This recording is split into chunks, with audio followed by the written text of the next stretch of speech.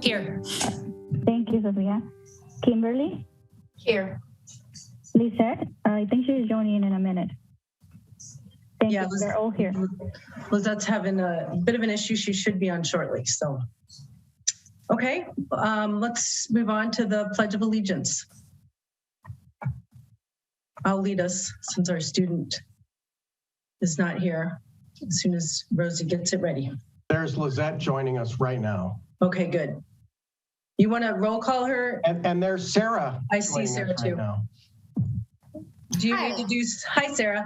Rosie, do you need to do something official for Lizette joining? Sure. Okay, Lisette? Lizette, are you here? Yeah, present. Thank you. I don't know why my video's not on, but. And I see Sarah's here, so we're good. Okay, Sarah, would you mind, could you lead us in the Pledge of Allegiance, please? Of course. All right. I pledge allegiance to the flag of the United States of America and to the republic for which it stands, one nation, under God, indivisible, with liberty and justice for all. Thank you. Thank you, Sarah. Okay, we're going to move on now. Approval of agenda. Could I get a motion and a second to approve the agenda, please? So moved. Who was Kimberly? That was Thank Kim. you. Second. Thank you, Freya, for second that. Mary Beth? Aye. Freya? Aye. Sophia? Aye. Kimberly? Aye. Lisette? Aye. Sarah? Aye. Thank you. 5-0. Thanks, Rosie. Okay, we're moving along to public comments. Should we start with written? Sean, you said, are you I'd be game? happy to read those. So I'll start. And just so everyone in the public understands, we take written comments until about 5 p.m. Other districts don't take written comments at all for this type of format or cut them off the day before. And so these are the ones that we got up until about an hour ago. So. And Sean, before you start, let me add that just so everyone on the call knows that we will read the written comments. Sean's going to read the written ones. Then we're going to let people raise their hand to make live comments. And we as a board are not allowed to respond to any of these. And that's the Brown Act. They want to make sure that when we talk about something or discuss about something that it's agendized and people know that so they can show up to hear what they want to hear about. So we are not able to respond to you, but we are hearing you and we're glad you're all here to give us your comments. I will also just say too that I want a reminder that there will be a timer. You'll see a timer on the screen when public comments come up, and there's a 3-minute. So in the interest of time, I will start reading the public comments, and here we go. The first one is from Karina Leibovitz. And her comment is this: I understand that this board is often asked to make magic happen, coming up with non-existent funds to support a number of important priorities. As a parent of a child who is not yet school age, but will be soon, I spend a lot of time thinking about the choices we have for education here on the coast. One of the priorities my husband and I return to time and again as the single most important determining factor in shaping what our son's experience will be like in school is his teacher. His teachers will shape not only his relationship with the subjects he's learning about, but his curiosity, his engagement, his persistence, how he approaches critical thinking and problem solving, how he feels about being schooled, how he interacts with his peers, with teachers and educators. Next to parents, teachers likely have the largest impact. That's a lot. It's a huge and important responsibility. We put this and so much else on our teachers. We can only expect them to do this massively important job well if they're well paid, able to live as much as possible without fundamental stresses related to living expenses. And we need to keep the most energized and engaged teachers so that our schools can be great. Of all the priorities this board has to juggle, I urge you to prioritize the teachers. They are the most important assets our schools have, and our budget should reflect that. As cost of living increases, and frankly, because they are paid far too little, salary increases for our school teachers should be one of the first things done, all else to follow. I would love to see a cultural shift in how the board thinks about this topic generally, and specifically urge the board to now approve pay raises. From Andrea Rosenthal, a Hatch parent. A couple of years ago, I canvassed different neighborhoods along the coast to help get Measure I passed. When I spoke to families in the area, their main concern was that the money would not go to our teachers. Many community members simply didn't trust that the district would put enough money towards the key to our children's education. It was clear that they'd be hesitant to vote for another measure for our schools if they continue to see that our teachers are not given the compensation they deserve. We ask our teachers to continually go above and beyond, but we compensate them as if they are not valued.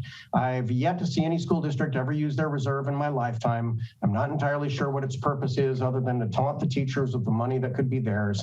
It's time to do the right and smart thing to retain and add to our incredible faculty.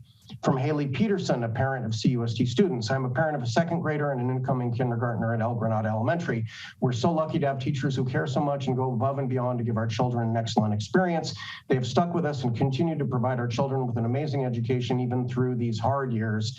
I'm concerned with all of the open teaching positions in the area and CUSD's non-competitive salary that we could lose these incredible teachers. However, I believe that our school district can make this a desirable place to work and give our teachers what they deserve. Please support our amazing teachers and show this community that you will be there for them and our children who depend on them. From Molly Stone, a parent at El Granada Elementary. I would like to express my concern over recent discussions regarding teacher compensation. My daughter started this year at El Granada Elementary. I've been hesitant to comment as I do not have the full history on issues or specific facts related to the school district and board decisions on these matters. What I do know is our teachers and community are frustrated. That much is clear. I feel strongly that we should be doing everything to retain our teachers, and that includes competitive pay. We cannot afford to lose teachers to other Bay Area school districts that offer more competitive salaries. I would also urge the board to prioritize and recognize the need for collaboration time for our teachers. Adequate prep and collaboration time allows our teachers to provide quality education. They should not be expected to do this on their own time. Please listen to your teachers and community. Please do everything in your power to make CUSD a desirable place for both our children and our teachers. Thank you for your time. From Victoria Lacerda, an El Granada parent. My name is Victoria and I have two boys at El Granada Elementary. We have amazing teachers at El Granada. These teachers have had a positive impact on my boys' lives and work hard to make sure the kids are successful. Their dedication to the kids goes above and beyond. These are the types of teachers the district needs and should be lucky to have. Has the district recognized this with the staff they currently have employed? If so, what has the district done to show their staff their appreciation? What is the district doing to make CUSD a desirable place to work? What is the district doing to bring the pay scale closer to other districts in the region? There are 11 full-time positions currently open within this district, which is the highest compared to other districts in the region. Why is it so difficult for this district to fill the positions? Is it due to the low compensation package currently being offered that is pushing potential employees away? What non-monetary measures will the board take to make this a desirable place to work? In addition, as a concerned parent, when will the restrictions on masks be dropped? Please represent your parents and stand for choice to allow those that want to wear one, and those that don't, take it off. Let teachers have a choice. We need you to stand up to have an environment conducive to learning by ending these unnecessary requirements for masks, quarantines, testing, and let children grow up with their beautiful smiles shining brightly. Please think about the long-term effects on these children falling behind and the kid that more easily hides now behind a computer and mask all day. Please speak up on these matters. From Glenda Mahoney, a Hatch parent. I would like to express my support for CUTA in the current salary negotiations with the school board and ask the school board to give them the full amount that they are asking for. I'm concerned that because the teacher pay in our district is significantly lower than many of our neighboring districts, including Pescadero, San Mateo, South San Francisco, and Redwood City, the ongoing salary fight will cause us to lose teachers at a time when we're already struggling to fill open positions. If we cannot retain high quality teachers, we will also lose student enrollment to neighboring districts and private schools, which will reduce our funding further. Please support our teachers as much as is possible after this difficult year and reward them for all of their hard work. They deserve it. Thank you. From Anne-Marie Riley, she's given 2 comments. There are actually 3 comments. Anne-Marie Riley and Stephanie Fitz have all 3 same comments. I will read one. Our Cabrillo teachers are the cornerstone of our community, teaching, socializing, and caring for our children day in and day out. The abysmal pay and support that they receive is offensive and disgraceful. 20-year-olds out of college working for a tech company make twice as much as our teachers do, and that's shameful. Our teachers deserve more money, more support, more respect. They're the most valuable participants of our community, and the way the district is treating them does not reflect our community's values. The district has an obligation to pay our teachers a decent wage so they can thrive here on the coast. The district has an obligation to respect our teachers with the support and resources they need. Please do your jobs. Thank you. I did have from the anonymous commenter who sent the same, she said, support our children, support our teachers, support our schools, support our community. Thank you. And Stephanie Fitz, her comment was the same. From Manuela Sates Hipkins from Manu. To all present, good evening. I wanted to update you on some information I've been attending to. As this board and Sean have stated in the past, we are following the guidelines. I wanted to share this information. Are you aware that Scott Morrow, public health officer in San Mateo County, has been served with legal documents to point out his illegal mandates that are unconstitutional? He failed to respond in an affidavit and is therefore involved in a legal matter that has yet to be resolved. There's a national movement organized by Bonds for the Win that has educated many school boards and other officials about their illegal mandates within the schools. Please familiarize yourselves with your legal obligations and personal liabilities. I also heard that some school board members in other counties are operating without having sworn an oath, which is illegal, as we know. Please let us know if all members of this board have been sworn in properly. Instead of using the federal and state COVID fund for masks, disinfectants, etc., I suggest using that money to install proper air cleaning and ventilation systems. This should take care of all health and safety concerns. It is my opinion that masking children constitutes child abuse, and I have brought forward the education code referring to this previously. It also violates the constitutional right of every man, woman, and their offspring. Please attend to the data that masks are harmful and have no protection merit. I ask you to unmask the children immediately. Thank you, respectfully, Manuela Sates Hipkins. And from Claire Conlon, dear Superintendent and School Board, we're all concerned about our teachers, school staff, and students. One thing I know for certain, our teachers and school administrators are underpaid and overworked. We have more open classroom positions than any comparable district in the region. We're losing teachers at a high rate. Strong teachers make a strong district. I urge you to please do everything in your power to retain our teachers and increase salaries to attract more high-quality teachers in this competitive market. Pay isn't everything, but it's a huge piece, and we're nowhere near competitive. Without our teachers, we won't have schools to send our children to, and then where will we be? Thanks for your time and consideration. Claire Conlon, mother to 2 Coastside Elementary School students. And that concludes the written public comments tonight. Thank you, Sean. Let's move on to our live public comments. Rosie, will you bring those in one at a time? Yes, before we move to comments, I just want to share the slide where we explain how to raise the hand. And now we are having the option to turn video on. Speakers will have that option. So if you want to raise your hand, please go to your webinar controls and look for the hand icon. And so that's how you raise your hand. If you're listening on a phone, dial *9. To once we call your name, you're going to be prompted and receive a notification that you're going to be moved to the panelist screen. Please accept that invitation, and your microphone and video are going to be off. Please turn that on. You'll have those options on the bottom of your screen. And just a reminder that speakers will have 3 minutes. We have the timer. You'll get an alert when there's 30 seconds left, and then another alert when your time is up. We ask all speakers to keep within their limits. Now let me do it in Spanish. Holly, can you move to the next slide?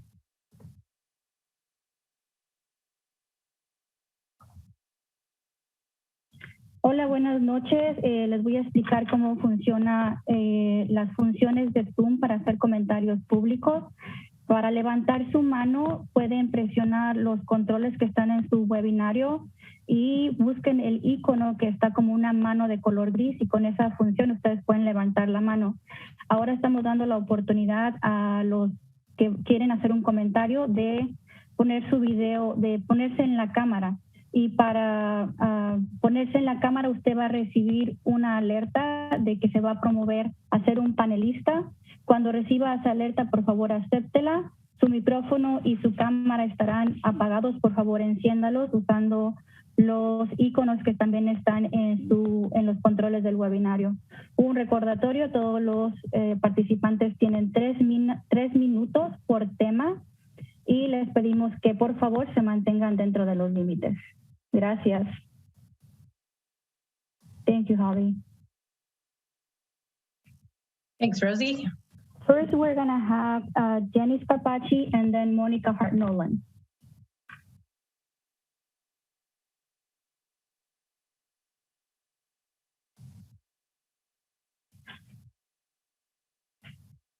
Steve, Holly, can you please move Jenny Thank you.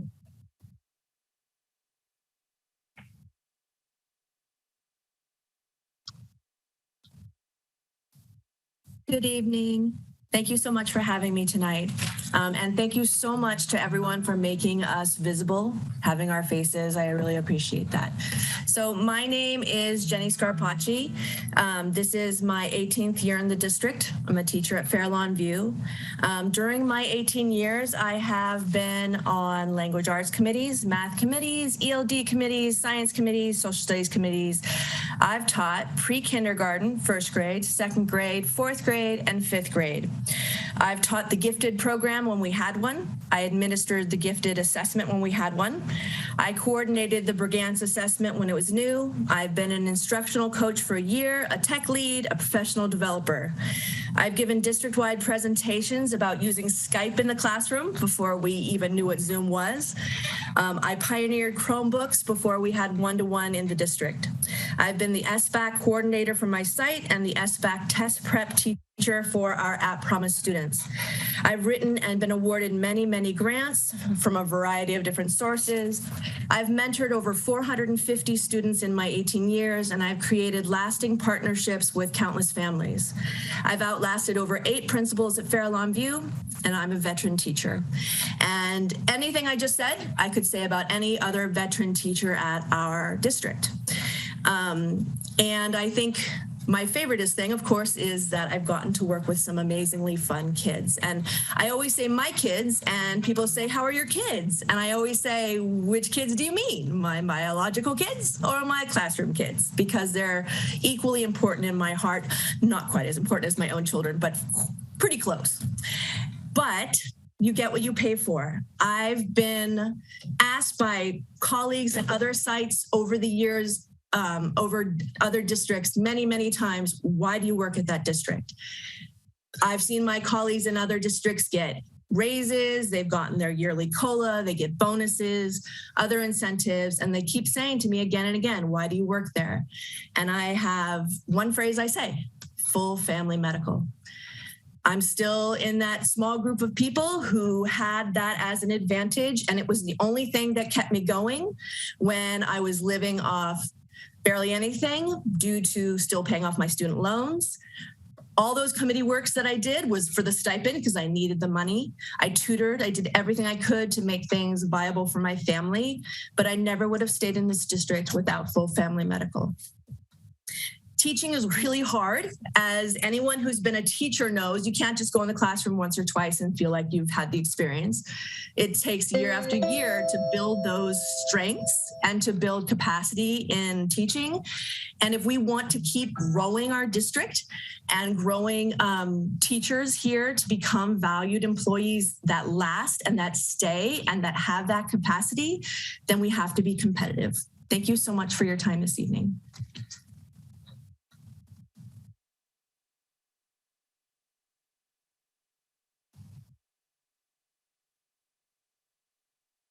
Thank you. Now we have Monica Hart-Nolan, and after Monica, we will have HMB High School Jim Turner.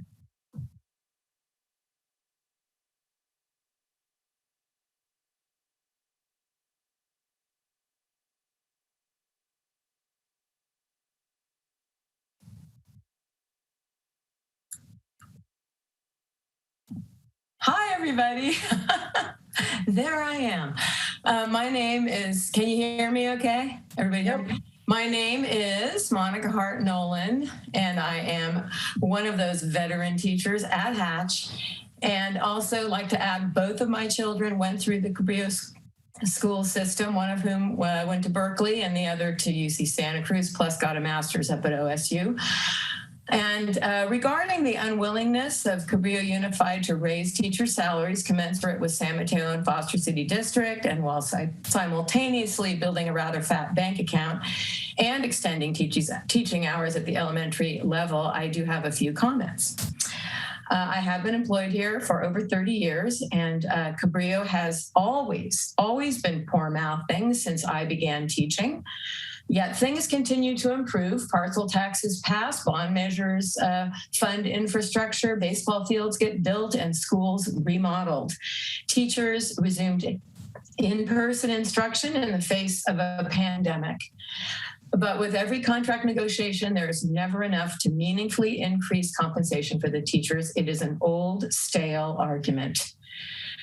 You may have heard of a new television show called Abbott Elementary. It is favorably reviewed, a comedy set in an elementary school. Charles Blow of the New York Times wrote a commentary on it in yesterday's paper that summarizes teaching quite well. And I want to quote his column. The show illustrates that while there may be inequities in funding for schools, there are teachers who care and who are determined to do the best they can for their students. It refocuses the lens on the nobility of the profession, the way that teachers are driven more by mission than money, more by the need to make a difference than to make a killing. It reminds you that many teachers are everyday heroes, not only teaching our children, but inspiring them, loving them, and protecting them. And he goes on to discuss the recent attacks and so forth on school boards regarding the various political topics, and ends with that the characters remind us that teachers are not just pawns in a political game, but real people, often the best kind of people. I will say I agree with that, and doing the best they can with too little and not being applauded nearly enough. As a veteran teacher for Cabrillo Unified, it's been my observation that this district functions largely because of teachers' shared sense of selflessness, duty, and service in spite of being underpaid and undersupported. And I say shame on people in leadership positions for perpetually taking us for granted, taking for granted the conscientious goodwill, commitment to service, and the self-sacrifice of we who teach, and who exploit our earnestness to keep the pay low and the support minimal and to view us somehow as less worthy of competitive salaries. It's frankly unbelievable that this sexist truism persists to the present day. And I will conclude there and thank you.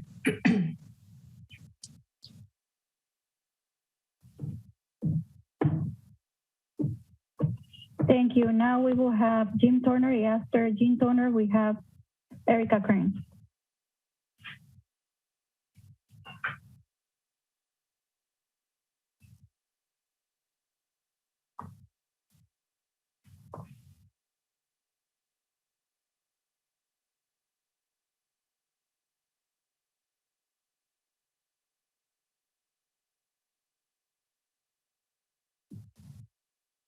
Jim, can you unmute yourself, please? Thank you. I think I would have mastered Zoom by now. Huh? Okay, you can hear me okay? See me okay? This beautiful face. All right. Thanks. I'm Jim Toner. I've been a teacher for over 30 years and at this district for 3 years, and I love it. But tonight we're talking about money, and money is something that is concrete and it's something abstract. Okay, first, the easy understanding of money. It's a tangible thing for you and for us. The thing I use to buy a burrito and to pay my son's college tuition and everything in between. Money. To live here along the coast is glorious and obscenely expensive. And the truth is that the salary we receive is good, but it's not enough. The number they have arrived at over the hill is closer to the right number. And I know it because I, like many others around here, have to take on extra work to arrive at a salary that is livable on this wonderful patch of earth. Right now, it's too little. To be concrete, about 20% too little. From your end, money and budgets are concrete, are precise numbers, and salaries must fit into this budget. But do they? I was on a school board for 5 years, president for one, and whenever we came upon something we deeply believed in, we shifted money or increased revenues or dipped into reserves. In other words, if you truly, and I mean truly, believed in us teachers, you'd not only meet our demands of 7% increase, but you join our hands and say, no, we're going to do whatever we can to get you up to par with Woodside, San Mateo, Cappuccino. But you don't, and that gets to the abstraction that is money. More than the thing that buys the burrito, it's the thing that tells me if you respect me as a teacher, tells me if you know what I do all day, weekends, summers. I adore my job, and every day I'm grateful to walk into C5 and teach students to write better, read better, more fully find their destiny in life. And still, it is intense, crazy intense, far beyond what it means to be full-time, 8 hours a day. Today, I've been in this chair since 8 a.m. At lunch, my whole lunch, I helped a student out who has COVID get up to speed. 30 seconds after my last class, parents came in, and for an hour conference, we talked about their daughter.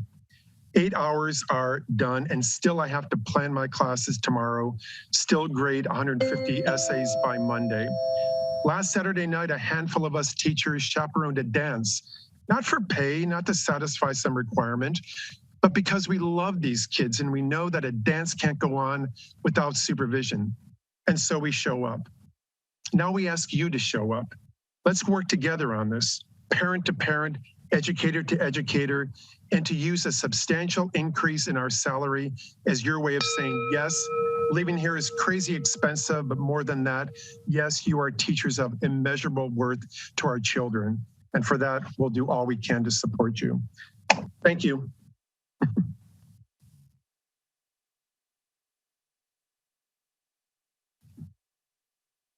Can you please move Erica Crane to the screen? And next we're gonna have Heidi Mills.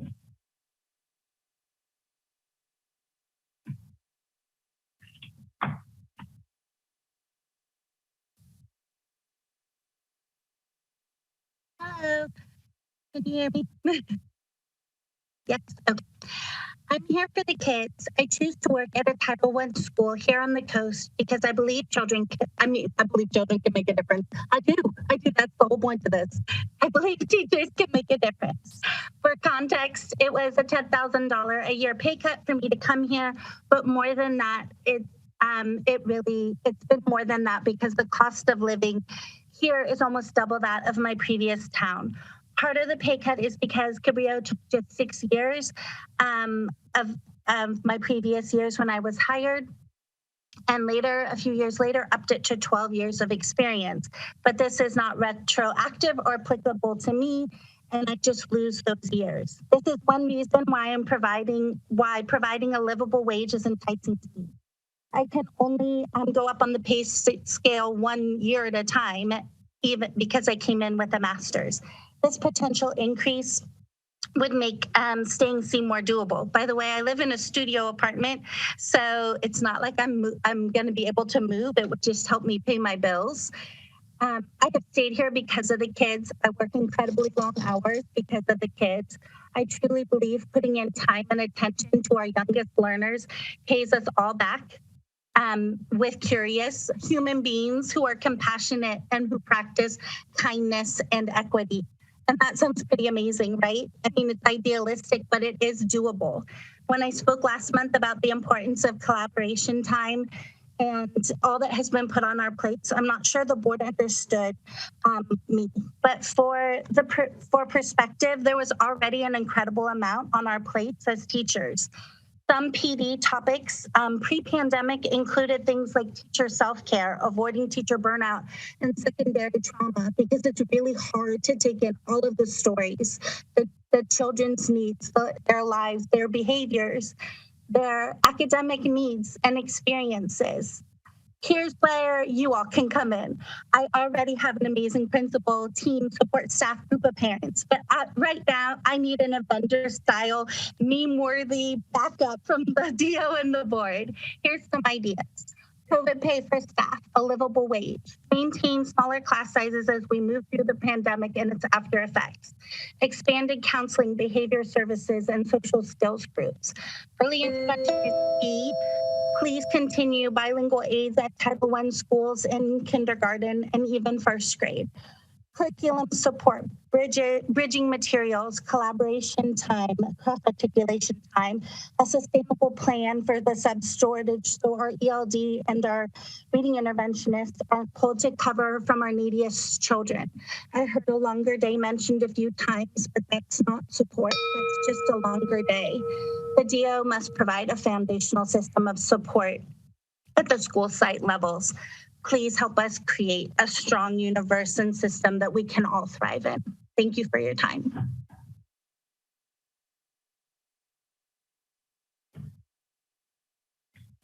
Can you please move Heidi Mills to the screen? And next is Alexandria S. Lehigh University.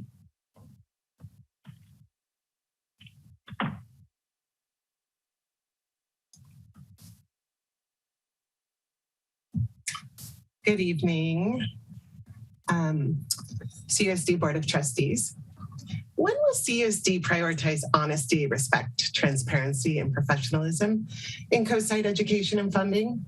Nelson Mandela once said, education is the most powerful weapon which you can use to change the world. Think about how you are changing the world. Is it really for the betterment of our world? Your staff have been here through it all, remote learning, hybrid, and in-person learning, putting on smiling eyes for our students to reassure them that it's going to be okay, that they can do this.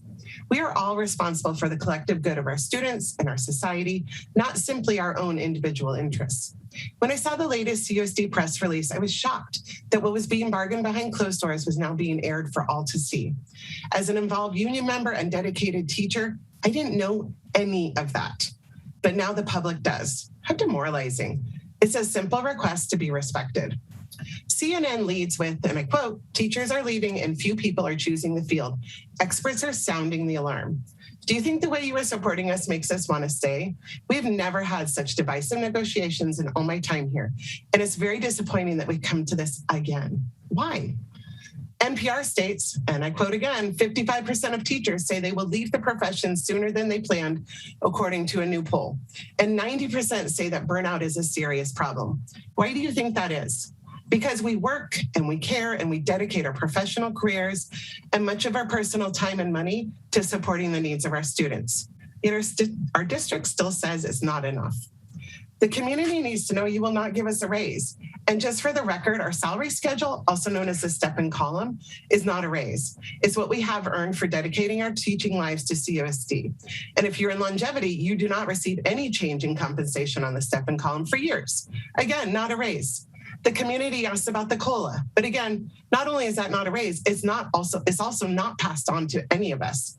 The community asked about the COVID money, knowing that teachers in neighboring districts received a one-time bonus from that COVID money for working through the pandemic and reinventing their teaching along the way. But no, CSD kept the money and still hasn't been 100% transparent about what it was spent on.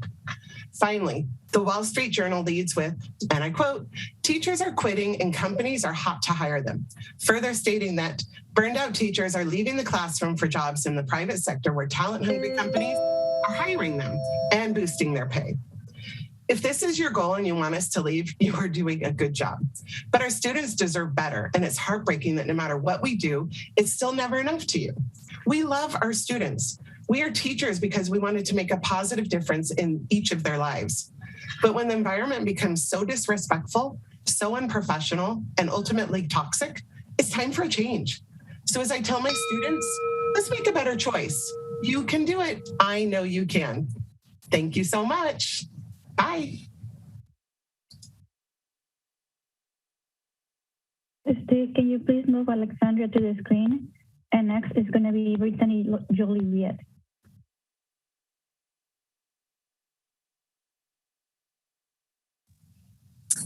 Dear members, I'm sorry, my name is Lisa Schick. Unfortunately, my daughter's Zoom name is coming up. Dear members of the board and Superintendent McFedridge, the reason that I chose to speak tonight is on the behalf of teachers. Teachers who are in classrooms every day dealing with many challenges. I'd like to believe that the support of the board and our superintendent are not another obstacle or challenge for them. Teachers deserve our respect and support. Unfortunately, I have witnessed undue burden on our teachers this year. I'll use my son's fourth grade classroom as an example. His class has 32 students, larger than most in the district and larger than the fourth grade immersion classes. Other classes have about 20 children. There has been much talk regarding academic delays as well as social and emotional challenges for all students. It is my understanding that my son's class of 32 doesn't receive any support, which they desperately deserve.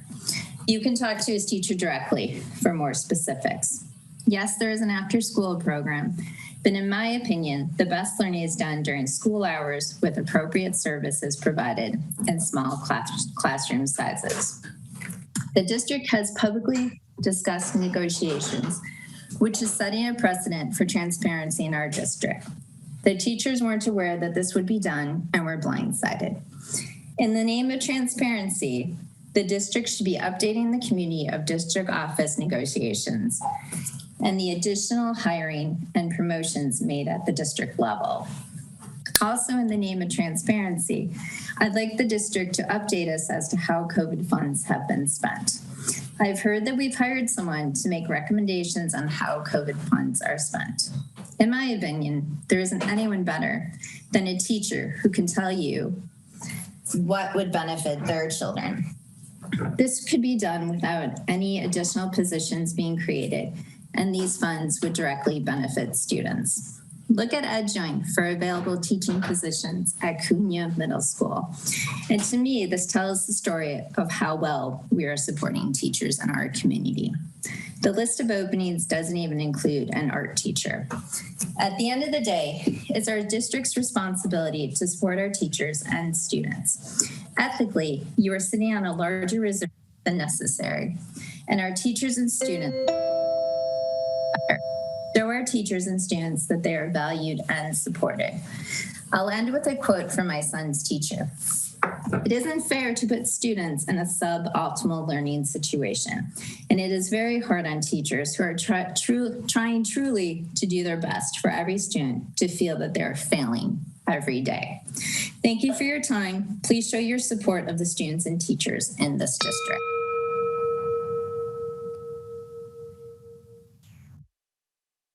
Thank you. Steve, can you please bring Brittany to the screen? And next is going to be John Yorpoulos.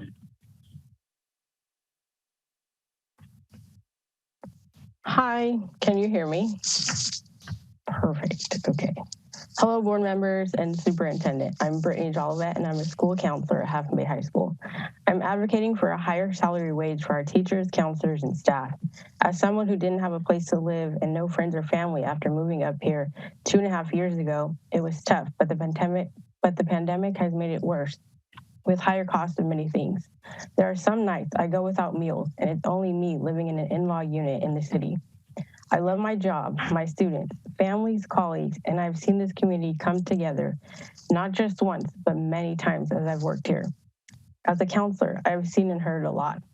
It would benefit me and my colleagues with the higher salary and also great health benefits, full family for all employees as well, so that I can also afford my own mental health care. But also, as I think about my own future of having a family, it would be nice to have a comparable income as other school districts over the hill on the peninsula. Having a higher salary would relieve a lot of people's stress, and they wouldn't have to work an extra job, as that is something I've also thought about. I'm thankful for what you all have provided us, but I believe as educators, when we are fully taken care of and supported, we can provide support and be fully present for our students and families. Thank you so much. Have a good night.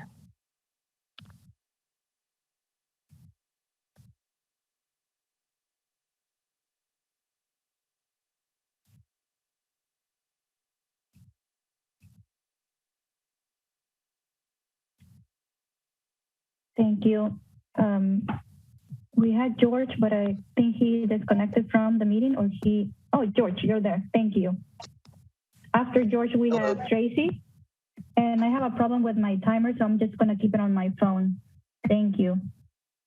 Okay, if I could get a 30-second too, that would be great, because I could talk forever as a teacher. My name is John Georgopoulos, and I am privileged to be a 5th grade teacher at Hatch Elementary. I do ELA and math for our immersion students. And I appreciate this platform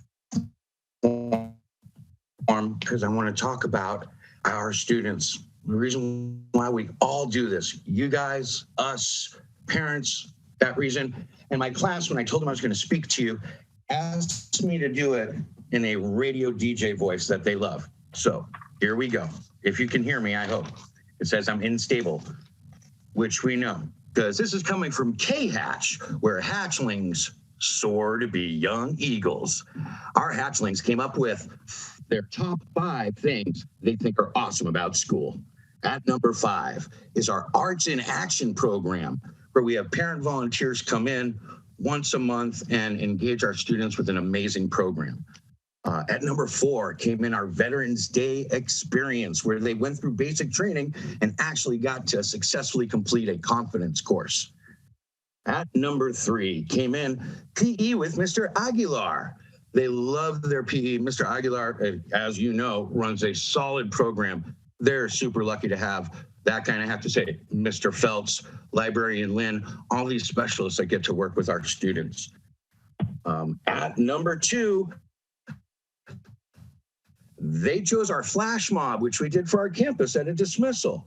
All 61 of our admission students danced to Don't Worry, Be Happy. And I'm telling you, checking out the little first and second and third graders dancing along with us, it was a treat in itself. And at number 1 comes to Good Things, which is a routine we do in our class where in the beginning of the day, we start off sharing good things in our lives and we come together as a community. And those are our top 5 things from 5th grade at Hatch. I also wanted to let you know, I'm a first-year teacher at your district working at Hatch, and I'm overwhelmed by a few things that I want to share with you. One is the community support, and I'm going to speak very quickly. I was amazed. I gave the need of needing a classroom novel to read, Wonder, Hatchet, and One and Only Ivan. I spoke to my librarian Lynn. She partnered with a family-owned bookstore in town, which you know I'm not going to do a commercial for them. And they ran a book drive for us and got us over $1,000 of donated books for our students. I'm getting a little bit clept right now, just even thinking about it. But I really want to share that. Thank you. Please, also, I wanted to make 2 requests. Please respect our prep period. At this district, I'm so lucky because I can do testing with students, meet with IEP teachers. There's so many things you probably already know that we can only do during the school day. I already spend 6 days a week at school because I love it, but we need that time. And then finally, I'd like to ask you just to please respect the voice of my leadership in my union and consider their voice my voice. Last thing I just want to share, I have a special power. I can see a smile through a mask. Thank you. Thank you.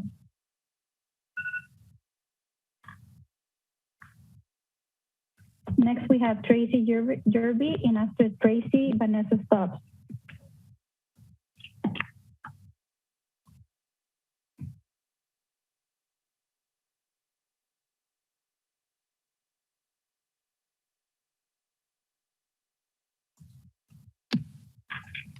Hi, everyone.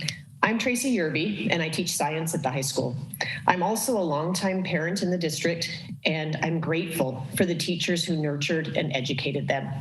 One's graduated from college, and one's on her way. As an educator, though, I'm torn. I see so many students affected by the pandemic in various ways, and I desperately want to help them. Anxiety, behavior issues, and complacency have increased dramatically and affect all students. Students have lost any stamina for sitting in class, studying, everything else. So it's really difficult to teach without feeling like I need to entertain them to keep their focus. It's exhausting. And I'm heartbroken to, for the first time, admit out loud that I've considered quitting the teaching profession. I'm also feeling that our district office doesn't acknowledge what's actually happening in classrooms this year. The everything is fine attitude and an unwillingness to make tough decisions now that we are back in person is rough, and I feel unsupported. Add to that, the negotiations over our contract have stalled yet again, kind of on a yearly basis at this point. And even though we have one of the lowest pay scales in the county, it makes me wonder why I still do this. And I will tell you that I got into this profession 5 years ago to teach students and to only teach students. The pay was not something I thought about. But when I think about my colleagues and myself, I need to be respected. When we hire new teachers at the high school, veteran teachers take extra time to ensure there is consistency in curriculum across courses and to ensure that they are supported. When these teachers leave for better pay and benefits, the cycle must start over again. This is a burden and a stress for veteran teachers that occurs time and time again when our district consistently both underpays our teachers and limits healthcare options. District leadership, including board members, need to spend a day in classrooms, many classrooms, not just a quick visit for show, but spend time watching what we actually do all day. Mr. Toner had a great example of his day today. It shouldn't have to be said out loud that teachers should be valued as educational professionals who take pride in their work and pride in student success. The amount of time teachers spend not only on subject matter content, but on the social emotional welfare of our students should be recognized and celebrated monetarily. You have 20 seconds. Thank you. If you don't respect teachers, how can parents, students, and our community respect our teachers? Thank you for your time. Thank you. Steve, can you please move Vanessa's stuff to the screen? And after Vanessa, we will have Carrie DeMartini.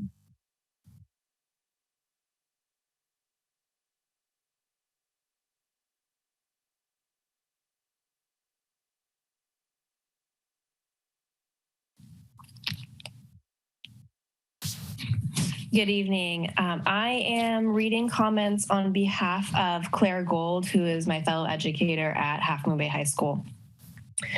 My name is Claire Gold, and I am a tenured teacher at Half Moon Bay High School, where I have taught for 6 years. Unfortunately, I am unable to attend this meeting because I could not take off work from my after-school job. Yes, you heard that correctly. I have a second job that I had to take to make ends meet.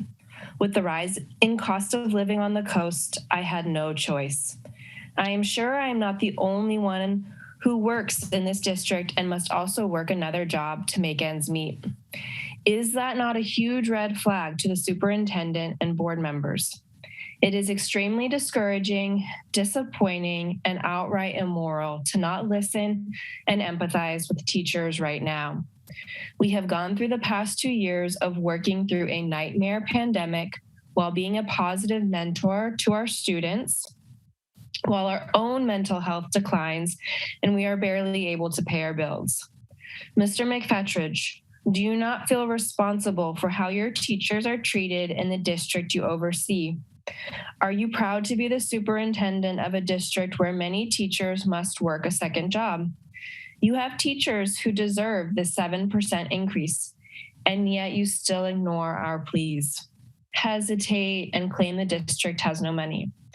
This district does have the funds to increase teacher salaries, yet you would prefer to hoard all of the money rather than spend a portion of it on the teachers who have rightfully earned it. This type of leadership from a district brings teachers to their breaking points, and they decide to look for other jobs. If you haven't already noticed, this country is experiencing a massive teacher shortage and is not getting any better. It is in this district's best interest to increase their salaries and treat them with respect, because if you don't, you will soon have more long-term substitutes than teachers, and that will be on you. Can the board members and superintendent please use logic, empathy, and compassion to see it from our point of view? You either need to increase the salaries or you won't have any teachers left, and that is So that is for Claire Gold, and I'd like to read comments of my own, if that's all right. Speakers have 3 minutes, so you only have 20 seconds left. Okay, even if we're reading on behalf of others? Yes. Okay. So I'll just say that for the second week of January, I substituted 6 times for teachers in other classrooms, and that is time that I would have been able to spend prepping for my own classes. And it's really needed, and we're basically begged to substitute. So I urge you to please increase the rates of our substitute teachers so that we can attract substitute teachers so that educators can focus on their own classrooms. So thank you. Thank you. Steve, can you please move Carrie DeMartini to the screen? And next, we're going to have Dustin Taylor.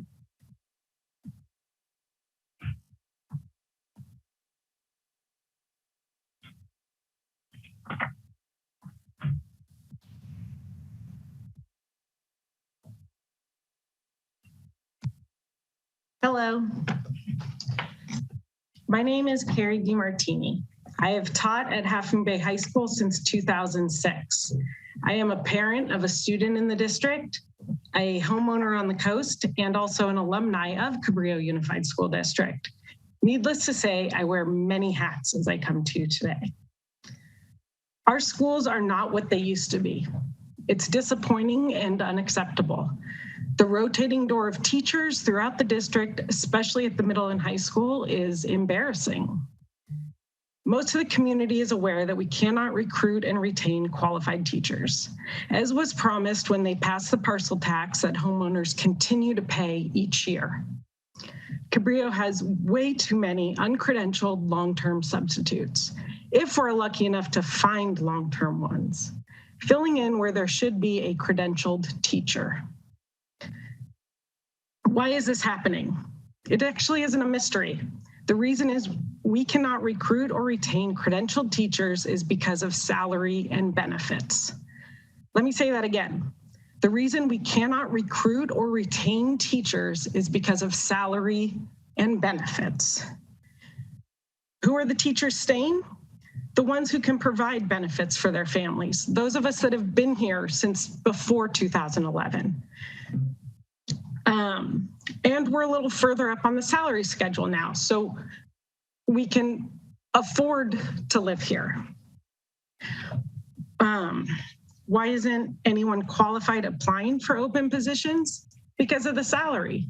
I've been on interview panels multiple times where we've offered people the job and they declined because they got offered a job anywhere else pretty much in this county at a high school level, and they're making more, and they're going there for more money. Once we do hire teachers, they don't stay very long because as soon as they want to grow their own family, they need full family benefits, so they leave for a position where they can get that. Our kids deserve better. They deserve credentialed teachers. They deserve people who have been trained to do this. It's not that easy of a job that just any old substitute can fulfill for 180 days. It's time that the district dig into their overflowing piggy bank and start doing better. Teachers deserve a livable, competitive wage without having to spend a huge chunk of it on their family health care. Our children deserve teachers with credentials. They deserve teachers who are committed to them, to this district, and to this community. Thank you.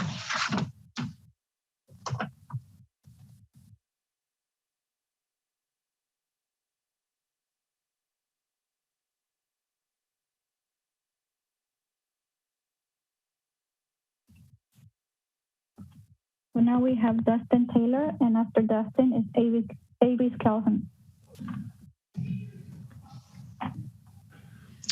Hello, everybody. My name is Dustin Taylor. I am a physical education teacher at the high school. I've been teaching here for 6 years. I've grown up on the coast side. I've lived here my whole life. I grew up in the school system. I went to Half Moon Bay High School. And I thought, getting a job here as a teacher would be, a dream job, an opportunity for me to come back to help my community, to, give back to the community that helped raise me. And every year it's become just more of a struggle, more of a grind. I just recently started a family, but, I'm hired post 2011. So I was, digging out of my own very small pocket to just pay to have a family here on the coast. And, you guys, our job here is to give a quality education, give the best education we can to our students.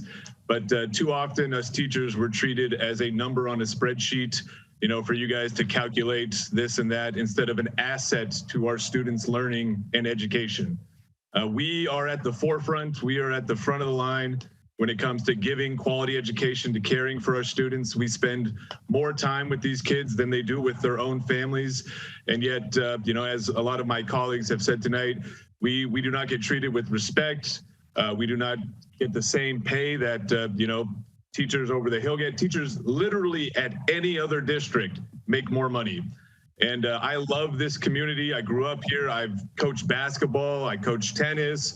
I run a lot of after school programs. I give so much time, so much effort, so much of my time to this community.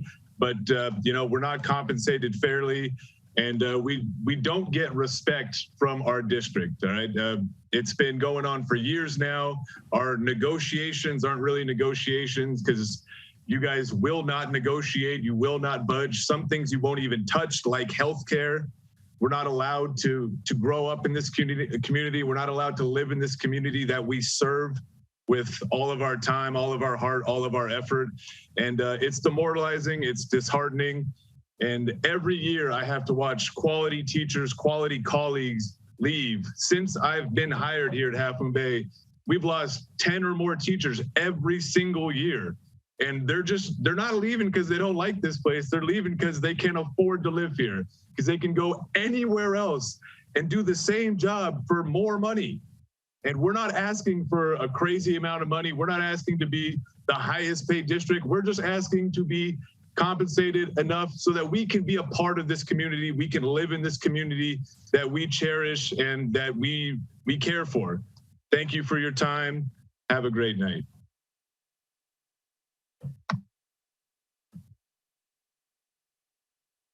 Can you please move Avis to the screen? And next is going to be Alice DeCoste.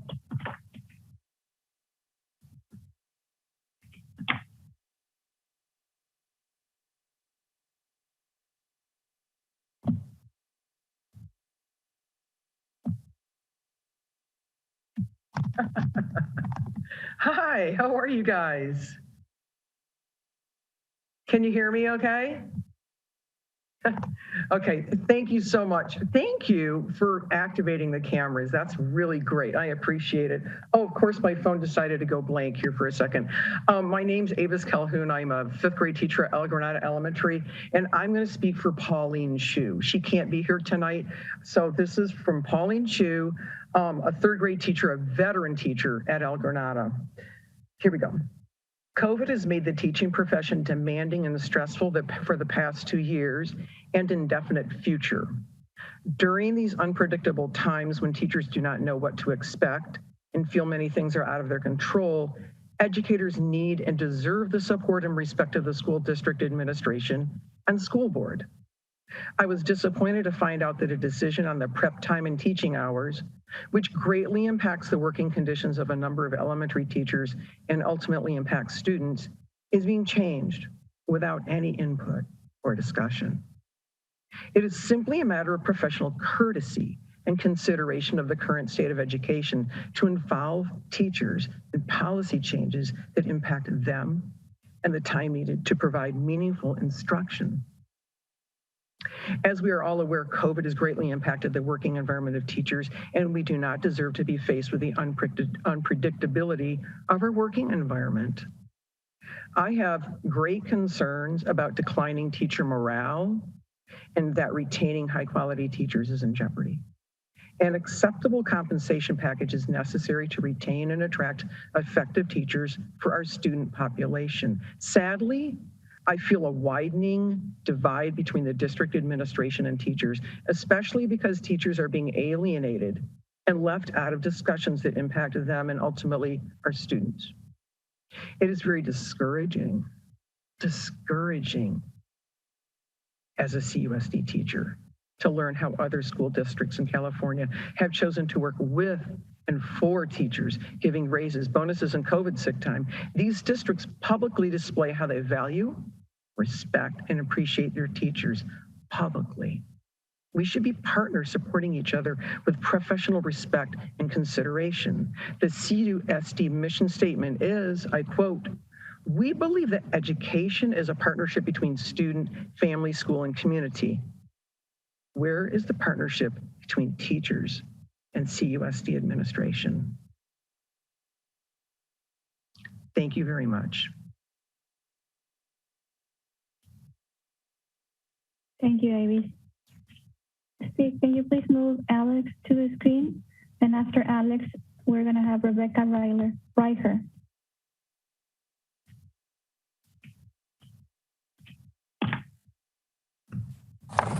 Hello, I am not Alex DeCoste. That is my son. I'm on my son's computer.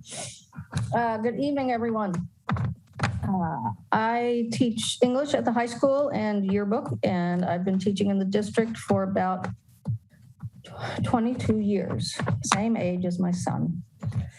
I have a student who has literally yelled at me for being dumb enough to teach for CUSD. A reason I stay in teaching is that children don't let me forget how hard life is for most people. We say we want what is best for the children, but our actions belie that idea. Children, like most people, internalize how they are treated. For example, children in a class of 34 see that they aren't important enough for individual help. Children with unqualified teachers learn that education isn't that important. Children sent to the event center with 4 classes and 1 substitute to watch over them learn that they don't count. Children with mental health needs learn to swallow their pain. Second language learners resign themselves to second-class status. Shy and struggling students get lost in the crowd. Children who can't afford the fees don't get the benefits of playing sport or going on field trips. For many children, coming to school is the best part of the day because school is predictable and safe. A school site staff creates this safe haven, but our safe haven has been upset lately because of teacher and support staff shortages and daily reassignments. CUSD has the money to address this crisis. We know the federal and state governments have given millions of dollars to our district. Our schools are now community funded, adding millions more to our coffers. Our community passed a parcel tax. Our children, however, have not received the benefits of these millions intended to support them. They know they are not the priority. As frustrated as I am by how teachers are treated in this district, more powerful for me is the grief I feel when I see students whose personal and academic needs are not being met. CUSD can't solve every child's problems, but it could ensure that we have ample and qualified teachers and counselors to do as much as possible. The way I see it and students see it, CUSD is doing the minimum. CUSD can do better for students, teachers, and the entire community. When will it do that? Thank you.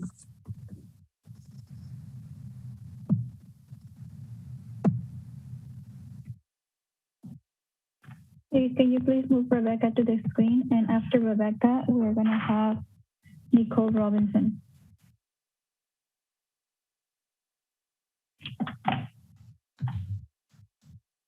Hi, my name is Rebecca Rare, and I'm an educator with 20 years of experience in a district in San Mateo County, but not in Cabrillo. I couldn't afford to work here even if I wanted to.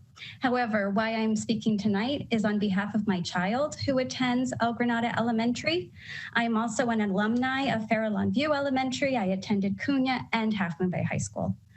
The CUSD's board's mission statement states, we believe education is a partnership between student, family, school, and community. However, the school board and superintendent are not fully accomplishing this mission. You are continually leaving a critical part of this partnership out of the conversation and decision-making. That is our teachers. These are the experts who are committed to our children. They dedicate themselves.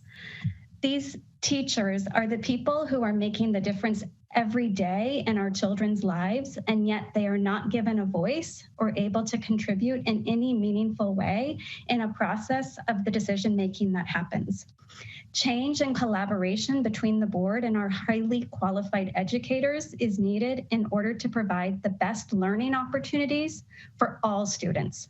This is the only way that CUSD can truly meet its goals and accomplish their mission statement. I am asking for action on the following 7 items. First, collaboration with teachers. Teachers should be included as they are an integral part of the decision-making process. Teachers offer a perspective that is valuable, and their experience is unparalleled in understanding the needs of our students. To exclude and silence the voice of educators that work with our children is just unacceptable. Our teachers are dedicated to our community and schools, but if they continue to be treated as adversaries, they're going to find other districts that treat them well, pay them, and will value them for the professionals they are. The second, collective bargaining. The district and board should be actively working to support teachers and their students. When there's a breakdown in communication and respect between the board and its teachers, it negatively impacts all stakeholders. This can and will have long-lasting effects on the community. I have been in a union for 20 years and have never seen the horrific behaviors that have been exhibited in the past few weeks. 3, I would like you to retain highly qualified educators. Research shows how critically important it is to have highly qualified, experienced teachers. There is a national teacher shortage, and that we experienced at the beginning of the school year in this district. And it's only projected to get worse in the coming years. We cannot afford to lose our valuable experienced teachers due to a lack of support at the district level and non-competitive wages. Families will continue to leave the district if this continues. This district has more full-time teaching positions listed than any— Rebecca, your time is up. Would you please wrap up your comment? Sure, than any other district. I'd also like you to have competitive wages to San Mateo and provide educators with the critical time that they need to plan cross grade level and work with grade level teams. There should be prep time for all teachers, including elementary school teachers.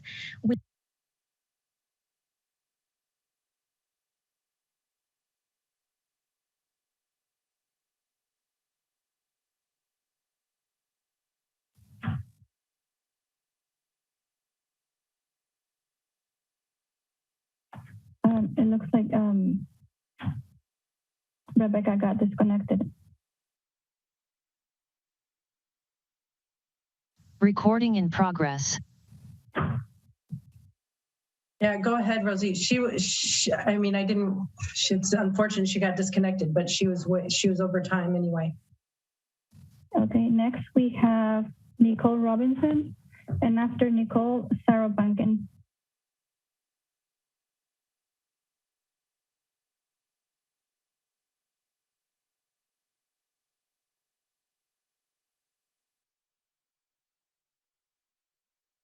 Recording in progress.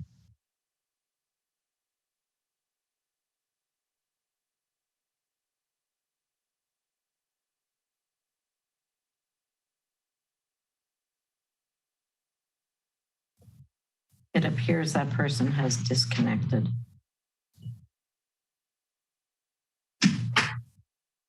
Oh, there, got her back. Okay.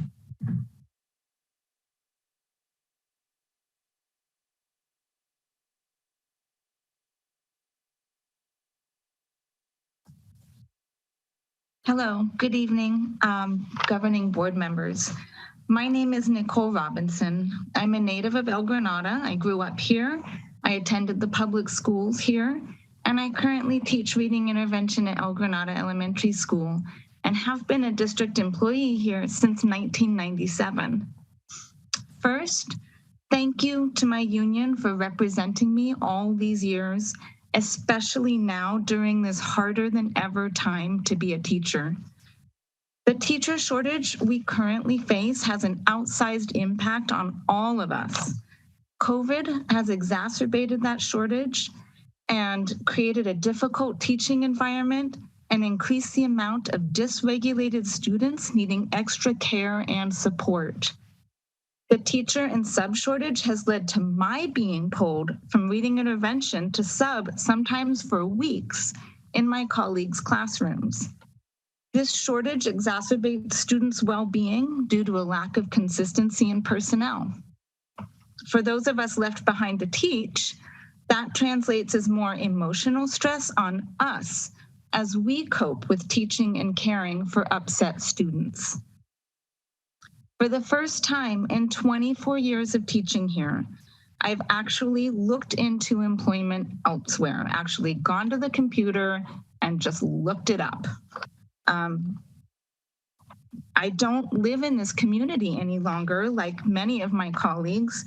And so I already have to commute here to work. So I find myself asking, why not commute somewhere else with higher pay? I can't be the only teacher thinking this. The district can no longer take for granted that many of us live here and wouldn't be motivated to leave. There are not cadres of new, cheaper teachers lining up to replace us. There's a shortage. How can you hope to attract and retain teachers if our pay isn't comparable to nearby districts? I worry about how much harder teaching here will be next year if we have even fewer teachers and more burdens are placed on those of us who remain.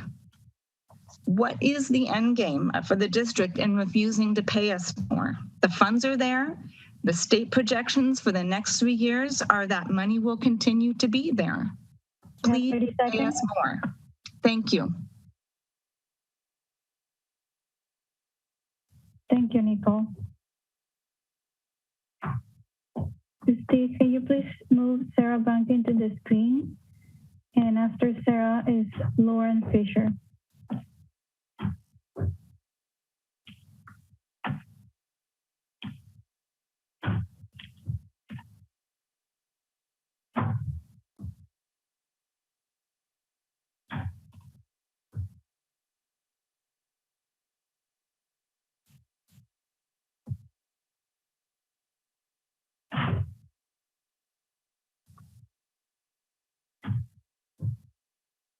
Hi, good evening. Hi, Sarah. My name is Sarah Bunkin, and I'm a teacher at Half Moon Bay High School and a parent of 3 Cabrillo students. I've been involved in the district since my eldest daughter, now a senior, was in kindergarten. In 2010, I became heavily involved with Measure E, our district's first successful parcel tax initiative. I went on to serve at Fairlawn View's PTO, creating websites, bettering communication, and raising hundreds of thousands of dollars for Fairlawn View, and then CUNA by redesigning the voluntary tuition and annual giving campaigns. I've worked with over 30 new teachers in the district through the BITSA program, all of whom, by the way, are Tier 2 teachers like myself, receiving no health benefits for our spouse or children. I now teach at the high school, something I can afford to do because my husband works in the private sector. I'm so grateful for this. I love this community, the schools, and love my job teaching at the high school. Christopher Peterson, one of the founders of Positive Psychology, the course I'm so lucky to teach, summarizes a lifetime of research in 3 words: other people matter, period. Social connections, kindness, gratitude, these are the skills we want to cultivate. These are the skills that are protective, giving us hope and resilience, health, and longevity. I'm speaking today because I do not think the values of the current district leadership reflect the values of this community, the values that other people matter. Some outsiders might see our community as being too lax, maybe even looking down on how we do things here. But I think there's a brilliance to the culture here, one that other communities should emulate. Here, there's a value of taking care of one another, a value on community and connection, a trust that if you do the right thing, things will work out, a willingness to take risk. I see it in the leadership and the staff at the high school. There's this entrepreneurial spirit, a can-do attitude, and I love this. It inspires me to try new things, to be bold. There's also a thriving culture of kindness and respect, of encouragement as we push and support one another. The current district leadership, I believe, has veered off the path that makes our community unique and special. This is a community where children are protected from the worst of that rat race over the hill. We just kind of take things down a notch, slow things down, and put our value in connections, in each other, thus holding such a large reserve for unknown threats. When our current teachers are underpaid, while many are going without health care for their spouses, their babies do not fit with the values of this community. Having numerous unfilled positions in classrooms at CUNY and the high school, students falling behind in core subjects does not go with the value of this community. I urge you to support this community by more fully supporting our teachers, families, and students, because indeed, other people matter. Thank you.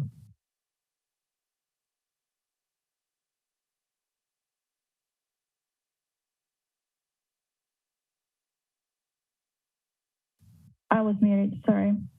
Steve, can you please move Lauren Fisher to the screen? And after Lauren, Angelica Bruno.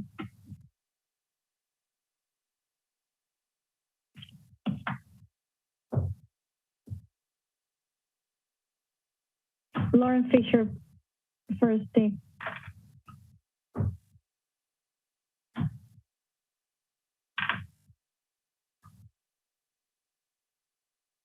Okay, so we are going to do Angelica first and then Lauren Fisher. Thank you. Will you unmute Angelica? There we go. Thank you. I'm Angelica Bruno. Ignore the mess in the back. I am a first grade teacher at El Granada Elementary. First, a big thank you to the union negotiation team because they have been working very long and hard. When we shut down in March 2020 and when we resumed remote learning in August 2020, teachers stepped up to many challenges. Teachers learned new software, drove to students' home to deliver supplies, made videos for parents so they could understand how to access materials, and read bedtime stories through Zoom to at-promise students. Bedtime stories. We collaborated with colleagues constantly. Other districts responded to how their entire staff pivoted to this pandemic by using COVID government funds given to them with a one-time bonus. Cabrillo Unified responded by giving their staff nothing. It was demoralizing. We changed our way of teaching during a very difficult time. We are still modifying our ways due to the emotional, social impact this pandemic has had on students. You need to be respectful and encourage teachers to stay, not encourage teachers to leave for neighboring districts where compensation is higher.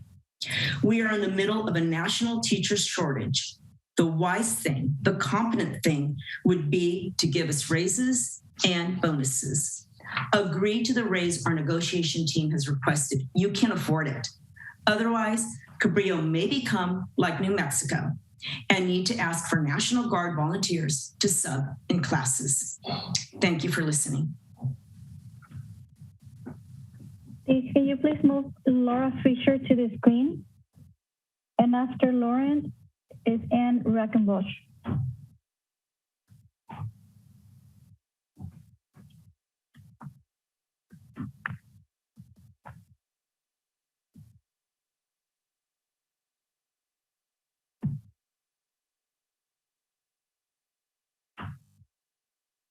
Lauren, will you please unmute? Hi, good evening. Can you hear me? Great. Awesome. My name is Lauren Fisher, and I'm a first grade teacher at El Granada Elementary. First of all, I want to thank the CUTA negotiations team for supporting us this year. Good teachers work hard to build positive relationships with their students. Why doesn't the board and district do the same with teachers? Build a positive relationship with us by respecting our time, valuing our expertise, and paying us a fair wage. You are pushing teachers out of this district by not nurturing this relationship. What will you do when you don't have enough teachers? Increase class sizes? Cut intervention? Put all the students in the cafeteria on Chromebooks? Test scores will decrease and students will suffer. You might have a big financial reserve, but you will fail our schools and our community. Show the awesome teachers in this district that they are valued before it's too late. Deliver on the promises you made to the community. Increase our salaries to accommodate the cost of living. Do the right thing. Thank you.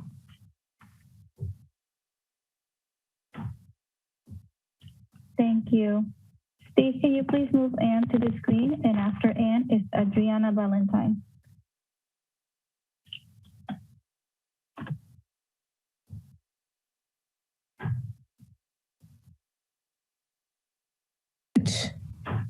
Video, start video. Okay, there.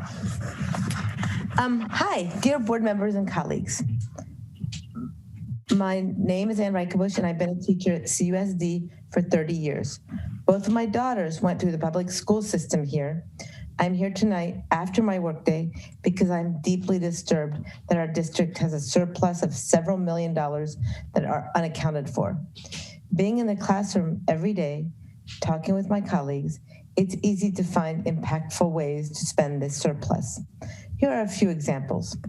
Health insurance that covers new colleagues and their families, and a living wage for our teachers, meaning that one allows them to live within a reasonable commuting distance. Let me tell you about why these two investments are so critical to maintaining our school district. CUSD teacher salaries are the lowest in San Mateo County. The average teacher salary at CUSD is around $68,000 annually. Meanwhile, the average salary for school administrators is $106,000 annually. We value our principals and vice principals. Every year, we lose young, motivated, talented teachers because they simply can't afford to live here, much less start a family, since they don't get insurance coverage for anyone except themselves. The constant turnover is a loss to our community and our students and affects the quality of the education we are able to provide. As teachers, we work long hours, going above and beyond our call of duty. In addition to teaching responsibilities, which keep us in our classrooms from 8 to 5 on a regular basis, we spend time reading and answering emails to help our students and parents feel heard and understood, especially during COVID, answer and make phone calls, make time to provide students who are absent due to illness, quarantine, or COVID exposure with makeup work to make sure they don't fall behind, providing additional support to students who come from underserved communities, which, by the way, from the foundation of this community's economy, write letters of recommendation for our students, supervise after-school and extracurricular activities, spend our lunches leading clubs, attend meetings to give input for students who are struggling, comply with a myriad of 504s and IEPs and make accommodations for those students, act as counselors, behavior specialists, and in some cases healthcare workers. Although this is a small... Our teachers work just as much and just as hard as our counterparts over the hill, and yet get paid tens of thousands of dollars less every year. As a result, we are losing our teachers, and more parents are choosing to send their kids to schools over the hill. I ask that the surplus money held by the district be invested in keeping our students thriving by showing our most valuable asset, teachers, that we care about them. Thank you. Thank you. Steve, can you please move Adriana Valentine, and that will conclude our comments.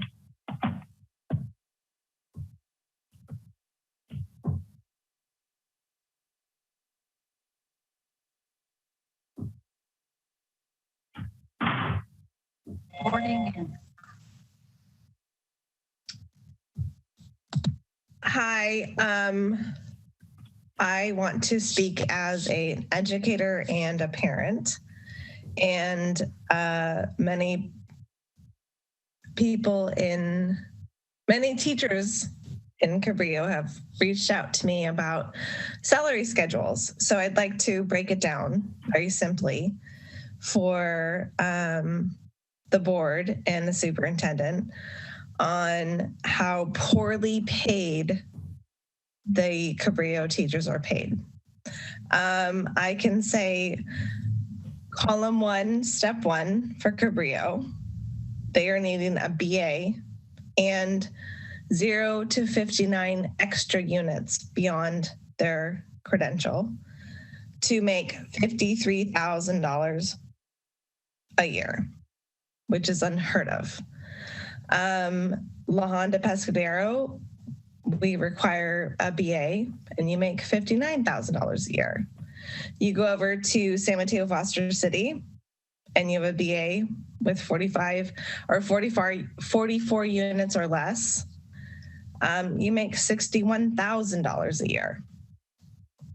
Another example is column 2, step 5.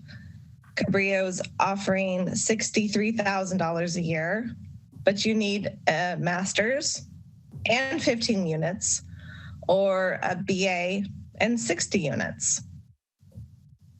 You go to La Honda Pescadero, all you need is a BA in 45 units, and you're making $69,000 a year. You go to San Mateo Foster City, BA in 45 units, you're making $73,000 a year. Column 3, step 10 for Cabrillo, you need an MA, a master's, and 30 units, or a BA and 75 units, you're only making $79,000 a year. You go to La Honda Pescadero with the BA and only 60 units, you're making $85,000 a year. San Mateo Foster City, same thing, BA and 60 units, you're making $91,000 a year. Another example is column 4, step 18, year 18 for Cabrillo. Seconds, Adriana. You're making $93,000 a year. You need an MA and 45 units or a BA and 90 units. You go to La Honda Pescadero with the BA and 75 units, you're making $103,000 a year. Go to San Mateo Foster City, you're making $109,000 a year for the same thing. Cabrillo teachers are not paid what they're worth. Fix this. It's not okay. Thank you. After I announced that was our last comment, I saw a hand raised. Should we allow the last comment? Sure. I saw the hand go down though. If anyone else has a comment, raise your hand now and we'll get you in. We don't want to leave anyone out. 2 more, okay. Rosie. So Steve, can you please move Brian Anderson to the screen? And after Brian is Livy Garcia.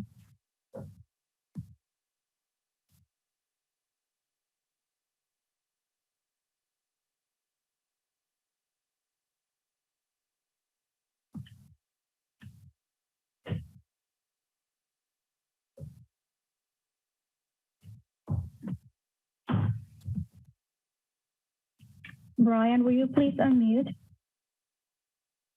Hello, can you hear me? Can you hear me now? Yes. Hi, everyone. Sorry for joining in late. My name is Brian Anderson.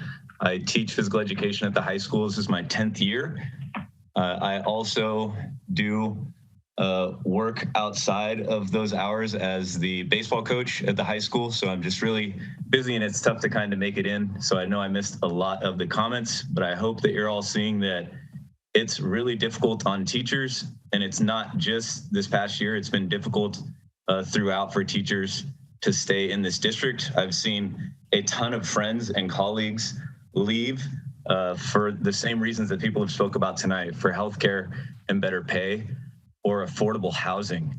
It's really difficult spending half your paycheck on your rent every month or more in some cases. There's people that are living with multiple roommates that they don't even know, that they're just finding people off the streets so they can live in a room to have somewhere where they can rest their head at night.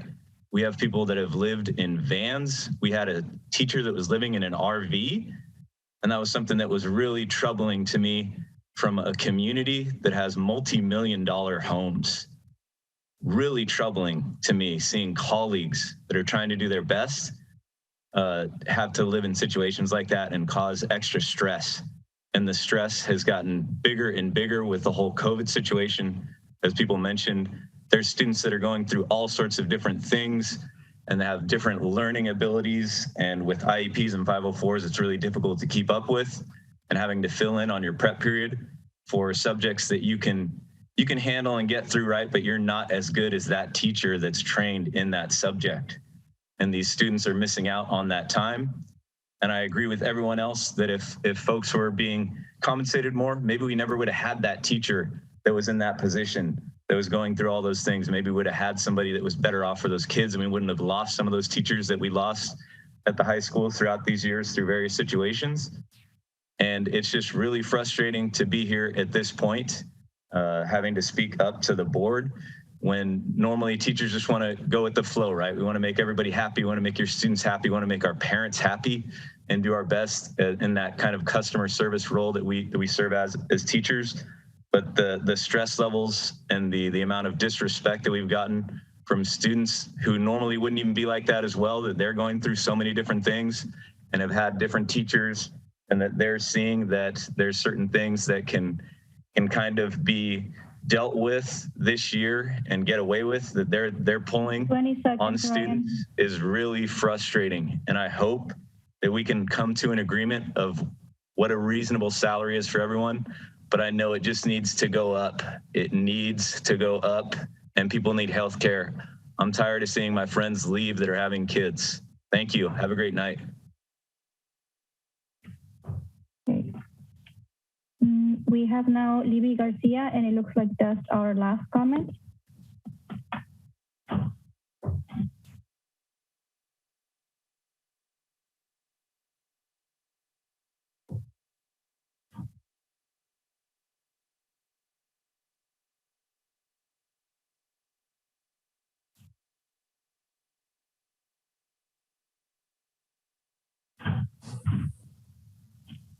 Hi, thank you for having me. I am a parent of 3 kids in the district. I have a 4th grader at Hatch, I have an 8th grader at Cunha, and I have a freshman at the high school.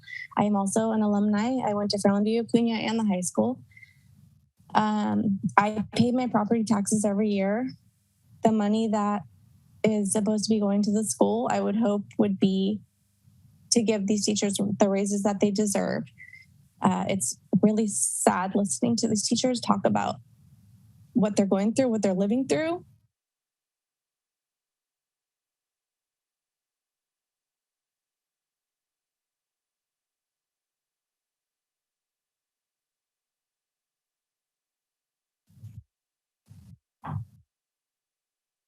Looks like we've lost Libby. Oh, there you are. I have, my kids are all in immersion, and in Cunha, we did not have a Spanish teacher since November. We finally got Mr. Ward. I'm grateful that he is teaching the kids in Spanish because they have not had Spanish instruction since November. So I'm very thankful that we have Mr. Ward filling that position. I am so thankful that the teachers have been doing what they're doing through the pandemic, through Zoom, through all the stuff that they've been doing, and they deserve better pay. They deserve raises. They deserve the support from the district. The money is there, and they should be getting that money. So I don't understand what the problem is and why they are not getting this. I am in a large community group of parents who are fed up with the school district and are ready to pull their kids from the district. So if you guys don't give these teachers better pay, then you're going to have a lot of kids who are leaving. It's not an empty threat. There are several parents who are ready to pull the plug and get rid of the school district for their kids because they're not getting the education that they deserve because the district is not giving the teachers what they deserve. So please give the teachers what they deserve, pay them a respectable wage. I don't think they're asking for anything crazy, and they deserve it. They've been working with us and working through the pandemic and doing what they need to do as teachers and going above and beyond. So from a parent, please pay these teachers what they are worth because they are worth it and they're not asking for anything outrageous. Thank you.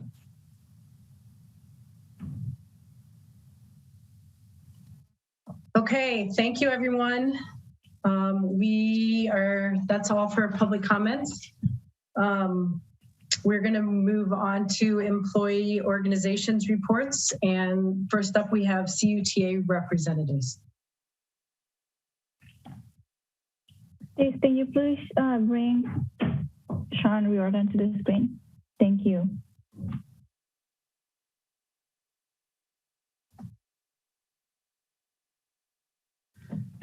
President Alexander, board members, district management.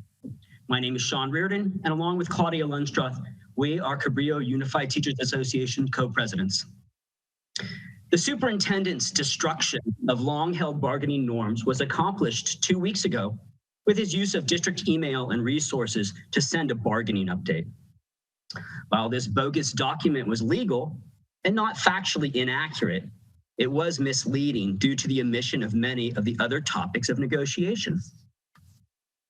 And anyway, just because it's legal to release a bargaining update in a ham-handed attempt to divide teachers and set community feelings against the teachers in our struggle for competitive, equitable compensation, is it the right thing to do?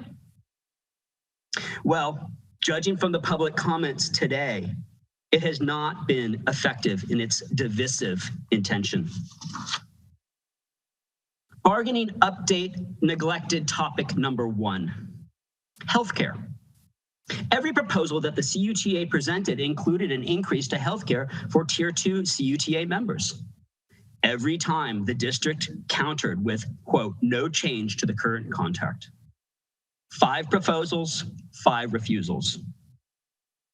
CUTA figured the cost of our last proposal, healthcare increase proposal, at $18,000.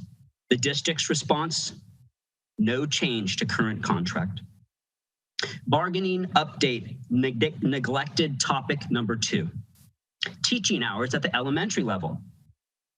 Board members, at the last meeting, you seemed shocked, surprised, or maybe confused by the level of disrespect perceived by the elementary teachers who spoke or had their comments read by other CUTA members. Understand this. By increasing teaching minutes at TK through 5 by 15 minutes a day adds multiple additional days in front of the classroom and in front of students per year. This additional load will be in place of the preparation time that is built into the 8-hour workday. This will lead teachers to have 2 choices: be less prepared for your students or make up the prep time after the professional workday has ended. Once again, district management has the contractual right to do this unilateral change, but should they? Will it really help close a learning gap in our school district to have less prepared teachers in front of their students? Another question, is this imposition of change disrespectful to professional educators in the elementary school? Well, yes, of course it is. And clearly an awkward power play that does not consider the professional opinion of the teachers, nor the impact on their dignity of those who work with our youngest and most impressionable students. Disrespected teachers cannot do their best. Neglected bargaining topic number 3. What did we agree upon? Modified COVID protocols, increasing sub pay for teachers who choose to sub on their prep and for specialists. Well, even with the bitter taste of the bargaining update betrayal of norms, the CUTA was able to push forward and find places of consensus with the district management. We agreed to modify COVID protocols, and we agreed to increase compensation for teachers who agree to substitute on their prep time and for specialists who are forced to walk away from their TOSA positions, such as reading specialists, CTE coordinators, and PE teachers. However, this MOU still has not been signed over 2 weeks after the deal was verbally struck. The incentive to increase pay for sub work was to begin on February 1st, 10 days ago. No MOU has been signed. Even with the additional staff recently hired at the DO, the paperwork has not yet been completed. By the way, the compensation for that new staff member at the district office equals nearly 1% raise for the teachers. Neglected bargaining topic number 4. Use COVID funds for a one-time bonus like so many of our neighboring districts. District response, no. Now we all want our children to have rich learning opportunities, including art, music, technical training, sports. But these rich learning opportunities need to be built upon the fundamentals of the teaching base. Presently, CUSD's base is crumbling, and I fear it is late in the day to repair this foundation. How could you board members do that? Pay your workforce a prevailing Bay Area wage for teachers and support staff. It's a seller's market, and you need to know what school site workers are selling. Ignore fear and scare tactics. Ignore the myth of a state takeover and the THICMAC report. Kathleen Wall, lead negotiator for CUTA, met with the author of the THICMAC report in early 2021, and he stated that there should have been no sense of impending financial doom after the passage of the parcel tax. As a board, you need to pay the teachers a prevailing wage. You need to staff and solidify the fundamental teaching base of this school district. You need to prioritize teachers and site staff salaries over the creations of new positions at the district office. Board members, do not rely on district management's view of CUSD finances. If all the information is coming from the district management, you're getting a one-sided story. Board members, reach out to other school districts and ask the question, how do they prioritize teachers and students who support staff over all else? Board members, ask how it is that Pescadero School Board can boost teacher salaries and boost morale. Board members, ask, why is there $4.5 million in the books and supplies? Is that to buy books or supplies? Or is that a shell game to hide the available resources from scrutiny? The board has given us their last best offer on salary. The last best offer usually comes after the mediation process. Are we being told to take it or leave it? The California Teachers Association has been informed that CUSD is in no rush to meet back at the bargaining table. Board members, ask yourself, why is the morale of teachers and staff so low? I think you have heard the answer tonight. Thank you for your time. Thank you. Now we have CSEA.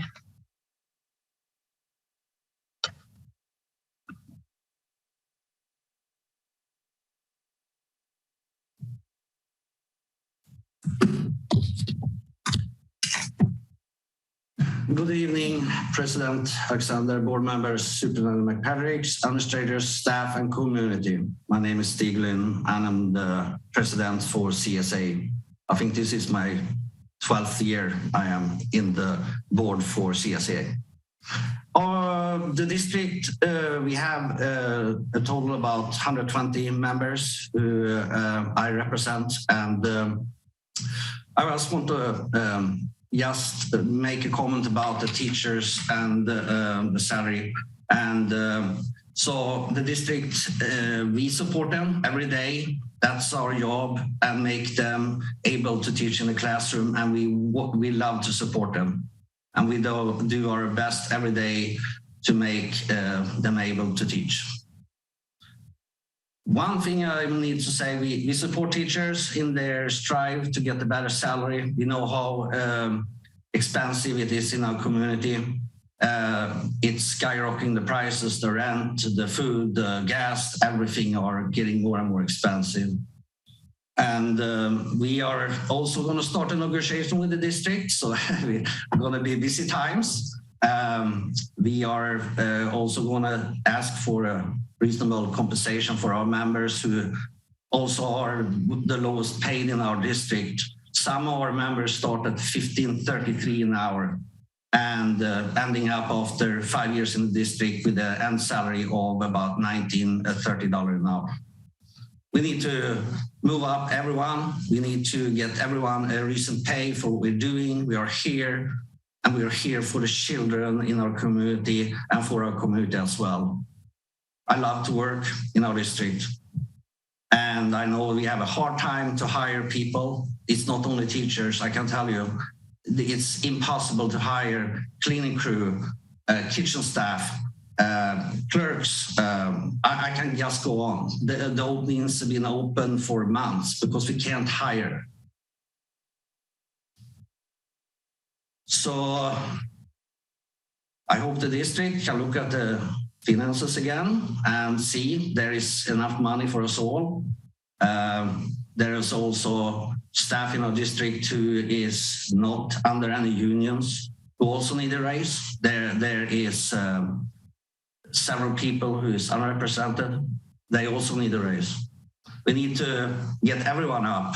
The last year I've been crazy with the COVID, and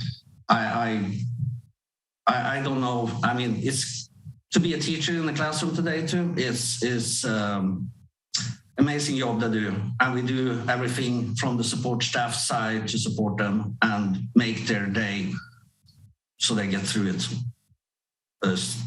I hope this COVID stuff now is over, or most of it is over, so we can get back to kind of a normal. With that, I want to say thank you and have a good evening. Thank you. Thank you, Stig. Okay, we're going to move on to board member reports now, and I'm going to get us started off.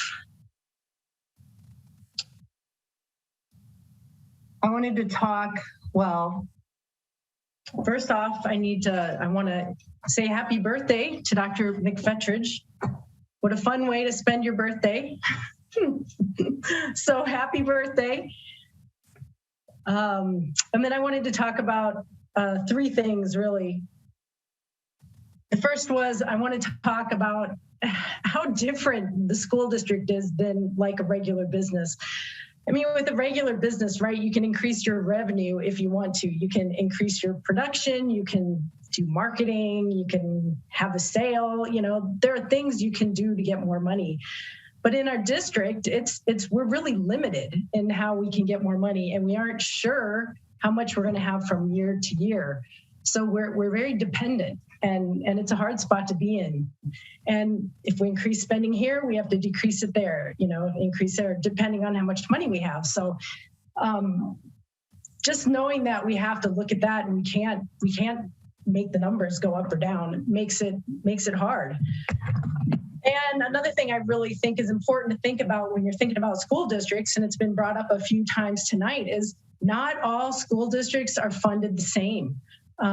When we were state funded, our more demographically diverse district was getting around $12,000 a kid, while nearby, you know, mostly white Woodside was getting $25,000 a kid, right? That's a huge difference. And it just totally blows my mind that this is happening. I mean, I see this as structural racism. I mean, the differences that school districts are getting, and there are many examples, some of them brought up tonight, you know, lots of money, less kids, more money, you know, it's just all over the place. So it's really hard because we're in one of those bad spots. Hopefully it will be getting better in years to come because our funding mechanism has changed. But what we really need to see is, you know, we need to look at ourselves, how much money we have and what our kids need, and figure it out from there. And knowing all this and hearing, you know, what's going on, we know that salaries are a big deal, right? It's a big deal to everyone. And a good amount of our reserve, we have some reserve now, will be spent on employees' salary. But we have to keep a small cushion, nothing near what we want, but we've got to keep a small cushion, or we're going to be headed towards bankruptcy again. You know, we were in a spot where we had to make $2 million worth of cuts. It was when I first started, it was horrible making those big cuts. And I never want to live through that again. So we need to have some kind of reserve, even if it is really small. And although we have, you know, that large reserve now, it is almost completely allocated for employee raises. So I just wanted to talk about that. And when we're looking at that reserve, we got to look ahead 3 years because that's what we're required to do. So it may look huge now, but doesn't look so huge when you get out to the year 3. So that's one thing I wanted to talk about. The other thing I just wanted to talk about a little bit is how hard it is to be an elected government official. I mean, I was in biotech sales before this, and man, I thought I had thick skin, but really, I was nothing compared to this. So, you know, there's a lot of grab the pitchfork mentality out there against elected officials going on, as, you know, everyone has seen. I'm volunteering in this position. I'm trying to keep things stable and making decisions that I think make sense. We're trying to please the public. We're trying to please our staff. And our overarching concern is really what is best for the kids. And it's not always easy, and sometimes hard decisions have to be made. And it's easy to grab the pitchfork and run in, about it, but it's a lot harder to show up every month to these meetings and really understand the breadth and the nuances of what is going on. So I really want to encourage everyone to listen to these meetings, whether live or they're on YouTube, so you can watch them after the fact at a time that's convenient to you. But I really believe that it behooves everyone to understand what is going on in our public schools, and really to understand the whole story and the strain and all the different things trying to grab at this really limited amount of money we have, which hopefully will be more as time goes on. And then the third thing I wanted to talk a little bit about was our need to hear all the voices. So, it's a fact, 60% of our kids are Latino. Many of those kids are English language learners and of low socioeconomic status. So we need to think, are we hearing those voices as well? What do they think their kids need? Do they need more aides? Do they need higher staff salaries? Do they need more support services?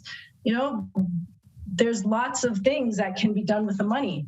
And there's a good podcast that I wanted to bring up because I thought it might be interesting to people. It's called Nice White Parents, and it's worth listening to. I'm not saying that our community is like the people in that podcast, but I do think that podcast shows how voices can get lost and our need to hear those softer voices out there as well. So that's all I have for my comments tonight, and we'll move on to Kim. Oh, and before I quit, one more thing. I thank you for everyone who spoke tonight. Thank you for the emails I've gotten. Thank you for the phone calls. I know I owe a few of you a few emails back. And I found a few in my junk mail as well. So I need to get back to a few of you on that, but thank you for that. And I really do encourage you not just to show up when, there's some big urgent issue, but really learn what's going on, because I think that behooves us all, and it helps us all to work as a team to try to solve, the problems of making our educational system better for our kids. Okay, I'm done. Kim, you're up. Thank you, Mary Beth. And I'd like to echo Mary Beth's thank you. Thank you to every single person that either wrote in or commented tonight. Your voices are heard. And I appreciate that everyone takes the time to actually listen in. I'm looking at the count. There's 70, my glasses aren't on, 70 attendees right now. I don't think we could fit that many people in our boardroom on a regular basis. And so in some ways, I think we've had the gift of a bigger community with Zoom, given all of the stresses and all the craziness of the pandemic. So I really appreciate everyone's participation. Some words that I have been working with for myself, just my own reflection and trying to stay low on the ladder of inference and not making assumptions too quickly, are curiosity, community, and care. Curiosity, community, and care. And the curiosity, I realize that we are in negotiations, and we hear so many different words and values being lifted up, and we see one slice of the pie illuminated at any one time. So be curious about the other pieces of that pie, that financial pie that we're not looking at. And I can, what's the word? Anyways, I promise on my part to go out and continue to be curious about funding for schools. That when we start to compare one district to another, I feel, and my perception is sometimes it's apples and oranges, and I will do my due diligence to go see and understand what the funding sources are in different districts. Yes, we have a parcel tax, but I know that one parcel tax isn't equal to another parcel tax, or that basic aid, when we're talking about percentages in any one school district, vary and sometimes significantly. So to the extent we can be curious about what we're doing here on the coast side, I will continue to be curious and do as much as I can in terms of honoring and respecting teachers. I will also say that I believe that having spoken with other parents in the district, that sometimes we have to institutionalize programming and things that we may not talk about every day. And you guys, I know I'm a broken record. I'm a STEM professional, but I'm a broken record on visual and performing arts. And I care deeply about having sustainable programming. And I love all the partnerships we have in the district with our community partners that are providing services and helping us. But where we need credentialed teachers in the classroom, or we need to make sure we've got programming to provide that sustainability and continuity, that's something that I'm still trying to hold space for as well. So it's always this balancing act. And I want to thank everyone's patience as we keep moving forward. And if anyone has sent me an email, I try to tell everybody you're welcome to, I'll schedule time with you to have a telephone call. And I'm happy to meet with people and have a conversation in person. If there's a piece of this puzzle that you think you've got information on, or you have questions about other pieces of the puzzle, I'm happy to sit down with you. So thank you, everyone, and I look forward to the rest of the meeting. Thank you, Kim. Sophia, could you go next?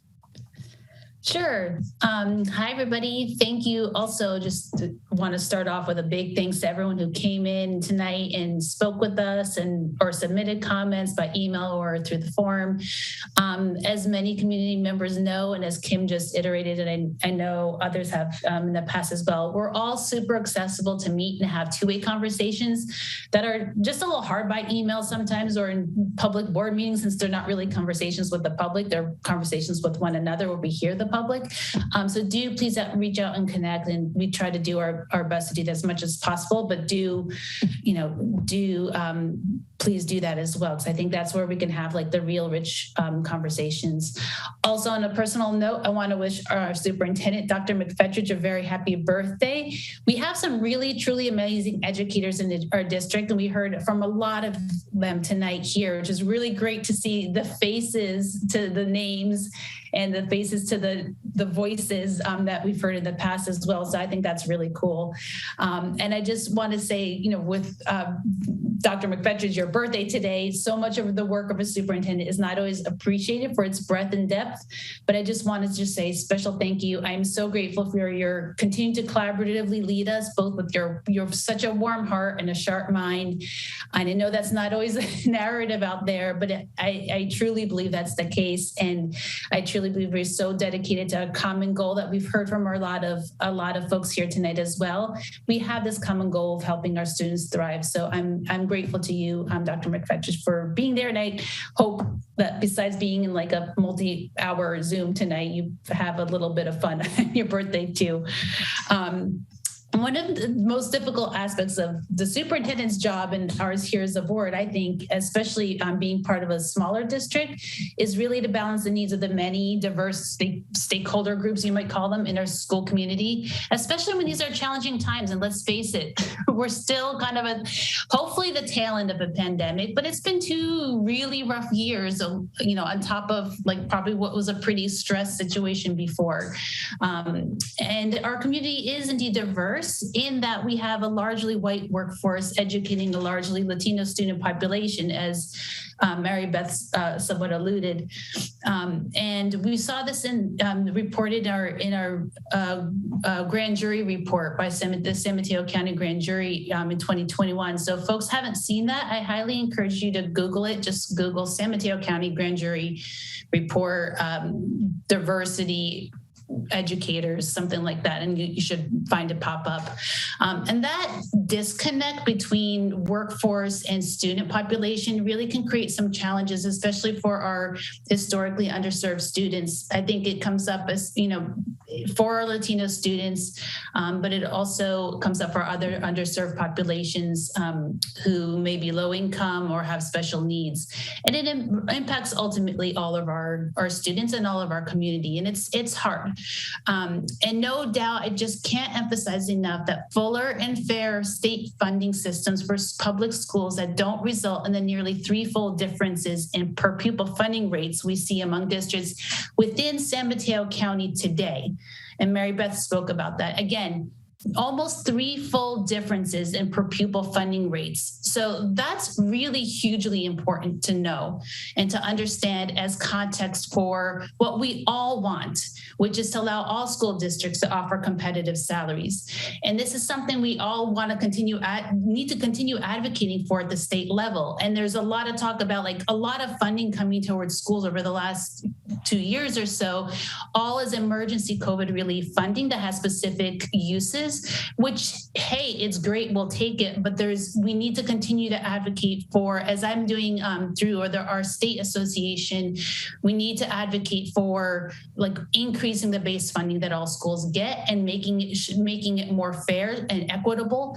Again, there's no cost of living adjustment based on the region we're in California. So if you're in Bakersfield or if you're in Half Moon Bay, if you have a certain number of students with a certain demographic profile, you get the same amount of money.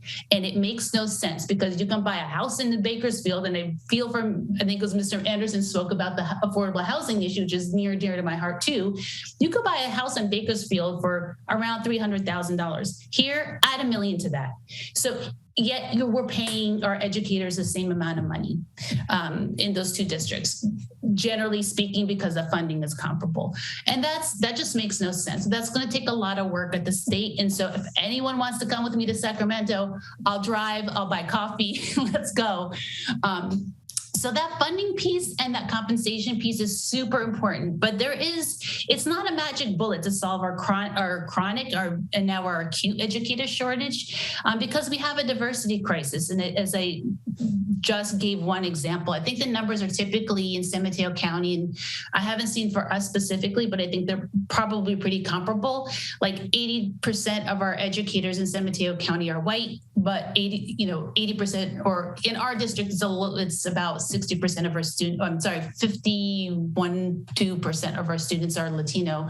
And that's a big disconnect for our students and our educators. It's tough. So it's going to take a lot more than just simple numbers and simple compensation, important as that is a piece of the problem, of a piece of the solution. It's going to take a lot more than that to solve the problem, because the shortage problem is also a diversity problem. So we're going to need to invest and collaborate across all these different state and local and county levels to be able to do that. There's some really good promising work that's been done. San Mateo County Office of Education has partnered with a graduate school, Alder Graduate School, to implement a 1-year paid teacher residency program, which this year alone is aiming to credential. It's only their second year. And they're looking to credential 23 local candidates from underrepresented groups to work here in San Mateo County. And that number is going to increase. Last year it was 7. It was their first year as kind of a pilot. This year they're expanding. And so there's really not a cap to what they can do in the near future. So I think that's really important, that collaboration that the county office has with districts. Here at Cabrillo Unified, staff are investing in both our students and our employees by adjusting staff levels to meet increased student demand for independent study, for example, and other services that our students are needing around mental health or medical health because of COVID and other medical conditions. Also, ongoing needs for credit recovery at Pilarcitos, and also really trying to invest more in recruiting a diverse workforce, local partnerships with collaborators. And it's really exciting to see that this actually just in the first couple of weeks of making these staff adjustments, we're already hired a couple folks. So I think we're already getting a lot of help on the way, which of course is the faster, the better we fill those positions, the less strain on on the whole system and our educators and our students and everybody as well. So thirdly, again, I'm really happy this came up in a comment earlier. We need affordable housing in the Bay Area.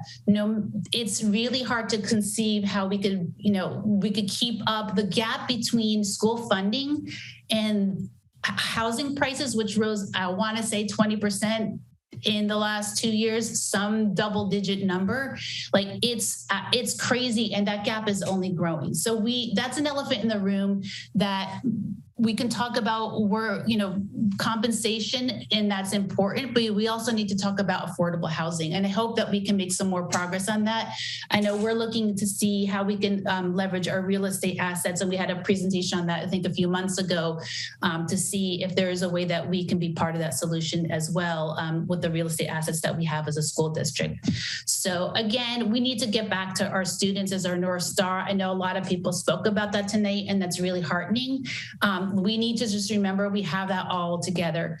And there's so much that needs to happen. And Stig spoke to this a little bit. I'm grateful he always does, because I think it's easy to forget, it takes effort and it takes work to maintain and repair facilities, to keep up with our increasing technology needs, to do a lot of the operational stuff like manage payroll, manage accounting, all those warrants or those bills that you saw paid in that, I don't know how many, it was a lot of pages in our board packet. If you look at it, somebody's got to pay those bills and make sure that that's logged into our accounting reports. So that's important. And we have a lot of our employees that do this kind of work are making barely more than minimum wage. And that's something that needs to be addressed as well.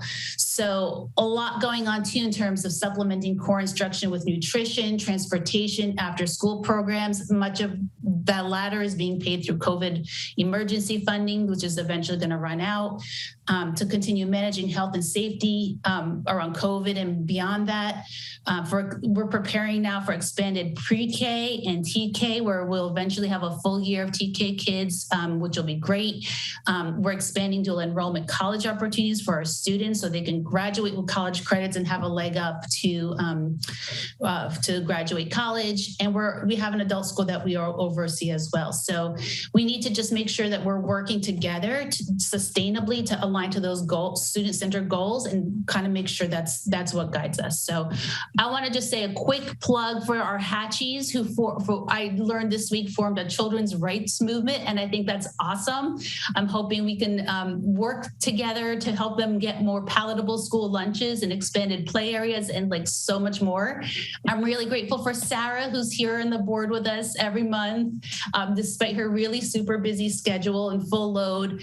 I'm grateful for all our student leaders at all our schools. They're doing their best to support their peers during this particularly trying time when we have record levels of anxiety and depression and, you name it. It's a rough time for our kids. And we're all tired, right? Who here is not tired? Our teachers are tired, our staff are tired, our administrators are tired, parents, especially students. And that's not even the world outside of education. Pharmacists are tired, nurses are tired, farm workers are tired, everyone's tired. And it's so easy to just want to blame somebody. And I get that. I mean, we all kind of got to see that and recognize it and just maybe pause and imagine what can be possible if instead we challenge those narratives of good guys and bad guys, right? And really challenge those narratives, because that's hurtful to everybody, one another as adults and especially our kids. So I'm really hopeful we can make room for more nuanced collaboration of true educational partnership. And that's going to take everybody truly working for students. So there's no time like the present. I really hope, we can kind of shift our gears a little bit and do that for our kids and each other and our community. So thank you. Thank you, Sophia. Freya, would you like to give some comments? Sure, thank you.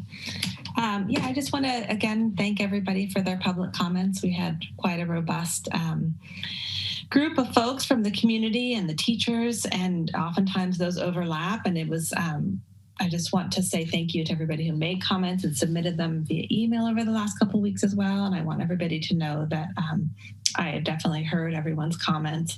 I also wanted to thank teachers and staff for all the hard work that they are doing every day to kind of try and create the semblance of normalcy for all of our children in the classrooms, and just honor how difficult it truly has been, even in the last 2 years, and coming back and kind of thinking it's normal, but it's also kind of not. So I just want to really say thank you again for the work that you're doing.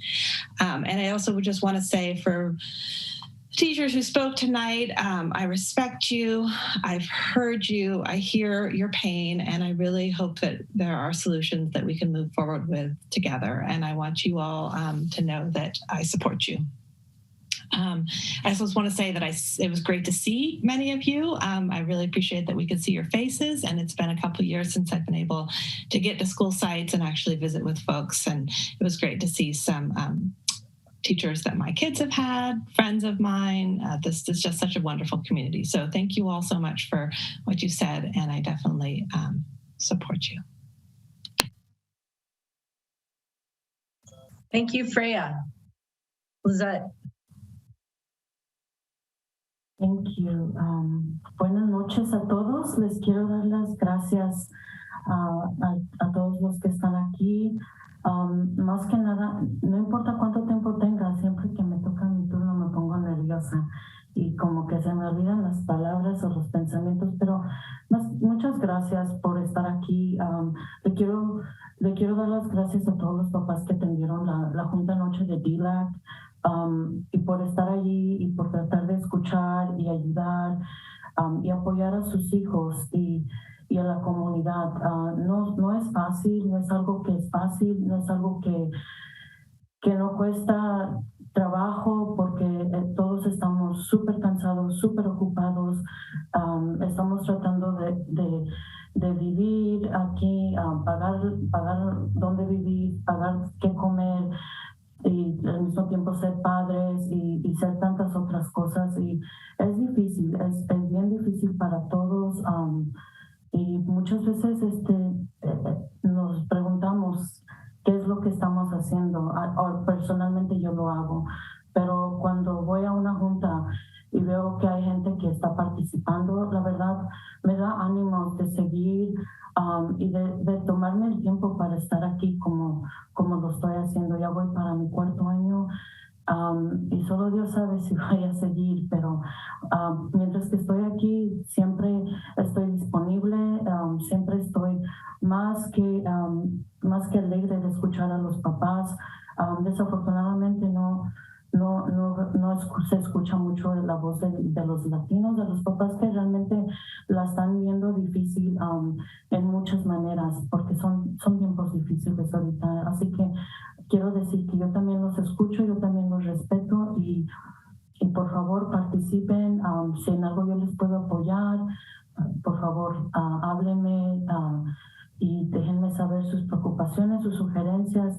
Es importante, porque a veces ustedes, los padres, tienen muchas respuestas en cómo podemos mejorar, y a veces uno se siente, yo sé que yo lo siento, yo pienso que mi sugerencia es poco importante, o qué voy a saber yo, pero se sorprenderían qué importante es escuchar de los padres y ver qué es lo que podemos hacer para ayudarlos, porque esa es la manera que vamos a mejorar y vamos a ayudar a los niños a ser más que nada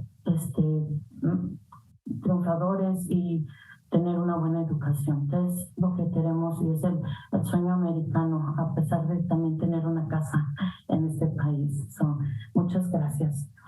No matter how I'm on my 4th year, something like that, and every time I have to talk, it's like I start getting butterflies and get nervous, and then my thoughts get lost, and then I'm like, what am I gonna say, and should I write it up? Anyway, so I'm just gonna just speak from the heart, which I feel like I always have done, and speak my truth. And I want to thank all the parents the nice thing about going at the end is I can speak mostly my truth, because all of my colleagues and other board members have touched on very important topics and realities that there's no need for me to repeat myself. I myself in the sense that I do appreciate the teachers. I, as a parent, before being just a board member, tried to participate and be involved and support the classroom teachers because I appreciate all the work that they do, and I think that they need a lot of support. So, but last night I attended a DLAC, and it was very it was very I was very pleasantly surprised with how many people attended and what they had to say. With that being said, though, I think at the beginning it was hard for people to get warmed up and start talking, but then once somebody opened the Pandora box, Leticia had to remind us that, you know, we don't have all night, unfortunately, and I appreciate Leticia being respectful of our time. She had an agenda of a lot of stuff that wasn't really touched on because once the parents got going, you know, it was hard. And it was hard because there is an agenda, there is a time frame, but also there's a sense of parents feeling like, I'm not heard. And that's always hard because it's very hard for them. And it's just another example of how relationship-based Latinos and Latino families are. It takes a while to kind of feel like you can open up and that you're gonna be heard. And then once you do, it's like, it's sometimes because we haven't been heard for so many years, it's like, where do we stop? And I really appreciate that meeting, and I appreciate a lot of the suggestions the parents did. They understand that the teachers need support. They understand that their children also need support. And they were very pleasantly surprised to hear that there is money. And a lot of them, their suggestions were, let's support the teachers so we can support the kids. And it wasn't mainly like, it was a lot of just other things that, you know, the teachers might need in the classroom and so forth. So the parents are also in support of the teachers and in support of the district. But it is hard for them because their kids have been struggling for many, many years. And some of the parents that were there last night were students at one point that were struggling as well. I completely,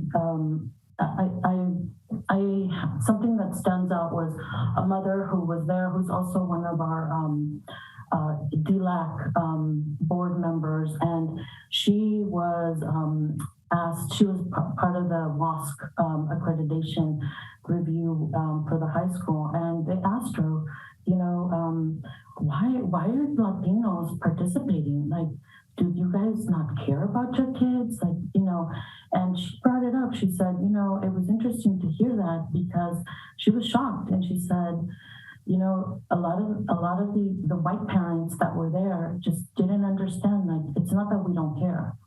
It's not that we don't care or we don't value education and the teachers. It's that we are struggling. We are struggling with several jobs. We are struggling with childcare.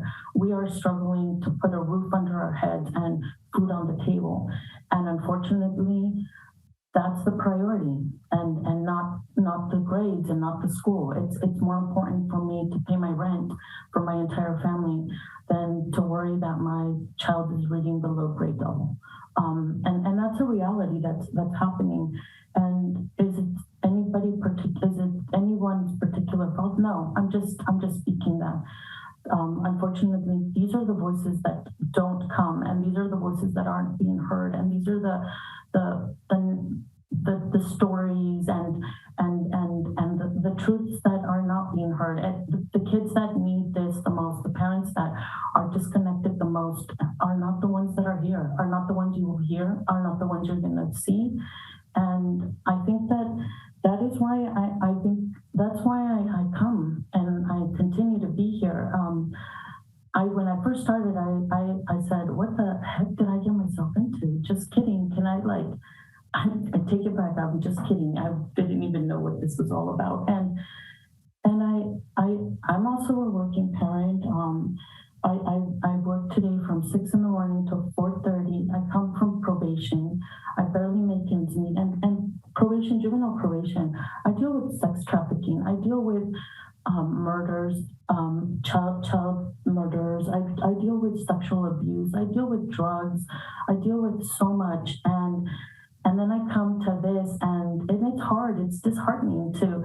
And I sometimes do feel unappreciated and not respected, because no matter what I do or what I say, it's not good enough, because someone's not happy. And sometimes I tell myself I'm ready to throw away the towel, but I tell myself I can't throw away the towel, because I hear like, oh, Lisette, you're, oh my God, first Latina, and you're in the board, and it's not, I don't feel proud. I actually feel humbled that I got votes, and I feel sad, because I should not be. We're in 2021, that's sad when you have a district that is predominantly more than half of the students are Latinos. And that is why I think it's my responsibility and my duty to continue to do the best. And sometimes the best isn't what people want to hear. But I try, and I'm here to speak for the people that don't have a voice. And I'm not just a Latina. I'm a Latina that's living in the lifestyle that these parents who are struggling are also living. I'm not a homeowner. I come to the district to get a space and a computer to attend these board meetings. I struggle with childcare. I had somebody have to drive my kid around today. I don't have the money or the choice to put my child in public, or in private school. So I became involved. I became involved, and I'm here, and I choose to be here. But I think I deserve to also speak my truth and speak the truth of the community that I represent. I don't live in a gated community. No offense to anyone, but I see a lot of people who claim to understand the community, but do you really live like the community members that you serve? And there's nothing wrong with bettering yourself and being, better off. But, it's just hard for me to see some of the priorities that some parents have when some of the other people are struggling in ways that you won't imagine. I mean, when I have a hard day at work, I tell myself my worst day at work is my mom's best day. And my mom's worked the fields. My mom cleans some of the school district employees' houses. It's like it's kind of like, wow. And it just goes to show that I don't know. I guess I'm rambling on, and I need to stop. But I hope we can come to a compromise and an understanding, and that just because people don't get what they want, they're not. It shouldn't. It feels sometimes like it's all or nothing, and it shouldn't be like that. We need to learn to compromise. We need to learn to just try and find the best solution, even though it's not what everybody wants. I heard when the Boo team was trying to get compensated, and we talked about, it was amazing to see all the support from the teachers, and those are not classified employees. And going back to what Stig said, it's, yes, we need to pay the teachers. We need to pay people that work in this district, because there are very good, hardworking people that provide these services for our students. But we also need to understand that there's also don't forget the janitors, don't forget the people that, for whatever reason weren't able to go and get an education, and maybe, for whatever reason, and not value what they do bring. I do believe teachers are extremely important, and they are who educate our kids, but I also think that there's a lot of people behind the curtains that make the school district such a great place, and we have to take a moment and think about them and put ourselves in their shoes. being a board member is not an easy task, and it's hard to be up and listen how, you know, how bad I as a board member am doing my job, and it is kind of demoralizing. And I also agree. I feel disrespected many times. I feel very disrespected, and I think, man, why am I even like here? I don't even need to be here. But I keep reminding myself, and I keep reminding myself of my community. I keep reminding myself of my roots, and it keeps me going. And I just really want to say, you know, thank you for everybody who was here tonight, and I hope that we can compromise, and I respect everyone's, you know, opinions and what they want to do and need to do for their children. But let's also try and put ourselves in other people's situations. I guess, yeah, I think that's it. Thank you, everybody. Thank you, Lizette. Sarah, can we do our student board member report, please? Yeah, let me pull it up. All right. So from El Granada Elementary, morning drop-off at El Granada School has been a demonstration of our Dolphin Nation school spirit. Parents, students, and staff are met each morning with messages of kindness and joy from 5th grade students. Posters and greetings of kindness brighten up the morning as 5th grade students meet at Cupcake, our school's mascot, to help start the day with a little bit of love. This is just one activity that students are participating in to bring a little kindness into every day. El Granada students are enthusiastically participating in the worldwide 2022 Great Kindness Challenge.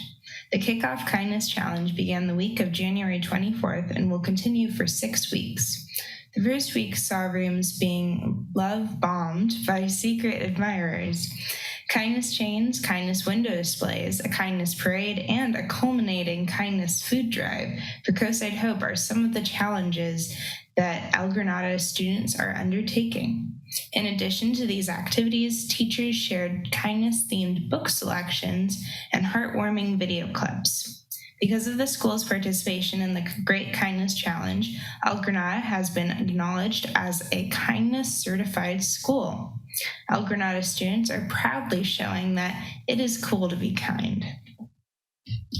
From Fairlawn View Elementary, Fairlawn View students are in full motion this week with our 2nd annual Move-a-thon fundraiser. Our amazing PTO parents led a fun-filled field day to kick off this fundraiser. Students participated in a fun outdoor sporting circuit and learned all about the Move-a-thon. All students and families are encouraged to walk, run, jump, skip, bike, surf, hike, and beyond this week. From Hatch Elementary, we continue to host both our Kinder Tours and Kinder Immersion parent nights for parents of future Hatchies. Music for Minors, a program for all K through 5th grade students, is set to begin February 14th. This will be occurring alongside our LS percussion program for students in grades kindergarten through 2nd. With Valentine's Day just around the corner, Ms. Foster has led efforts to provide Valentine's cards for those living in Coastside senior centers. The response from students and teachers has been so enthusiastic that hundreds of student-made cards are being submitted. Cards will not only be distributed to residents of Coastside senior centers, but all throughout San Mateo County. From Kings Mountain Elementary, on-site kindergarten tours continue, and the TK, K, and 1st grade are studying geometry and shapes, as well as Black History Month. They learned about Jackie Robinson, Bojangles, Ruby Bridges, and Mae Jemison.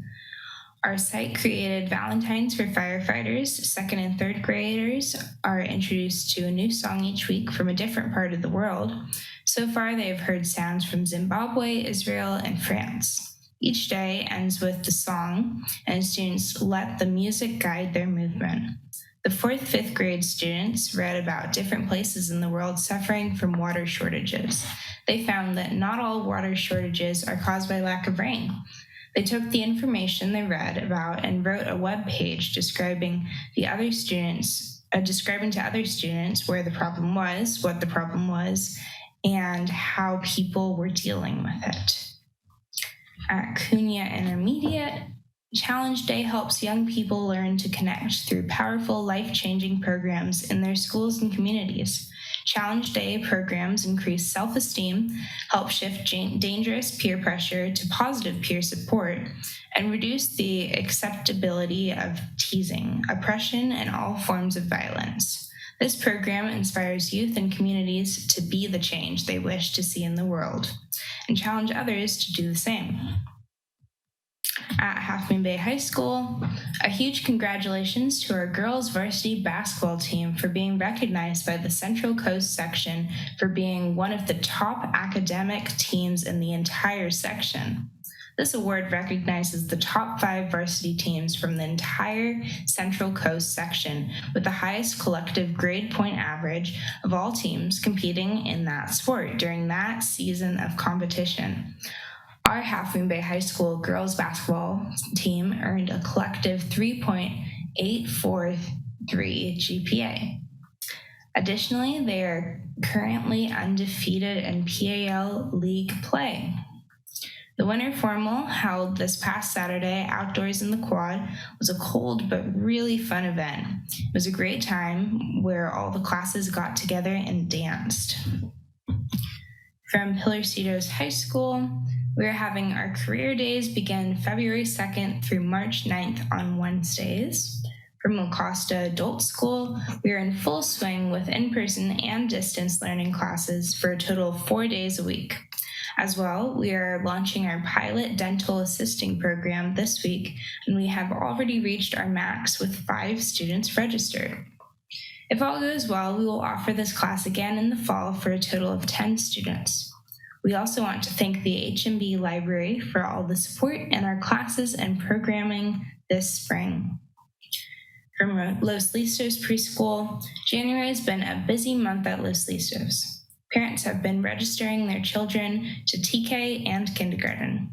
We had our 4th parent meeting addressing the topic of inclusion. We continue practicing zoophonics, and we are getting ready for dental screening at the preschool. That's all. Thank you. Thanks, Sarah.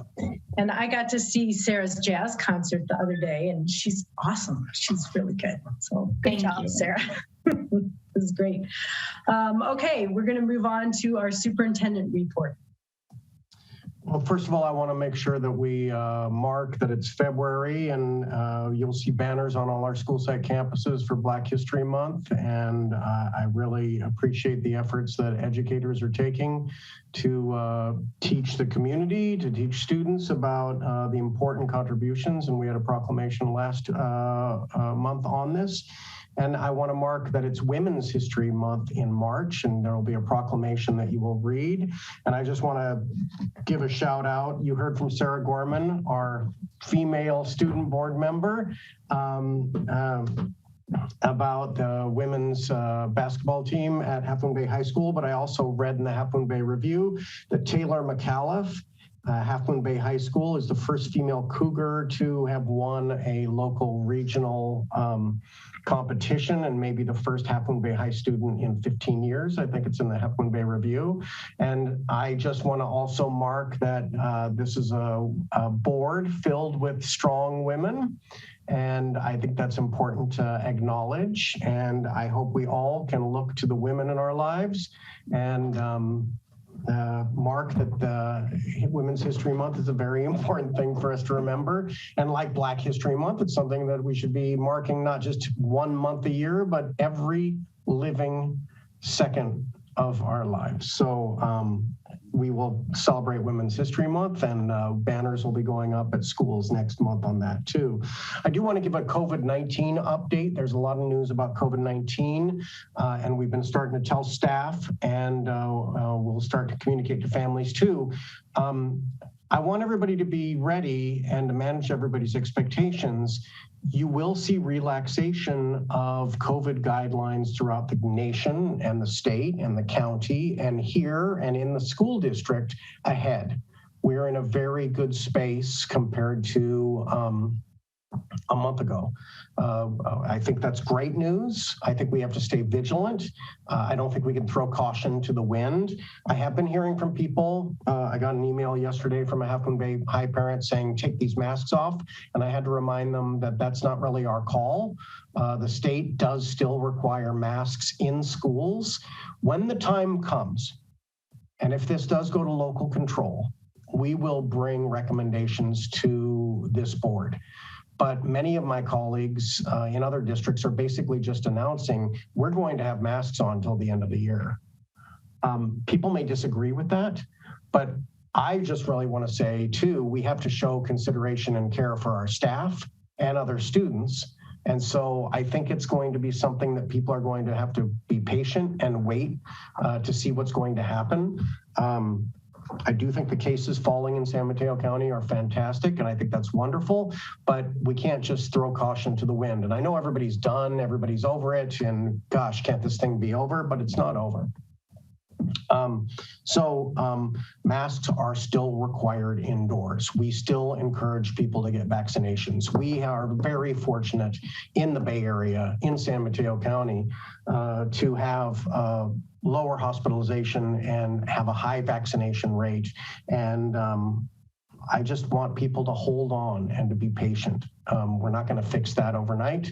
And I hope everybody understands that we will continue to update the public about changes we'll make. One thing is we'd heard more families wanted to be able to go for pickup and release on campuses, and we're starting to communicate that with PTOs and principals and through the district that we're looking on how to do that. I do want to introduce new staff. Ronaldo Vezaliza. Some months ago, we had brought and had set up a construction management firm that would have been a lot of money. And we went back to the drawing table and had a competitive application process. And Ronaldo Vezaliza, who's a co-sider and has decades of experience in construction management, and he's getting to learn the ropes. He's been with us a couple weeks now, but has a lot of experience in construction management.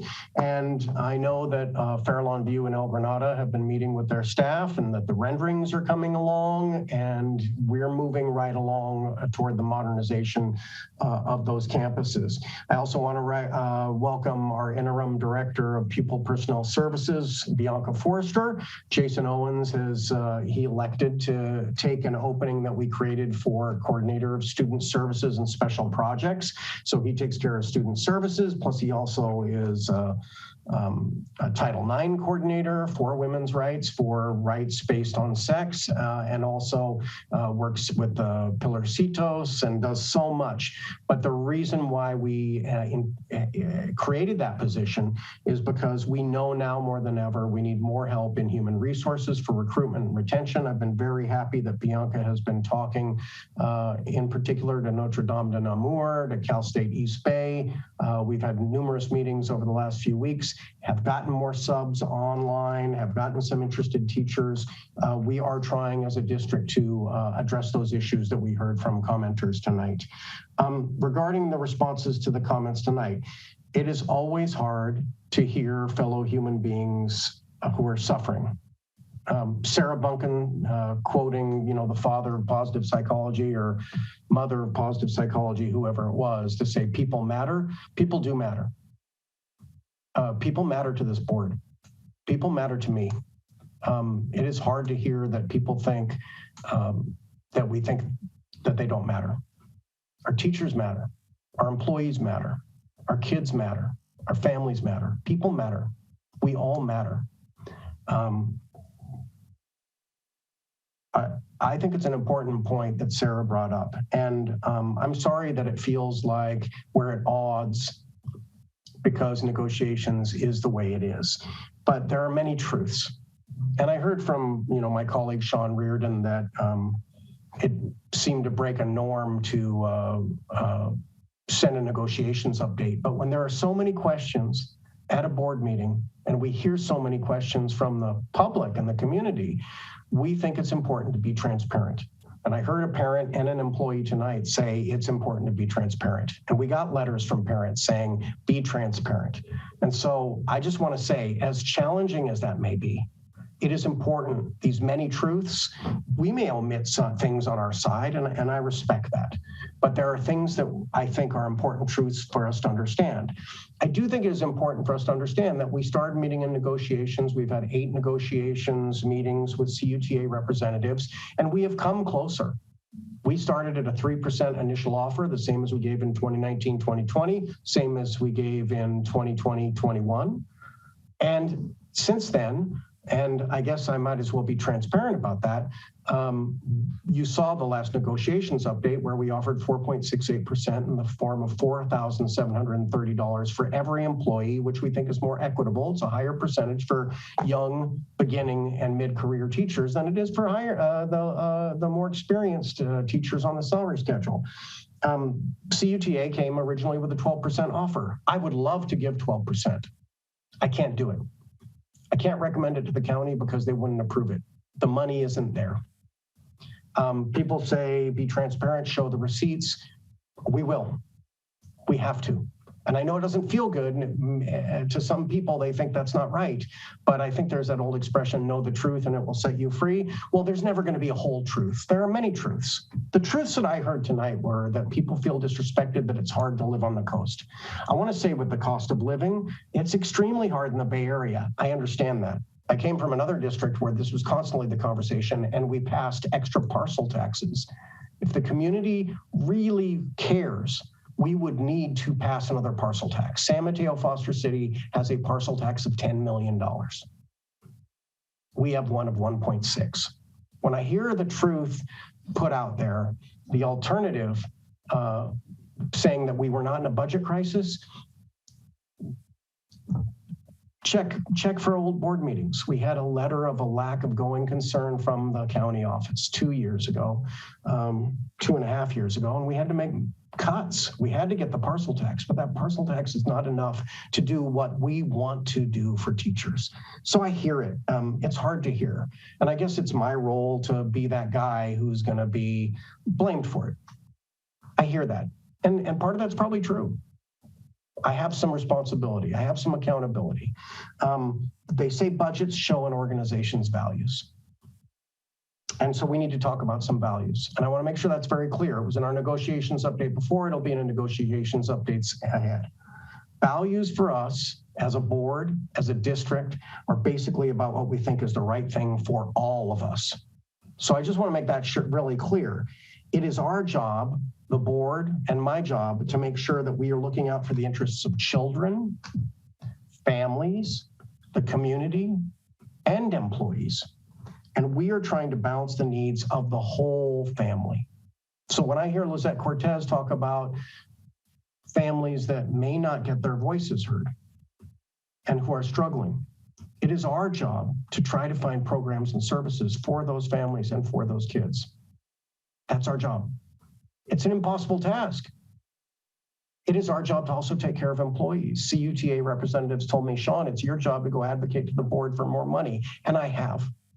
August, September, October, December, January. And we have increased our offers over time. And I don't want to say this to sound offensive, but I want the truth to be known. We started off at 3%, and we're close to 5%. And we have an offer to CUTA, and we're waiting for a counteroffer from CUTA. Did we say it was last and final offer? We did, because we think we've run out of runway to land the plane. We think we've run out of money. Why? Because this reserve that everybody's talking about will be almost completely depleted by the offers we're making for employees. People may not believe me, but we'll try to show you the math. And we're trying to balance the needs of the whole family. When I hear Stig Lynn talk about CSEA employees, or when I hear board members talk about unrepresented employees, we need to take care of everybody in the whole family, everybody that we employ. We believe students need more time in school. We believe that students need more direct instructional time. And when we talked about that with the union, we came to it as a negotiations point because we thought that was the respectful way to deal with the leaders of the teachers to talk that through. And I will tell you that we have agreed now to give the vote to the teachers themselves.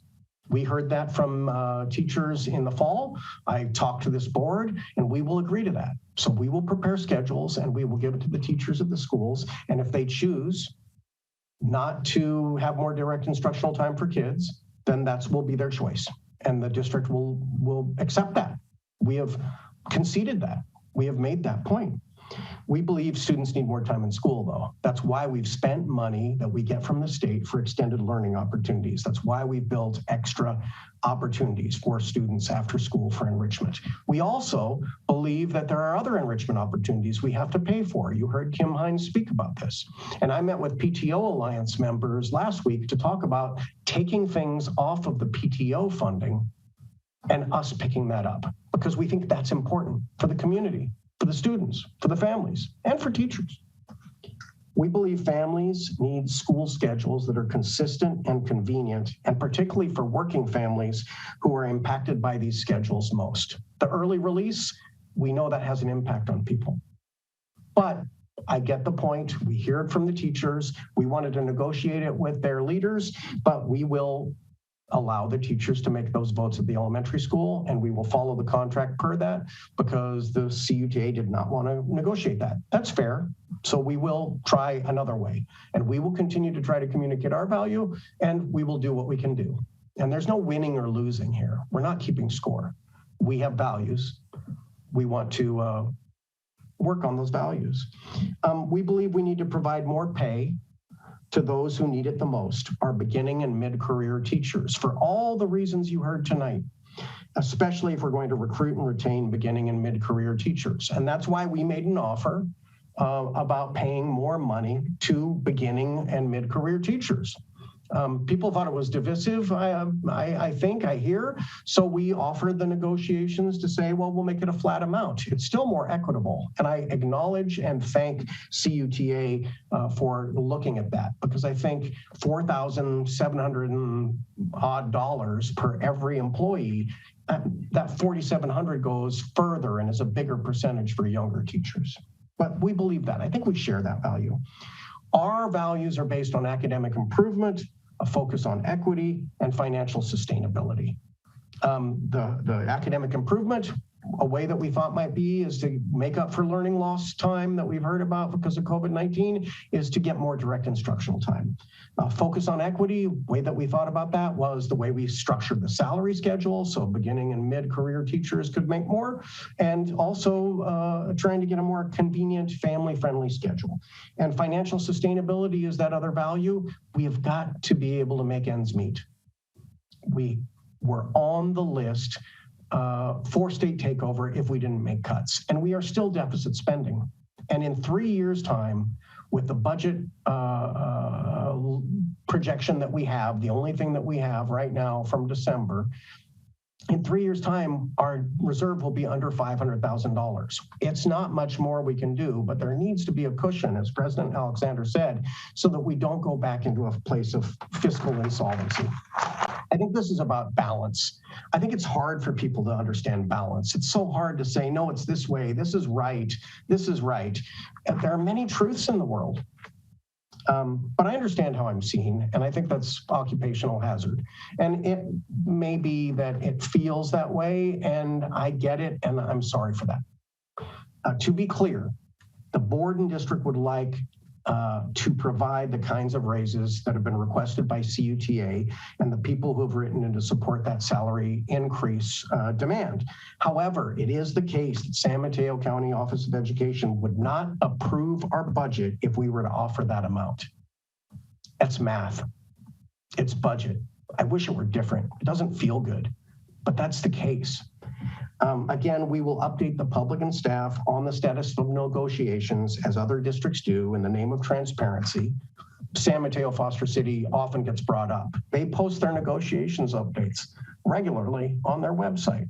We need to do same When we have all these questions, the only thing that's going to set us free is the truth and the facts. And some people may say that I only present certain parts of the truth. It's hard to get it all right. I will continue to try to get it right. Please know that the current salary demand by CUTA currently looks unaffordable to us, but we will continue to look forward to it. We will continue to probe the budget. We do have an offer to CUTA. We are waiting on a counteroffer. But legally, the offer that has been provided at 7%, we do not believe could be approved by San Mateo County Office of Education because it would put us back into insolvency, just like we were 2 years ago. So we have to take care of all of our employees. We have to take care of families. We have to take care of students, and we have to take care of the organization and the budget. We have to invest some money for programs and services for students and families and for employees that are hurting. And we're going to take the reserve that we've just accrued over the last year. Remember, it was only a year ago that we were resolving the last budget. We will spend most of that on employees this year. And we will do that and take the reserve down a lot. We have to remain solvent. We have to have a balanced budget. I think I already talked about collaboration time. We've made that concession to the CUTA representatives, and it will go to a vote to teachers. But we do believe that more direct instructional time would be good for kids, and convenient family-friendly schedules would be good for families. Those are our values. Those are the values I've discussed with the board and make a recommendation to the board. I know it's tough. I know it's tough right now. And so we hope to get through it. I will continue to listen with my ears are wide open, and we have presented counters to CUTA on COVID issues, on salary issues. We will continue to try to work at the table and negotiate in good faith.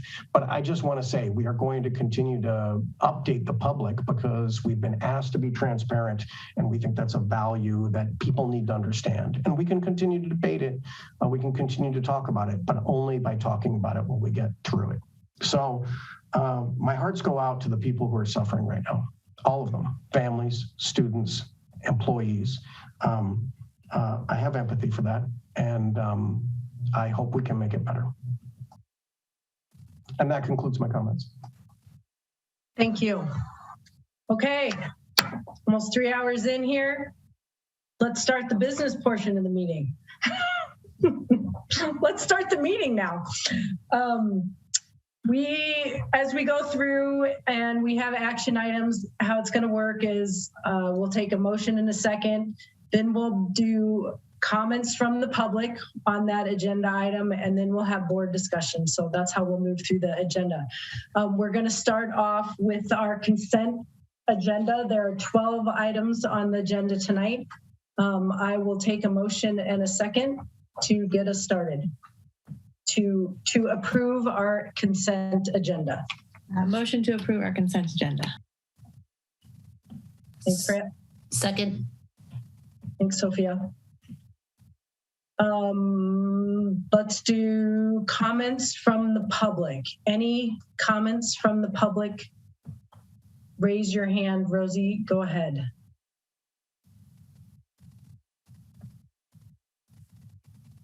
And raise it enable, and participants can raise their hand. And in the chat, it shows how you can raise your hand, I think. Yeah. Okay, I don't see any comments from the public on the consent agenda. Let's have board discussion on any items on that. Anyone have any questions or comments? Okay, seeing none. Rosie, could we do roll call, please? Yes, thank you. Mary Beth? Aye. Freya? Aye. Kimberly? Aye. Sophia? Aye. Lisette? Aye. Sarah? Aye. Passes 5+1. Thank you. Thanks, Rosie. Okay, moving along to general business. Our first item is a presentation about Pillarcitos High School, an update. I think, is that Lizeth? I think Lizeth Bendanya, our colleague, is going to present on this. And as we mentioned, Jason Owens, our coordinator of student services special projects, also works with that team, but Lizeth is a fantastic colleague, and I know that she couldn't make it last time, but she's going to present tonight. Hi, Lizeth. Just give me a second so I can bring the presentation. Hi, everyone. I'm going to turn my camera on. Good evening, Team CUSD. Thank you for this time for us to share our program that we're all really proud of. And I will be mindful of time because I do know it's late. And so there might be some things that I don't cover. I'd like to take time before I get, is it on present already? Yeah, just give me a second. I was bringing that out. Well, while we're getting that together, I'd like to take time to talk about the image that I chose for this presentation. Our small staff makes magic happen every day. And that's why I picked this image. And I'd also like to talk about how there are 2 AEs for Cabrillo Unified. We are alternative education, which is Pilarcito's an independent study. And there is also AE, which is adult education, which is La Costa Adult School. To make it even more confusing, all those things are on one campus. And I'm ready for the next slide when it's possible. We want to welcome Courtney Pereira here too. Thank you for being here too, Courtney.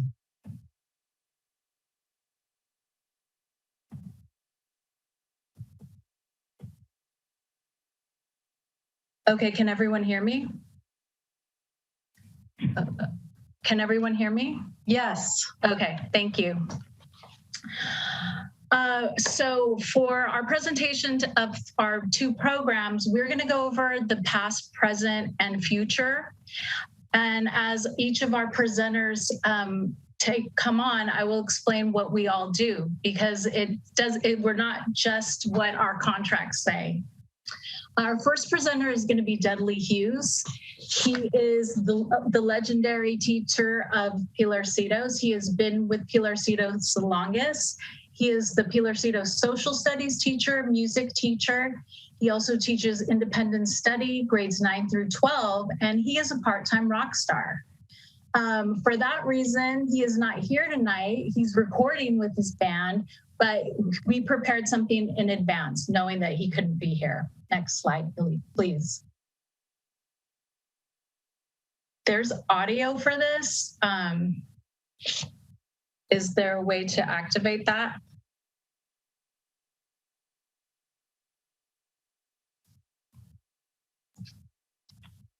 That might be too high tech for us, Lizette. Yeah, I don't see the speaker. Okay. Okay. Well, Dudley took time to explain the history of Pilarcito's, and in this slide you can see the old Pilarcito's where the new King Center now stands. It was established in 1975. It resided in various locations on the coast side. We were trying to remember if it actually started in a church, but no one could verify. Over the years, it was on Half Moon Bay High campus. It moved down to these portables that are no longer standing. And then during the time of the construction of our new building, we were at Half Moon Bay High's campus for about a semester. And then we were in what is now the special education offices for about a year. The person whose shoulders we stand on is Bob King. But while under Bob King's tutelage, the school was named Pilarcito's, and the mascot the coyote was chosen by students. And he coined the phrase, "Once a coyote, always a coyote," which we still quote to this day. Over the years, we've had many changes in staff and leadership, but one MVP has remained, and now she's the MVP of the whole district, and that's Jackie Sullivan. Jackie Pilar Citos could never exist or run if it wasn't for her. And we all stand on her shoulders. I think even everyone at the district office and maybe some board members too. Here, here. After Bob King left, new programs sprang up. We had our new building, and COVID-19, like everyone has, what it's done to everyone has transformed our program. Next slide, please.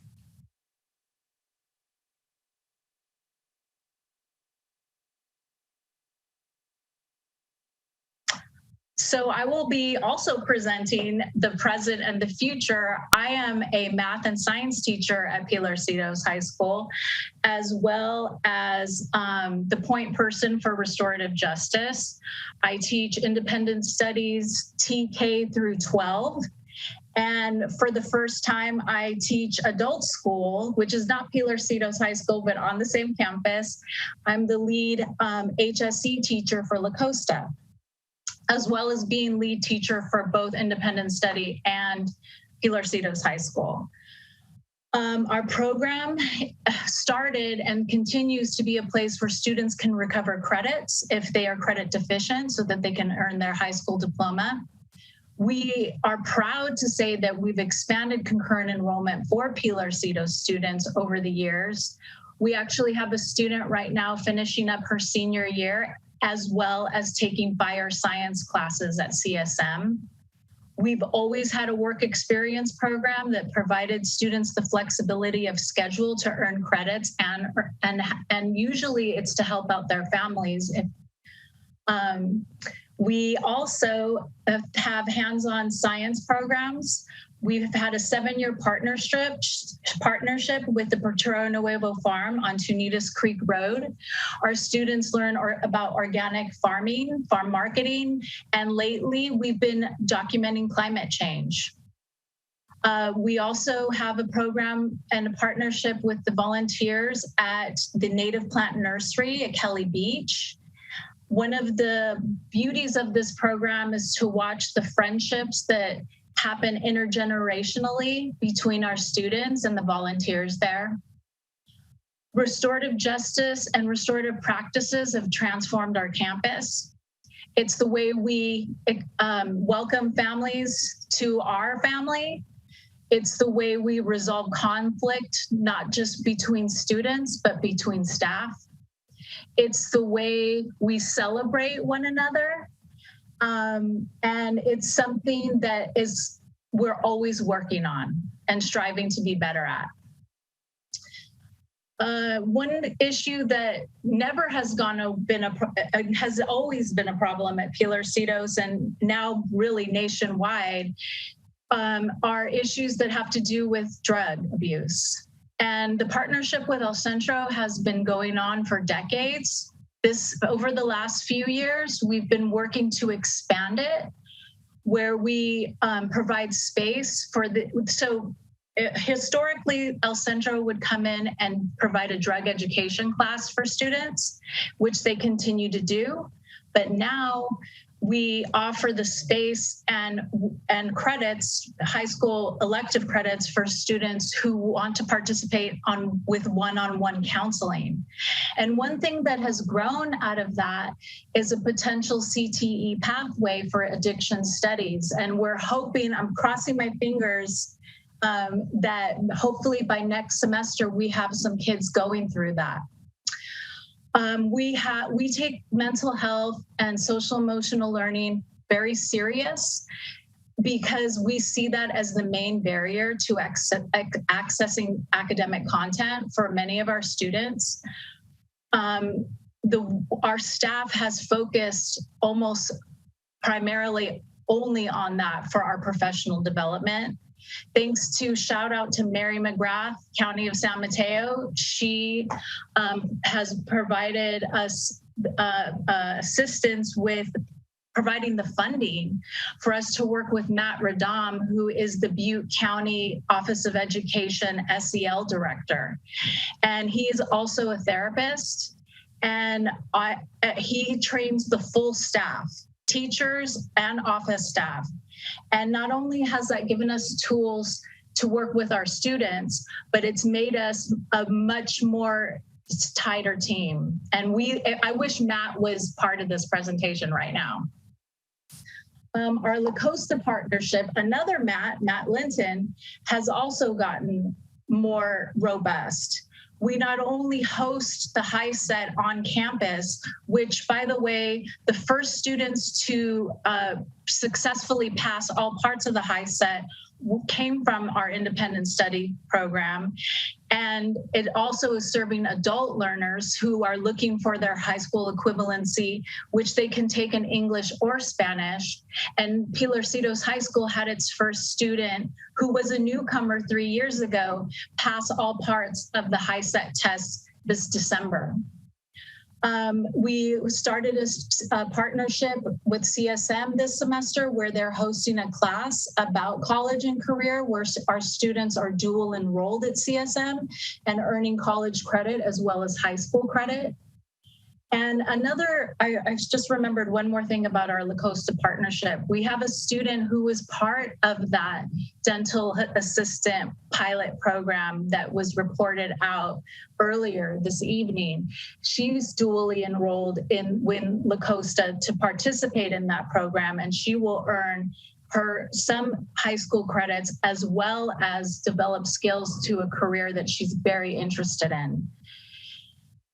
COVID's impact on the program is going to tie into our independent study presentation, but because of remote learning, our independent study numbers went from 35 to over 200 during remote learning. And we were able to accommodate that as a team of teachers of 3 because we did not have in-person learning with Pilarcitos. Once in-person learning returned, AB 130 made it so that independent study became a replacement for remote learning.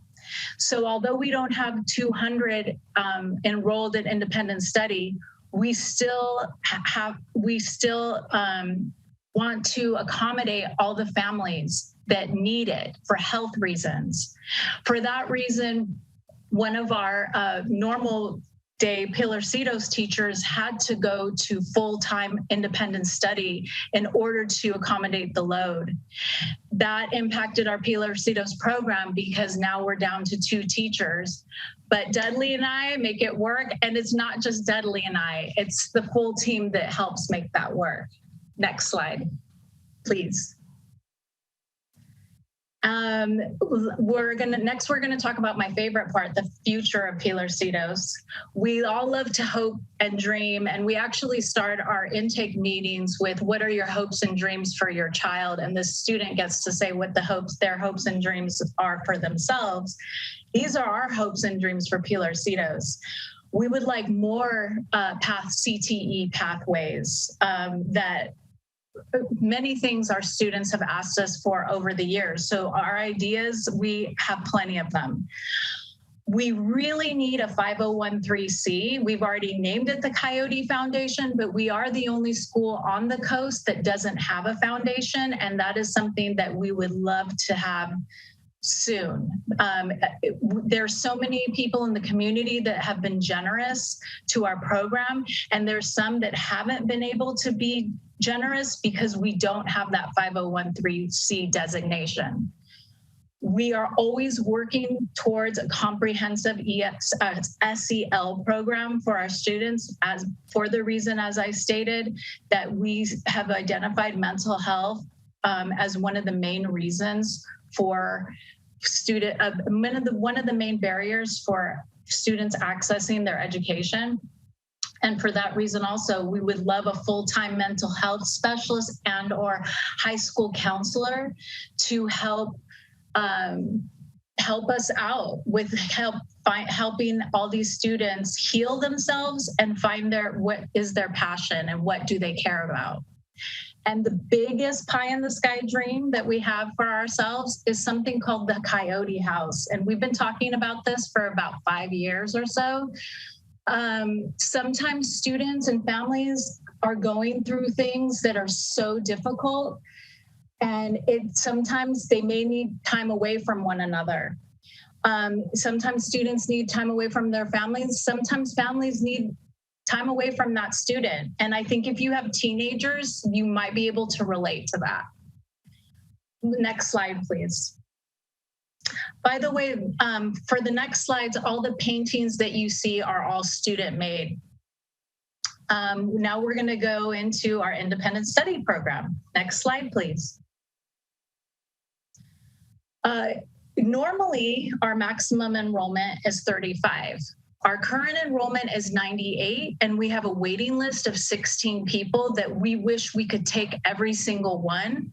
But all of our teachers are working over their normal 1.0 FTE. Yes, we're compensated for that, and that's great, but it still doesn't, we still can't take on anymore. And we are hoping that we will be able to hire somebody soon to get some of those kids off the wait list. So Dudley was, when you go to the next slide, there's audio of Dudley talking about the early years. I will try my best to freestyle this. Bob King led the program for K-12. If you talk to anybody from the Bob King Independent Study Days, a giant smile comes to their face because they had a blast. There were K-5 students on home study who would take art classes on campus. And for grades 6 through 8, independent study was mainly reserved for students who had discipline issues. And usually that would be 2 to 3 students a year. Primarily, independent study was for grades 9 through 12 for students who were maybe playing professional sports, working in as professional actors, sometimes teen pregnancy, or other special circumstances like families are traveling, things like that. After Bob King, or around that transition point of Bob King's time at Pilarcitos, the student placement team came into effect, which was a partnership between Half Moon Bay High School and Pilarcitos staff. This is where we all come together and discuss students who are either requesting independent study or who may need to come to Pilarcitos. And we go over all what exactly is the best placement for that student. Students on independent study are also eligible for CIF to play in high school sports for Half Moon Bay High School. And over the years, even just in my short time, I've been at Pilarcitos the least out of the 3 teachers. I've been here for 7 years. And just in my time here, the increase of mental health issues as the reason for independent study is off the charts. It's the #1 reason. And embedded in that is school refusal. It's not a giant number, but that number gets bigger every single year. And it's an ongoing conversation with our staff about what are we gonna do long-term about that. And then, as I stated before, COVID-19 not just made the mental health issues go up, but also affected our numbers. And I did already explain how our next presenter, and you could go to the next slide, Courtney Pereira is our full-time independent study teacher, grades 6 through 8. And within that is embedded so many things. She's a wonderful team member.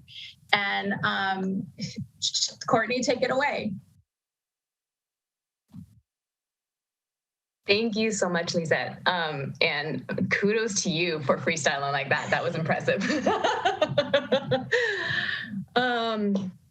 So as Lisette mentioned, there are various reasons that a student might make their way to independent studies, but regardless of the reason, they're all in need of an educational plan that's tailored to their unique situations. And our job as IS teachers is to mix and match our curriculum and offerings to create the optimal educational experience for each student and honestly for their families as well. Our curriculum, which is Edgenuity, is pretty much a game changer for independent studies. We've had it for a couple years now, and it's a dynamic program with A through G courses and AP courses as well. And then in addition to that, it offers multiple options to us teachers, allowing us to adapt the courses to fit the individual needs of the students. So, for example, where students might need some intervention or some support with remedial skills, we can definitely provide that through Edgenuity, but we can also increase the rigor of a class if a student is not being challenged enough. So that's very helpful. In addition to matching the course to the student, Edgenuity also ensures teacher oversight and support via numerous written responses, reports, essays, and various projects that students have to submit throughout the semester in each of their courses. All of these assignments must be graded by a teacher and not by the automated program. And so Edgenuity has even tackled the ever-evolving problem of plagiarism in a digital classroom with a new tool called the Academic Integrity Monitor. And that's been extremely helpful, especially with our large caseloads.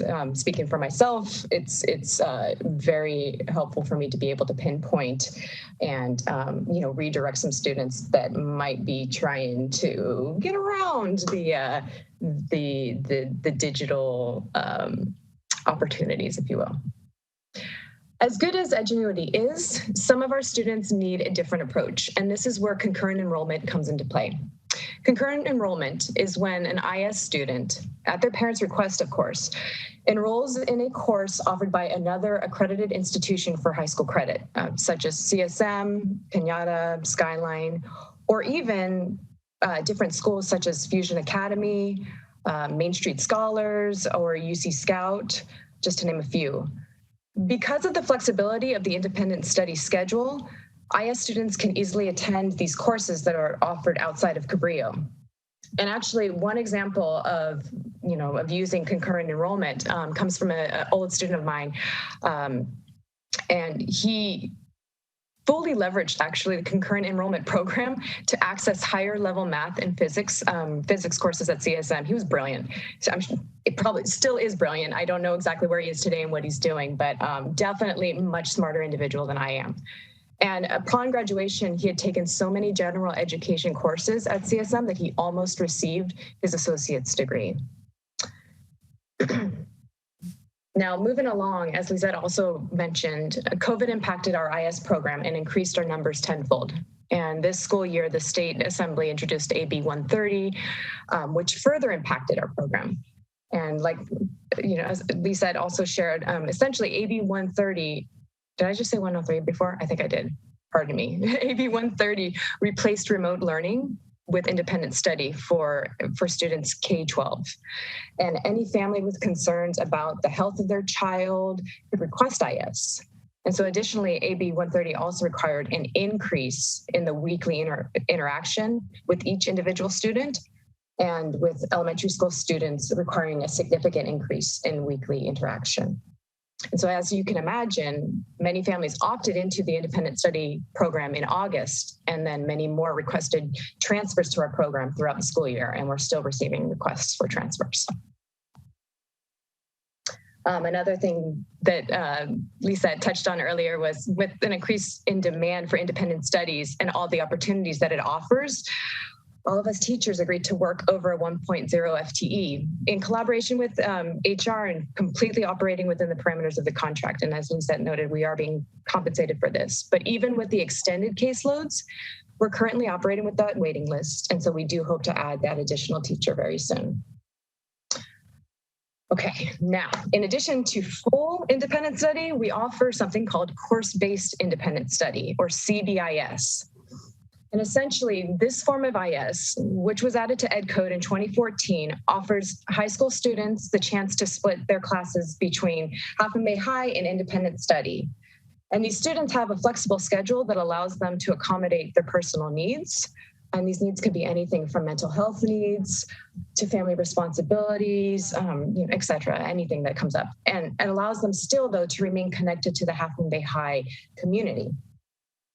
AB 130 included specific language regarding CBIS, and that language actually brought greater attention to it, and then thus even more requests for it than ever.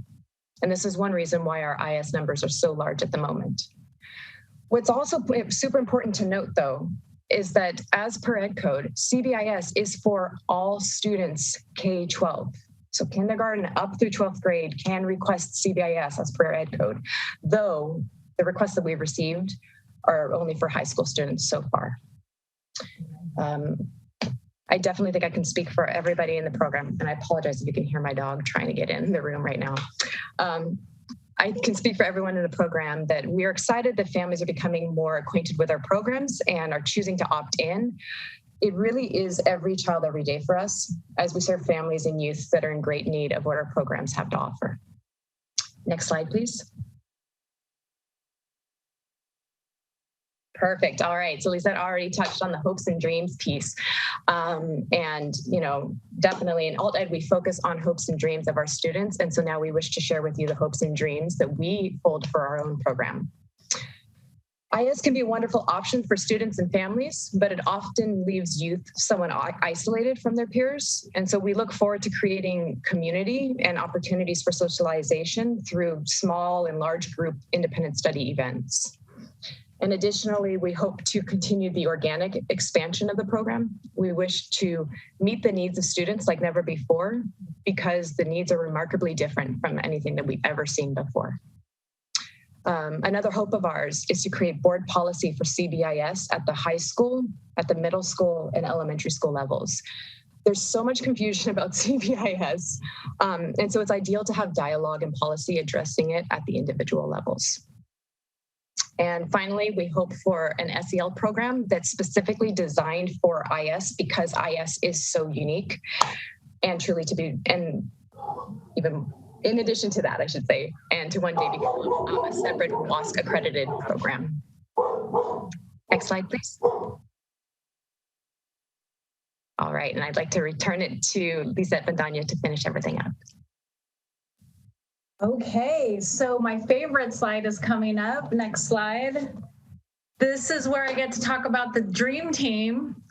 First, I'm going to talk about who's not in this picture. I really want to shout out our custodian, Miguel Castro. I don't know who placed him at Pilarcitos, but that was a gift. He not only keeps it spotless, but he's just wonderful to be around.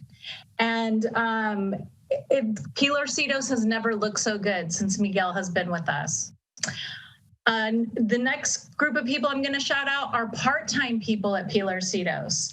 So these are sometimes people you've all seen, but you don't know that are connected to our school.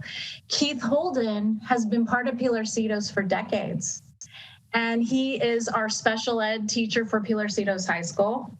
Tara Abrams just came on this year as our 0.25 therapist, and everyone loves it when she brings her cats.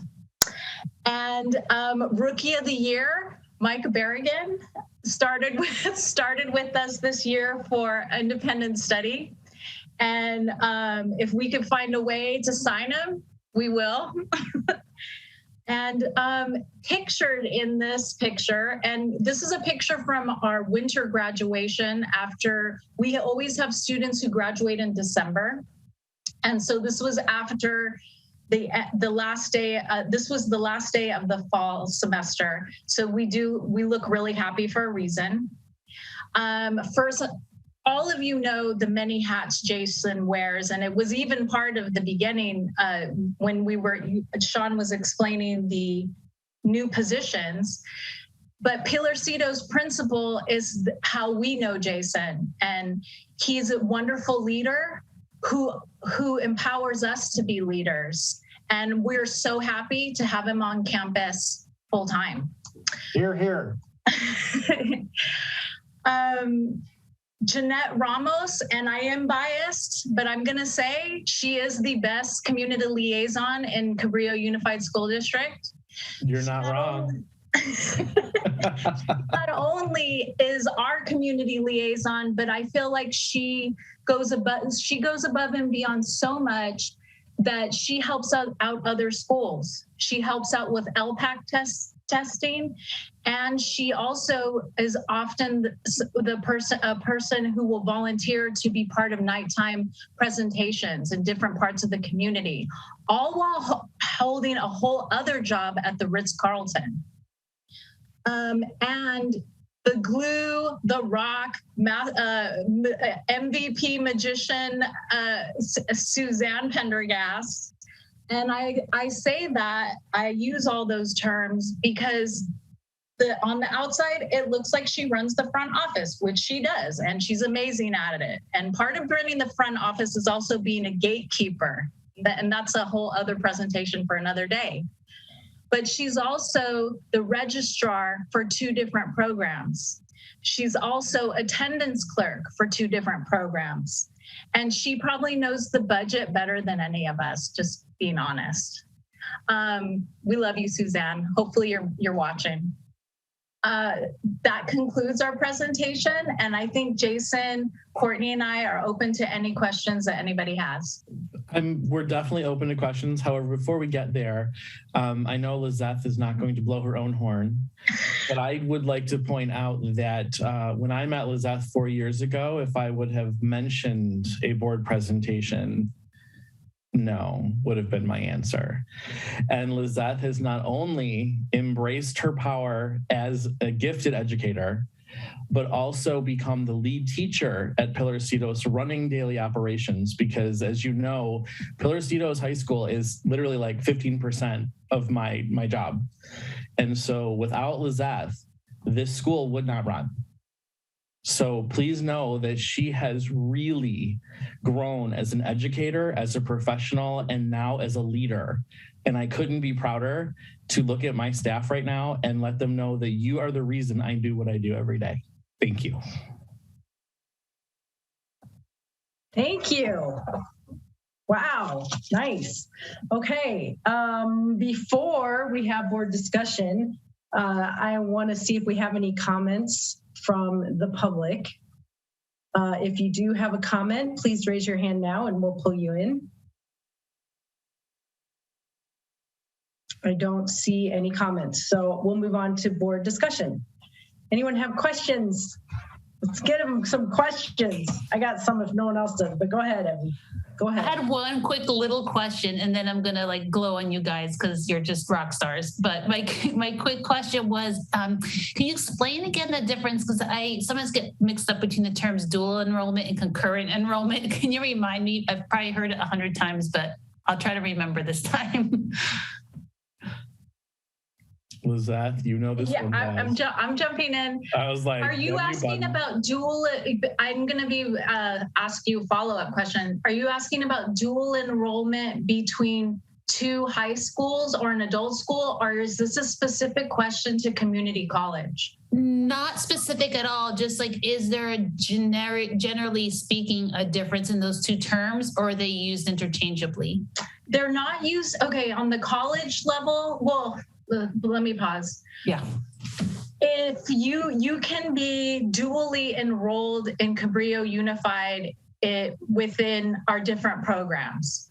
We never, if a student is taking classes, a student is taking classes at Pilarcitos and La Costa, we call that dual enrollment. We would never call it concurrent enrollment. Okay. Where the word concurrent enrollment kind of comes up more often is when we're talking about community college courses.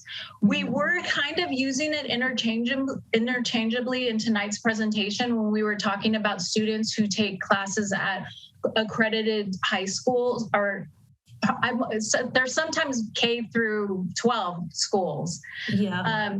That would be considered probably, that we don't consider independent studies students who are doing classes through an accredited learning institution that is not a university or college. We don't usually call that concurrent enrollment, but concurrent enrollment, that term usually is specific to the CSM Community College, El Cañada Skyline program. College, it's like across different levels. But I see how I think we did use it interchangeably tonight in our presentation. Well, it's probably just I came into the presentation, which was like so exciting and so much like amazing stuff going on. Like I was never clear on it before. So it's more like, you know, just kind of a generic question. So I promise, because Mary Beth has her questions, but I can't not just say you guys are amazing. And I am just floored by like the breadth and depth of what you're doing for our students that really looks at them like human beings that have like whole needs among themselves, like academics, one piece, mental health is one piece, like, you know, the practicalities of having to work or whatever else they have going on are other pieces. And I so appreciate that you look at them as whole humans and can say, this is what we've got to like bend and stretch and offer to them what they need and not try to stick that round peg into a square hole or vice versa, whatever. But I that's so meaningful. And that's kind of like the gold standard or the secret sauce or like what, you know, what really we should orient everything that we do towards. So I feel like, and I've felt this way for years since I joined the board and kind of learned what is going on at Pilarcitos, like how much of a model you are through Pilarcitos and the independent study programs, really for how we approach our students and how we design foundationally what we do for them, you know, across all levels, all schools. So thank you for really modeling that for us.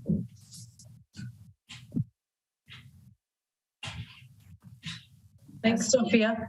I'll ask a question since I'm not seeing. Oh, Freya, go ahead, Freya. Oh, okay, sorry. I had one quick question and just also wanted to second Sophia's and I'm sure the whole board's appreciation for the presentation, but also just for the work that you do there and the models that it can create for the whole school system, because you are able to really dive down and understand the issues that are facing children. And I really appreciate the work that you're doing, particularly with this increase of mental health and the need for these alternative situations for kids so that they can continue to learn and thrive. And I just really appreciate the heart that all of you put into it every single day. So thank you for that.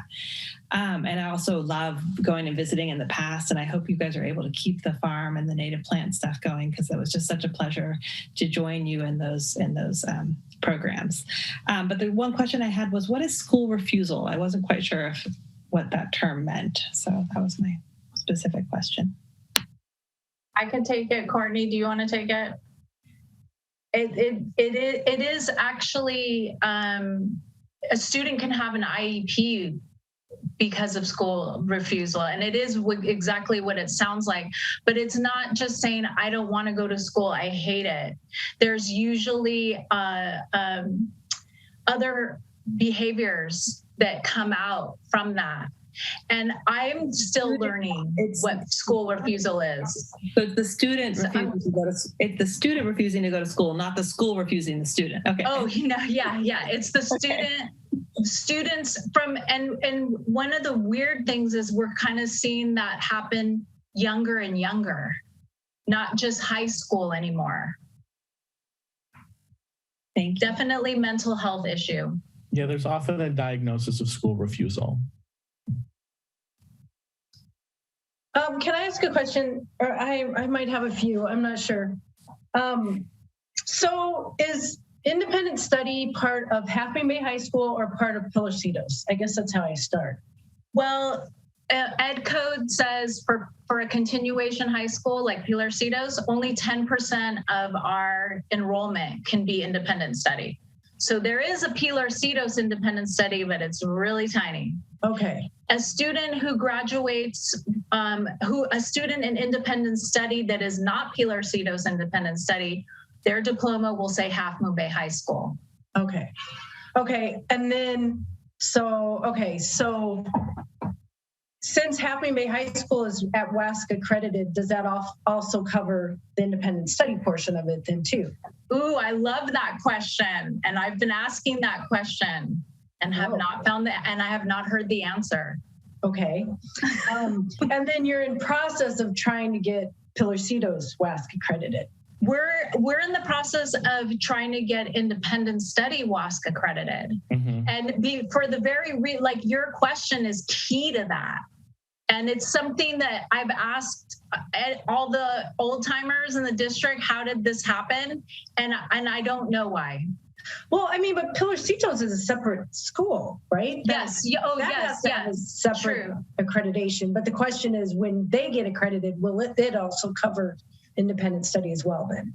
That's so the way I understand it is that the independent study program is a K-12 program. And so what we would have to do is get the district independent study program WASC accredited as one entity.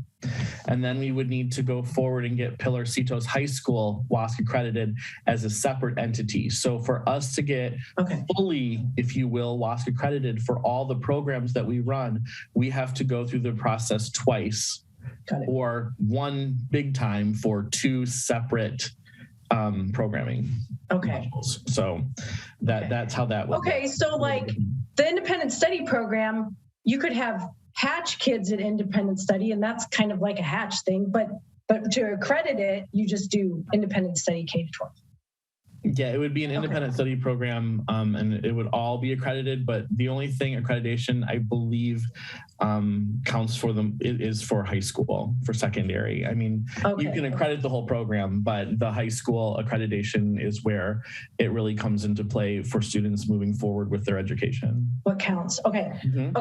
And then the CBIS portion, that's Half Moon Bay High School because they're going, well, it's two programs. They're going back and forth between independent study and high school. Okay. And then... Hey, Mary Beth, can I throw something out there about CBIS while you mention it? I think it's important to note that the CBIS requirements are the same as the independent study full requirements. So if a student is on full independent study, let's say as a first grader, there is daily contact requirements. If they are on hypothetically a partial schedule, so part of their schedule is CBIS and part is in person, that partial or the CBIS portion, they still have the same amount of contact required by that independent studies teacher. So essentially, it doesn't matter if you have one independent course or you have all your courses independent study. The time that the teacher is required to be with any student who's registered for independent study is the same. Wow. Yeah. Okay. So that's why there's a little bit of a misconception sometimes about, oh, well, that student only has one course for CBIS. Why do you spend the same amount of time with them as you spend with this other student who has all their courses? And, that's why the requirement is the same. That's ed code. Yeah, that's with the AB. I'm going to get the number wrong. 130. Yeah. Okay. And then, so concurrent enrollment. So kids that are independent study and College of San Mateo or Skyline or another college, is that through you guys? That's through Half Moon Bay High School, right? It can be. It can be through our independent study program, or it can be through Half Moon Bay High School. So then that brings up a question for me because it seems like the requirements for that concurrent enrollment are different if you're at the high school or at the independent study. And that seems weird to me. Well, different in what way? Well, the high school says you gotta be there for 6 classes a day, but I don't think that's a requirement. The high school says that you are not allowed to take a CSM course that's offered at Half Moon Bay High School, but I don't think that's the case with you guys. Well, you're correct. You're 100% correct. Because once you're on independent study, it's a different handbook, if you will. You have more choices. You're not locked into the same seat time requirements. In a way, we count it differently. So to me, it doesn't seem fair to the kids that are at the high school in person because they're not afforded the same opportunities as the kids that are doing the independent study program. And it seems odd to me because it's the same school, right? But I guess... I would say it's the same diploma. I will also say that education code has a lot of different rules for continuation or alternative education. And so that's a whole different thing. And I will say that I'm meeting next week with Half Moon Bay High School to talk about the plans for the CCAP agreement and the concurrent enrollment there. And I think that is growth. Lizeth and I have talked about that at length, that we are hoping that we can get more kids the opportunity to have different options to achieve their hopes and dreams. And that's basically it. I mean, and it is typical in the business and education sector that alternative education is pretty student-centered and focused on how do we get there from here and how do we get kids to what they want. So more to come on that. I just had to barge in. Well, and maybe this is kind of new and beginning stages, and merging things to get on the same page might take a while. So yeah, and your question, I love that question, because I feel like once we really start to answer it all together, the kids will win. Right. It's more opportunities, more avenues for kids to pick what they want to do. Okay, I just want to be really quick because I'm taking a lot of time here. The Coyote House thing, is that an overnight?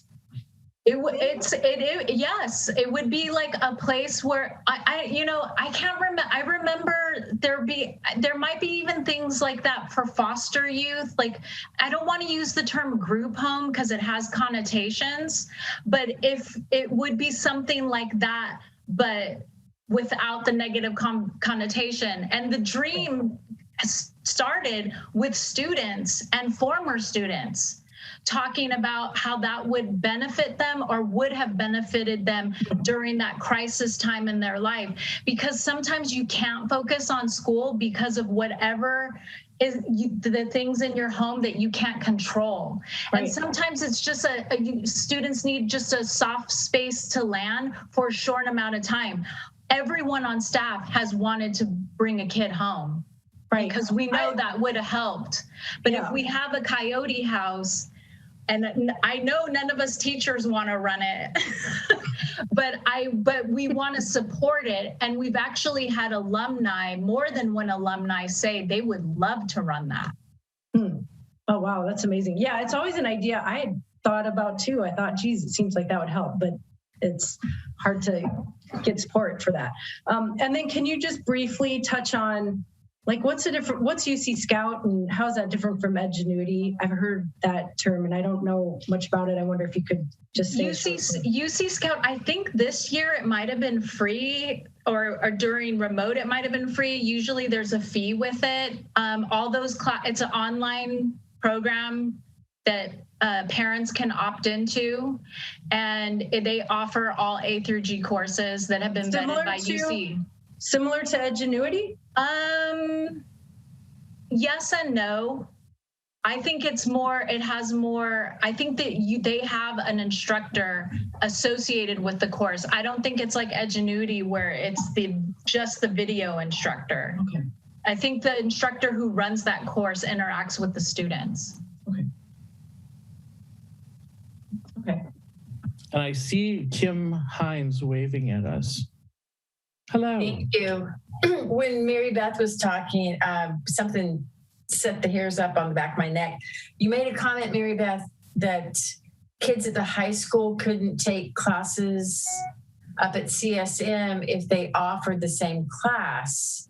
And I do know when my son went through high school, when you have singleton conflicts, and so a student that is in marching band, jazz band, calculus and French, you have basically 4 classes and you get 3 of them all offered at the same time. CSM was the only way to be able to stay on track with math, with another language, and still participate. And so as a comprehensive high school, I think that was still really important to use CSM as that relief valve, if you will, when there are conflicts. So I just want to be clear. Seen that done in the past? Yeah, my son did it.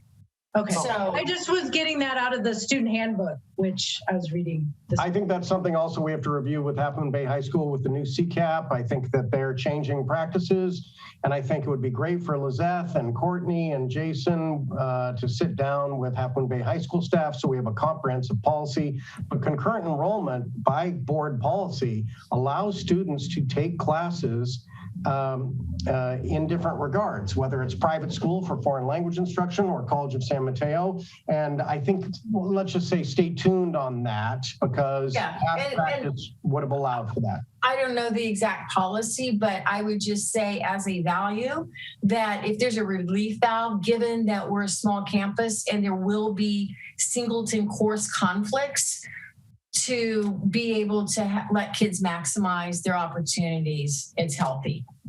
The policy is pretty clear. Ed code requires a certain amount of minutes, but it's not as many minutes as you've said. And again, I know that there are some students who have chosen independent study or chosen Pilarcitos, and Lizeth and I have had several heart-to-hearts about how do we get kids who want to take college classes early and use that to satisfy their high school requirements. Pilarcitos is a perfect place for that. You know, my old district, we had it and it was considered a continuation high school, but we built that and it actually now is on the College of Alameda campus. We need to build options for kids. What I want to say here is thank Lizeth and Courtney and Jason for building options for kids. And I just want to, I hate to be that timekeeper guy, but it's 9:45. You've got to have a motion to go past 10 and you have 7 more items on the board agenda. Okay. Any other? We have special presenters waiting for their time. Oh, coming up. Okay. Anything else? Thank you very much. Thank you for allowing us this time tonight, board members, Dr. McFetridge, and esteemed guests. We really do appreciate the opportunity to share all that we get to do at Pilarcitos every day. So thank you. And Lizeth, Courtney, Jason, we love what you are doing and what your kids are doing. Jeanette, Suzanne, Dudley, I wish that he was here playing an E minor 9 chord for us right now. So rock on. Thank you so much. Great. Thank you. Okay. Next item, adoption of proclamation endorsing March. Can we first have a curfew, please? Yes, I make a motion to go past 10 o'clock. Second. Thank you, Mary Beth.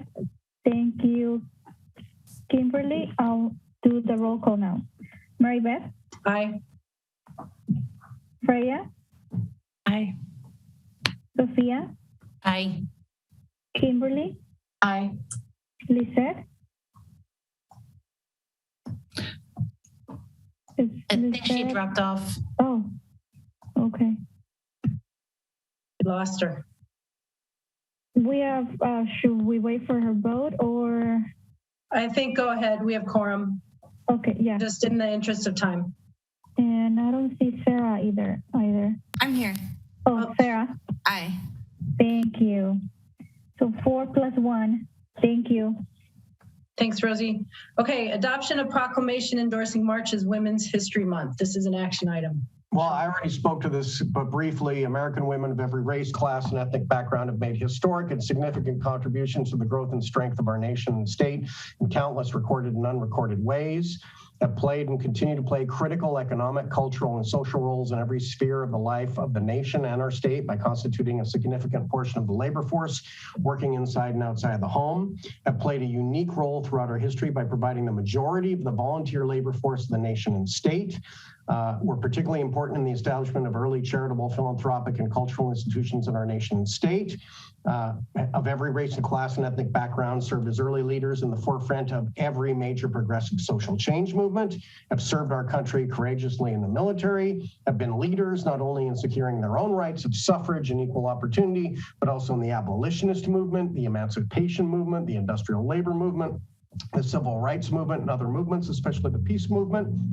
to create a more fair and just society for all. And despite these contributions, the role of American women has been consistently overlooked and undervalued in the literature, teaching, and study of American history. And since 1987, Congress has passed a resolution annually to proclaim March as Women's History Month to recognize these crucial contributions. And Cabrillo Unified School District and the Coastside community recognize the importance of understanding the history of this area, particularly with regard to honoring significant and longstanding contributions women have made in this nation in California. And thus, staff recommend that you proclaim March as Women's History Month again, and that we call upon school staff, students, and families of the Coastside to observe it as Women's History Month by celebrating and recognizing the countless contributions by women throughout history. You will see banners on campuses, and I know from watching the Half Moon Bay High School videos that they do, that they are really doing a phenomenal job of celebrating the contributions of women this year and every month. I think Ms. Lane has even also presented on that video channel about that, as have many women from the community and the teachers. And let's just say too, educators, so many women have contributed to this. So that's the proclamation. Thank you. I'll take a motion in a second to adopt it. So moved. I'll take Sophia first and then Kimberly. Thank you. We'll take any public comments on this. Please raise your hand if you have a comment on this agenda item. I don't see any. Open it up for board discussion. Any discussion? Okay, Rosie, I think we'll do roll call. Mary Beth? Aye. Freya? Aye. Kimberly? Aye. Sophia? Aye. Lisette? Oh.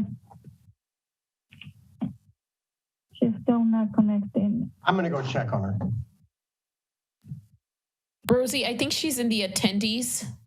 Yeah, we are promoting her and from some reason it's not working.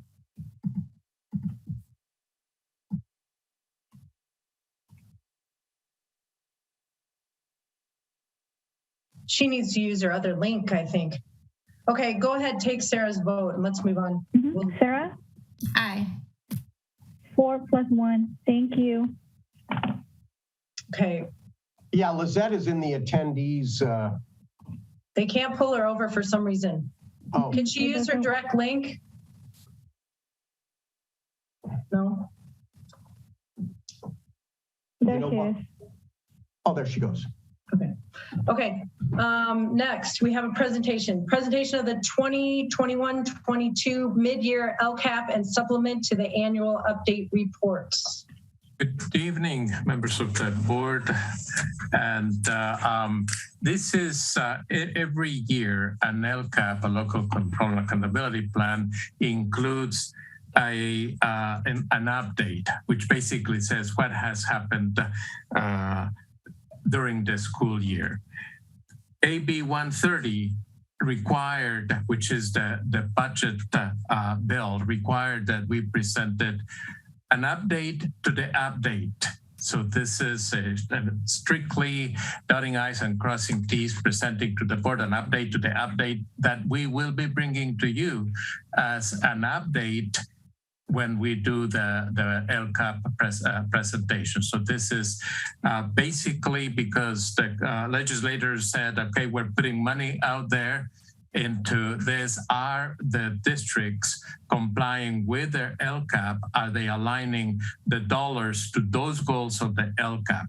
So this report basically is looking at what that is looking like for us. So can you put up the presentation, Rosie? Thank you. So this as I said, is going to be the 21-22, an update to the 21-22 LCAP midterm right now that you will see again in June, a finalized version of this. So as we look into it, very importantly, what the legislator decided is like, okay, so how are we engaging our parents? How are we engaging our no longer called stakeholders, but now we call them as education partners? So how are we engaging our education partners, and how does this look like for in the overview for parents? The next slide basically is reminding us that at the board adoption, the LCFF funds calculated was at 32 million, and of those, LCFF supplemental grant would be $2.3 million. Those are part of the dollars that are accounted for at the for the LCAP actions and services. So that is where we are, and this is what our overview for parents will start from when we bring it to you in June. The next slide. So these are specifically what AB 130 is calling from us. That, as I said, number one, how are we engaging and in the planning our stakeholders? And we will be covering a reminder to the board of how we have been doing this. The second requirement is that we talk to the board about the concentration grant. Why is that important? Because AB 130 secured an increase for the concentration grant across the state. The concentration grant is for those districts that have an unduplicated count of more than 55%. That increased in funding went to 65% in the AB 130. But unfortunately for us, we don't get a concentration grant because our count of unduplicated students is less than 55%, and so we don't get any of that. So the number three, next slide, is a description of how we engage our educational partners or stakeholders, and how kind of impact did we get from them? How is it that the distance learning was affecting our children? How did we know that? So Leticia will be covering that. And then also number four is how are we using the federal dollar? You know, the federal dollar that we've got for elementary and secondary education, emergency relief expenditure, the famous ESSER. It is how are we using that federal dollar to align it to the goals in the LCAP? And the last requirement in here is the very notion of the next slide, Rosie.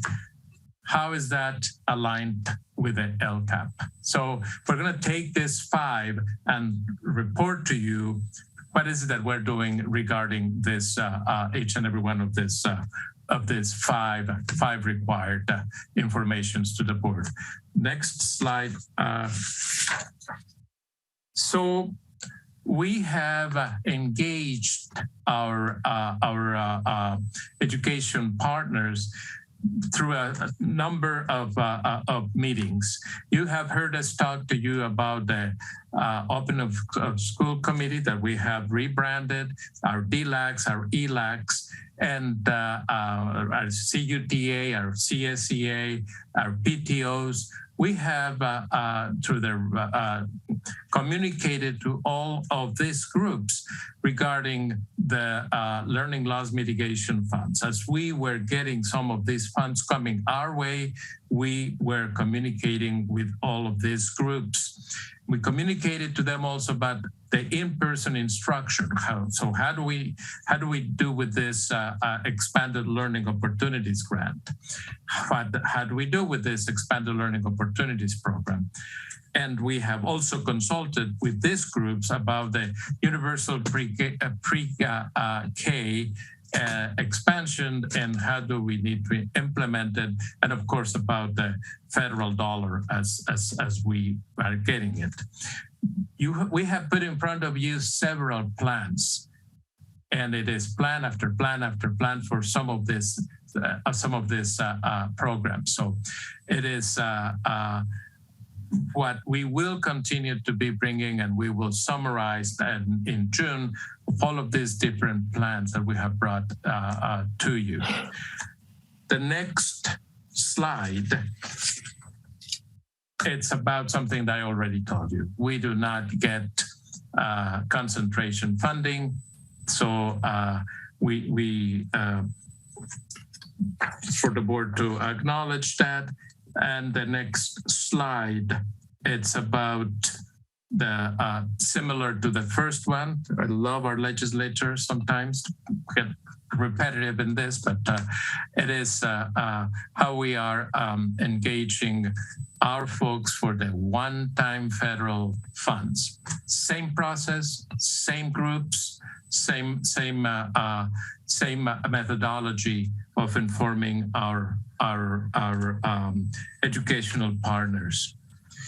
Then next slide, it's particularly calling for the ESSER 3 expenditure plan, which is a plan that we brought to you, which contain these intervention services, multi-tier systems of support, social emotional learnings and PBIS, and addressing the loss of instructional time. And if there was anything left, that is dollars that we are using to get our HVAC ventilation systems up to speed. One of the presentations, next presentation, has to do specifically with this. Now, so that you get an idea of what ESSER 3 was for us, or is for us, it's $858,000. So in the big scheme of things, those are not a huge amount of dollars that we got for ESSER 3, but we're using every single penny that we can to meet the spirit of the ESSER 3, and whatever is left, we're using it to work on our HVAC ventilation systems. And there is a presentation coming to you regarding that. And the last one is, are we using on the prompt number 5 in this is in the next slide, which is, are we aligning all of this that we're doing to our current LCAP? And Leticia and I have presented to you all of this goals, and then and the links in here are specific to those plans that we have brought to you. Next, Leticia is going to be covering the other components of those plans, the metrics. Leticia. Yes, thank you. And I'm going to shut off my video just because I think I'm having some Wi-Fi situations here. So good evening, President Alexander, board members, colleagues, and community. And as you can see with this visual, and in the interest of time, we won't go deep into the 2 plans that are attached to the agenda. But we do have the mid-year update as well as the metric overview, the supplement to the annual update. And those plans were included in the board packet so that should the community want to dig deeper, they can research and take a look at the metrics. But basically, in summary, the plan will show you that that our metrics fall into one of 3 categories. At this point of the year, most of our metrics, I would say about 80%, will come under the outcome is in progress. Currently, as we speak, we do have our educators that are engaging in the trimester 2 assessments, our Lexia, our reading fluency, our mathematics assessment. There are some current metrics where the outcome is yet not known. And there's maybe one service where the outcome is known. The example is the beginning teacher support. We've already purchased that contract with the San Mateo County Office of Education. And so as you can see in detail, you can dig deeper in the plan itself to look at where our metrics fall in. And then the next slide will talk about the funding piece. Similar to the metrics, the funding and expenditures at this time, our prediction is that most of our funding and expenditures have been already expended at about 50%. There are, again, a small handful that are not started, and also another small handful that fall in the green bucket of the completed expenditures. So we've already started our LCAP input meetings, and thank you, Trustee Cortez, for attending last night's DLAC. I do feel we received such valuable input from our Latinx community for us to begin to capture that and see, did our LCAP services align to what our partners, our educational partners are mentioning, and how do we shift that? So we'll take this entire month of February and half of March to obtain input from our educational partners, and then take a look at the metrics. We'll have more metrics by the month of March, and determine if we need to sunset some metrics or add a few actions and services. And the next slide, Rosie. Our LCAP goals. And so our LCAP has 5 different goals. And for this particular piece, these next few slides that are titled LCAP 1 through 5, I do want to ask Rosie if she can project. And this is a document that you did not have. So we're presenting it for the first time to you as well as to the public. I want to just give a shout out to our teams, Sophia Lane and Graphic Works. They worked countless months in creating something that we heard Trustee Cortez last night that is less technical. Our parents did mention that last night. They mentioned, can we have something that's a little more easy to understand? And we feel that thanks to the work of Trustee Lane and Graphic Works and our teams, we have this to present to you for the first time. So instead of going through the slides, I want to guide you and the community in using this 2-page infographic to help everyone understand what are not only the metrics, but the services and actions, and the beautiful visual of what's the percentage of funding that we're allotting to every action. I'm going to try to be brave and open my video now. I think it's important to note too, Leticia, that Josefina Infanzon and you and others really worked hard to translate this into Spanish as well. Yes, thank you. I don't know where I would be without my Josefina Infanzon, as I call her, and our Rosie. Yes, we could not do our job without our Josefina and Rosie and Jackie and all and Holly, everybody in the back end, because there were probably dozens of hands that touched this document. So thank you. Thanks for that reminder, Sean. Okay, so then here you're going to see that basically the LCAP is our strategic plan. Per the state has mentioned that the LCAP should demonstrate the majority of the bulk operational funds so that we can be transparent with our community. And here you're going to see the mission, our motto, every child, every day. It's something that all of us, both staff and community, I know believe in. Here is our district profile, and as you can see, we are at 2,934 students and 22% English learners. Interestingly, it's very important for us to point out that 44% of our students are socioeconomically disadvantaged, which is double the percentage of our ELs. We have about 300 plus employees, and the investment of the LCAP is about 34 million. So if we look at goal 1, and I don't know, Rosie, if you can please like maybe expand it a little bit to the goal 1. I just want to like zoom in, or I hope everybody can see, but I'll just go through it then. So if you see goal 1, it's where are the bulk of the funding is spent. I'm estimating this is about 68%, 68 to 70% in goal 1.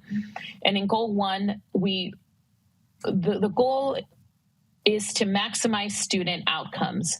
And as you can see, we spend about $19 million just on staff itself. And that's the bulk of this goal, on salaries, on highly qualified staff. The other second largest service that's demonstrated in this goal is our special education services, 2.7 million. And of course, if you see the magnifying glass, we also have actions and services in this goal around college and career, science, the teacher induction program, and expanded professional development. But as you can see here, it's the bulk of the plan. It's about 70%. And if you look at where it's the spending is, the green, how the funding is used, if we were really to add up and just get an estimate, you see certificated salaries at 15 million and employee benefits 9 million, classified salaries 5 million, which here are it's even more than 19 million. And alone that, so if you take a look at that percentage, was about 60%, then we add the operating expenditures of just the basic operations of schools, the gas, the internet, just the operations like a regular house, that's another 5 million. So we're looking at about 80% of our budget is just spent on staffing and just the regular operation. That leaves us with a little bit of the revenues that are coming from other sources, which would be the LCFF supplemental. That's about 2.5 million, and some state and local revenues. So here, again, is goal 1. And then if you don't mind switching it to the next slide, Rosie, I will go through goal 2 here. And goal 2 is a little more focused on the supports for our at-promise students. Also, we'll go through the actions and services here. We spend in goal 2 $4.5 million to maintain the lower student ratio in TK through 3, that 24-1. And again, the bulk of the funding is spent in this area. Also important because last year, similar to this year, we continue to hear about the importance of supporting a few things: early childhood education, dual immersion, and of course, English language development and literacy across the board. And that's where you're going to see the more smaller pots to the right of that bar there. Also important to point out, if you look at the top in every goal, you're going to see the desired student outcomes. These are the metrics that we talked about that, of course, you can see in further detailed in the plan, but this is just a very easy way for us to see what that looks like. We are looking at UC, SCSU requirements. We're looking at avid college applications, SATs, seniors passing the AP exam, 4-year graduation, ELD proficiency.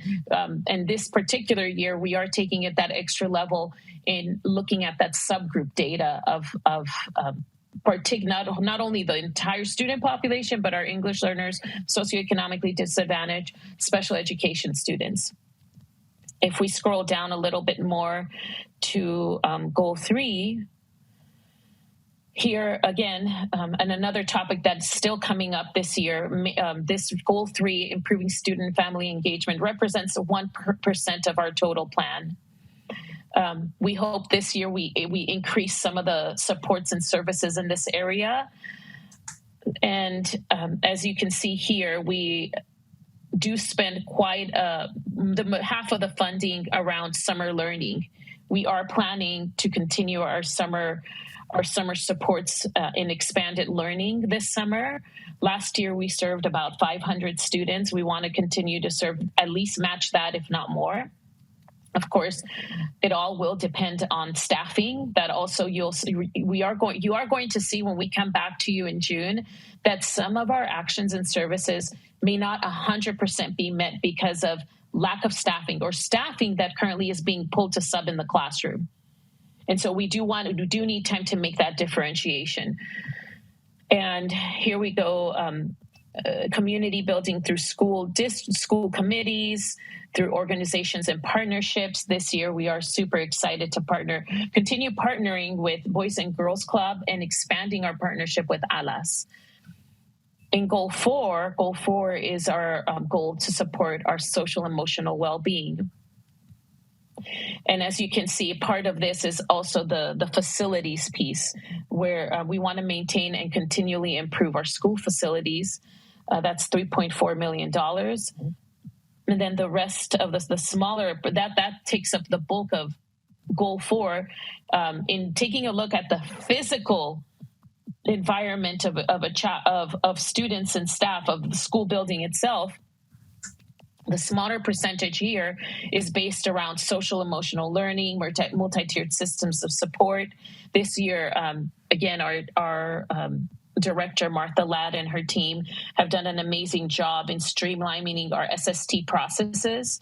So to make sure that we build those safety nets and give those the tier 1, tier 2, tier 3 interventions for our students.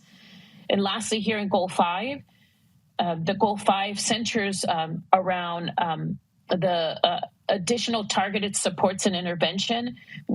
Our district has been targeted, or this county informed us that we are targeted assistance, and because of this ATSI marking, and our students, our subgroups of English learners, of socioeconomically disadvantaged students, special education students, and Hispanic Latino, the requirement is that we include an LCAP goal to match that targeted assistance. And here in this goal, you're going to see that we do spend almost $500,000 on intervention services at elementary school. But again, you have heard this from our own teachers that did come and speak today, and we see it as well. Our intervention teachers are probably being pulled about 50% of the time on average, if you take it. So we are not, even though we have the funding allocated, at this time, it's about 50% of service that's actually going into the classroom here. Again, and thanks to Kim Hines, just for her support and her vision around visual arts and performing arts. We're presenting the goals from this previous year, what they currently are.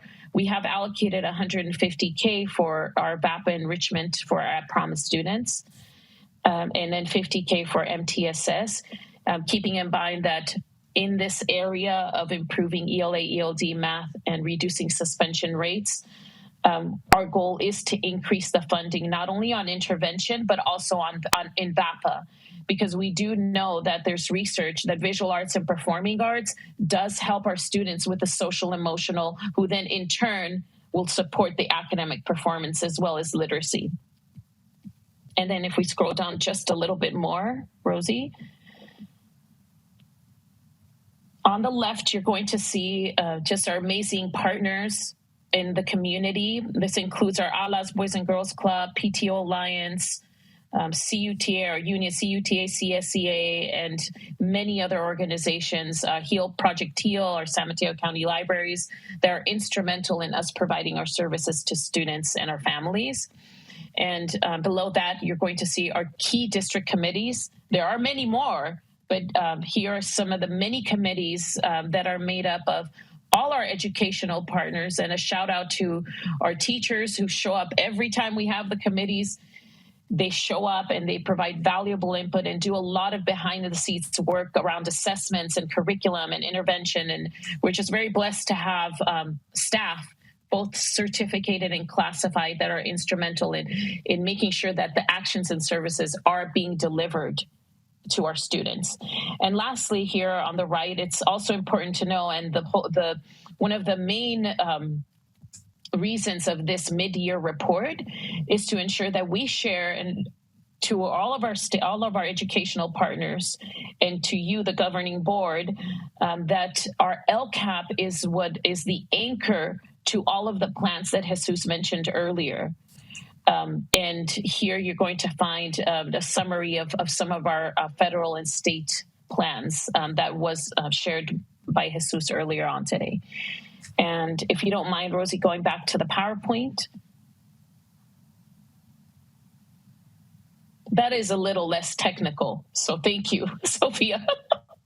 And I think much easier to see it in a visual manner. And while Rosie gets the PowerPoint, I can just talk on some of those points. So on slide 20, there is a hyperlink to the actual mid-year report. It's also included in the board packet, but feel free to take a look at those reports in detail. We don't need to project or click on the hyperlink, Rosie, but I just wanted to share slide 20. I don't see the numbers, Leticia. Oh, keep going to goal 5 after goal 5. There we go. So this is a hyperlink, and the plan is also included in the packet, in the board packet. Here's the technical version of the presentation for those that want more technical. And the last slide is, as we close, it's just making sure we want to just share that even though we are not in hybrid learning or not in remote learning, the COVID pandemic continues to highly impact our services for multiple reasons. It's a challenge for us to hire staff. It's a challenge with the ever-changing landscape of our COVID-19 guidance that sometimes is not aligned to San Mateo County or the CDC or the California Department of Health, our health and safety protocols, and our super people at Martha and Susan Vanna, who just are doing such amazing work and trying to make sure that we align this as quick as possible. Also, the learning acceleration, and I think, again, our Pilarcitos have definitely seen that impact, that the increased supports for independent studies and the increased need for offering a different program for our students to be successful. And we continue to face these challenges. But despite this, we do want to say that our staff, classified, certificated, we continue to serve students and our families here at Cabrillo Unified. And we just thank the dedication of everyone and our educational partners, and most importantly, the resilience of our students, because they still show up every day despite all of the challenges that they're facing, despite some classes and some students not knowing who their teacher may be, because for one reason or another, might be a COVID reason, it might be a sub situation. I mean, we saw that impact tremendously this January, where Dr. McFetridge, Jesus, myself, all of us were subbing in classrooms and trying to keep that consistency. But when we look at it through the lens of the student, and we may see some maybe behavior situations, we always say it is not our students' faults, it's a situation. And we just know it will get better. And as long as we work together as a team and continue to work with our partners and our staff, we know that we will move forward and get over this hump of this little COVID-19 pandemic that we have in front of us. And I believe that is the end. Any questions or comments? Thank you, Leticia and Jesus. If we have any comments from the public, please raise your hand now and we'll get you in. I don't see any, so questions or comments from the board? Just a thank you. I love the flyer. That's great. I was just the interpreter. I learned from Lizette, it's not about translations, but interpretation and simplifying and making it actually going through that process made it a lot more comprehensible to me. So it was a little bit of a selfish process to kind of go through it to try to, de-technify it. And considering I spent much of my past career trying to make things that are highly technical and complicated simple, it was actually kind of fun. And I appreciate the graphics works team is incredible to work with as always, and Leticia and Jesus also incredible to work with, and Josefina with the translation was like magic. So I'm really glad that we'll have that available for our community, because I do find, and Jesus alluded to a little bit, like sometimes the stuff that you have to get, like I don't know how you guys do it honestly, because it's like so much bureaucratic stuff that you're dealing with. So it's kind of, I think, really a great opportunity that we could kind of interpret this important work for our community, because it really does cover a lot. So that's all I want to comment and say. Thanks for the partnership on that. I will say that in previous district, this was a item that we did, and it was tens of thousands of dollars. And because of local business and the graphics works and the work of Sophia and Leticia and Josefina and everybody else who contributed to this in every single way, was very economical. So good deal. Plus it really translates, it really interprets and helps communicate in an easy, user-friendly way. Rápidamente quiero darle las gracias a ti, Jesús, y a ti, Leticia, por la presentación anoche, y qué bendición poder tenerlos a ustedes y no tener que tener alguien que traduzca, para que no se pierda el mensaje, como han visto con esto, que no es tanto la traducción, sino el mensaje que uno quiere dar a las familias. Y muchísimas gracias, Jesús, qué bendición tenerte a ti, porque no nada más hablas español, pero tienes una forma de ser que invita a los padres que pregunten y que hagan esas preguntas que a veces tienen miedo a preguntar. Desafortunadamente, como nosotros sabemos, no somos los más involucrados ni somos los que tenemos las preguntas o hacemos esas conversaciones por diferentes razones, ¿verdad? Pero el hecho que están allí, el hecho que están dispuestos, muchísimas gracias. Y otra vez, qué bendición de tenerlos aquí con nosotros en el distrito. Sí tengo una pregunta para ti, Jesús. I have, so my question is, less than 55%, you said that we don't get supplemental funding because we are less than 55% duplicated services in Cabrillo. What percent are we? I'm just... It's a little under 40. Okay, thank you. And for the English-speaking public, there was a lot of love in the room from Lucia and Jesus right there, from Lizette, for being more than just bilingual, of also having tienen corazón. They have big hearts and communicate well that way too. And just to clarify, it's technically the concentration, because it's the 3 tiers of funding through LCFF, the base funding, which everyone gets. Right. Basically, the supplemental, which we get, again, it's weird when you're basic aid what that means, but then it's the concentration funding that we don't get because we're not over that magical, mysterious threshold of 55%. But this is important for accounting purposes, because we still have to do the things that we would need to do with those with basic aid dollars, paying a basic aid. We're still accountable for that accounting. So now if we were more than the 65%, we would have to account for that. I mean, 55% would have to account for that also. And that we have some of our neighboring districts who are receiving, because of that, major amounts of millions of dollars that we're not. That's why I went to say we are barely $858,000 of that ESSER 3, which in the big scheme of things is, it's a lot of money, but not quite, as one-time dollars coming our way. Anyway, I'm sorry. That's okay. Quick question. In one of the items talked about the class sizes in TK through third grade, 24:1. Are we meeting that across the board?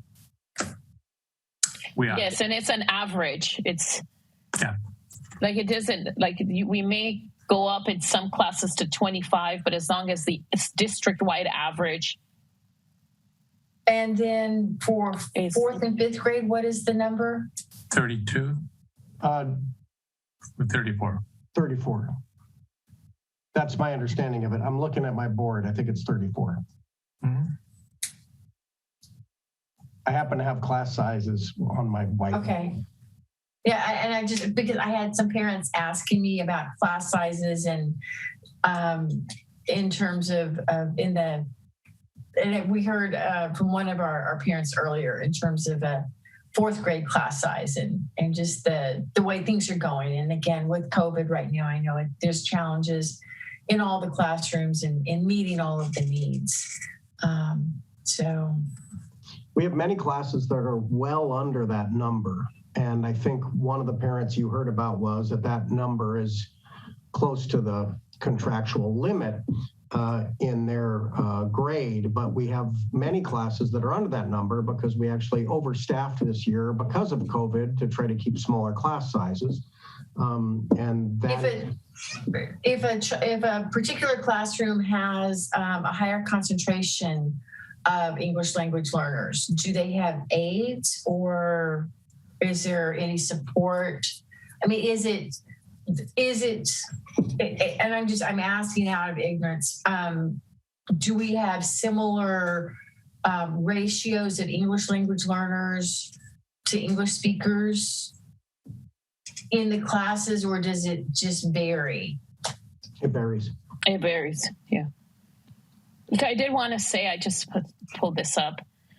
Not on my whiteboard, Sean, but I pulled it off the Google. It says grades 1 through 3's average class size not to exceed 30, no class larger than 32. But we at Cabrillo are putting in the funding to keep it 24:1, possibly some 25. So we're paying for extra staff to keep the first through third smaller. Got it. And not 30. And that is how it's in the contract reads. In our contract, in our Cabrillo CUTA contract. CUTA contract. But the state is, we won't get, the average class size is not to exceed basically 30 students. 32 for average, but 30, that's a good number for you.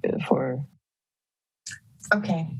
So we observe the provisions of our contract at 24:1 or less. Thank you. It is a moving target depending on how the schools are and how the classes are structured. I think they brought up, particular types of classes, but you'll see some fifth grade classes are, far below that. Fourth grade classes, far below that. And some, particularly at Hatch, because the economy of scale and the number of students, we're able to get more into those classes. That's a real thing. But Fairlawn View, El Granada, Kings Mountain, because of the economies of scale, you sometimes see lower class sizes because you have to have a class and you can't go over the limit. Great. Thank you both so much. I know it's a ton of work and it looks great and we appreciate it. No more comments? Okay, let's move on.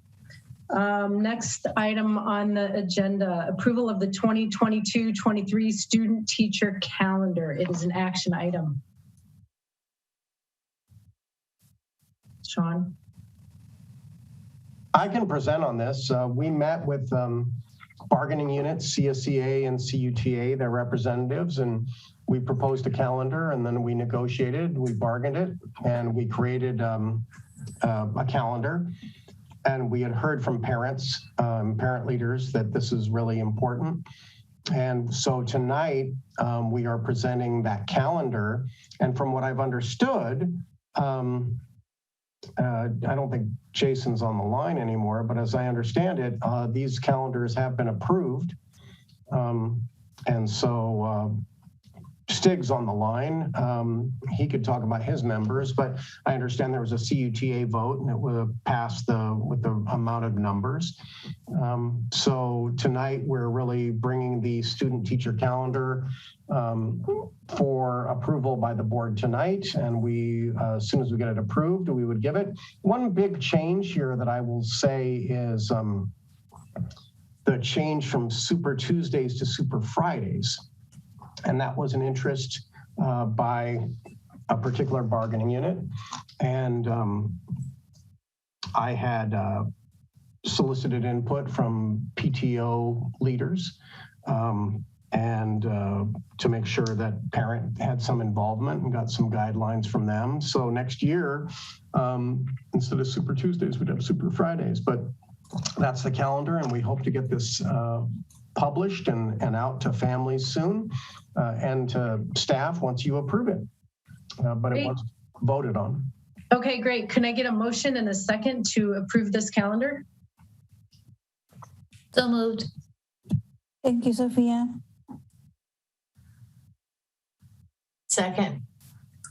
Thank you, Kimberly. If anyone from the public has any comments on this, please raise your hand now and we'll pull you in. Okay, I don't see any. Open it up for board discussion. No? Okay. Ready for a vote, Rosie, whenever you're ready. All right, just give me a second. Okay. Mary Beth? Aye. Freya? Aye. Sophia? Aye. Kimberly? Aye. Lisette? Aye. Sarah? Sarah hopped off. She had homework. Oh, thank you. So passes 5-0. Thanks, Rosie. Okay, next is adoption of resolution number 03-2022, recognizing Juneteenth Independence Day.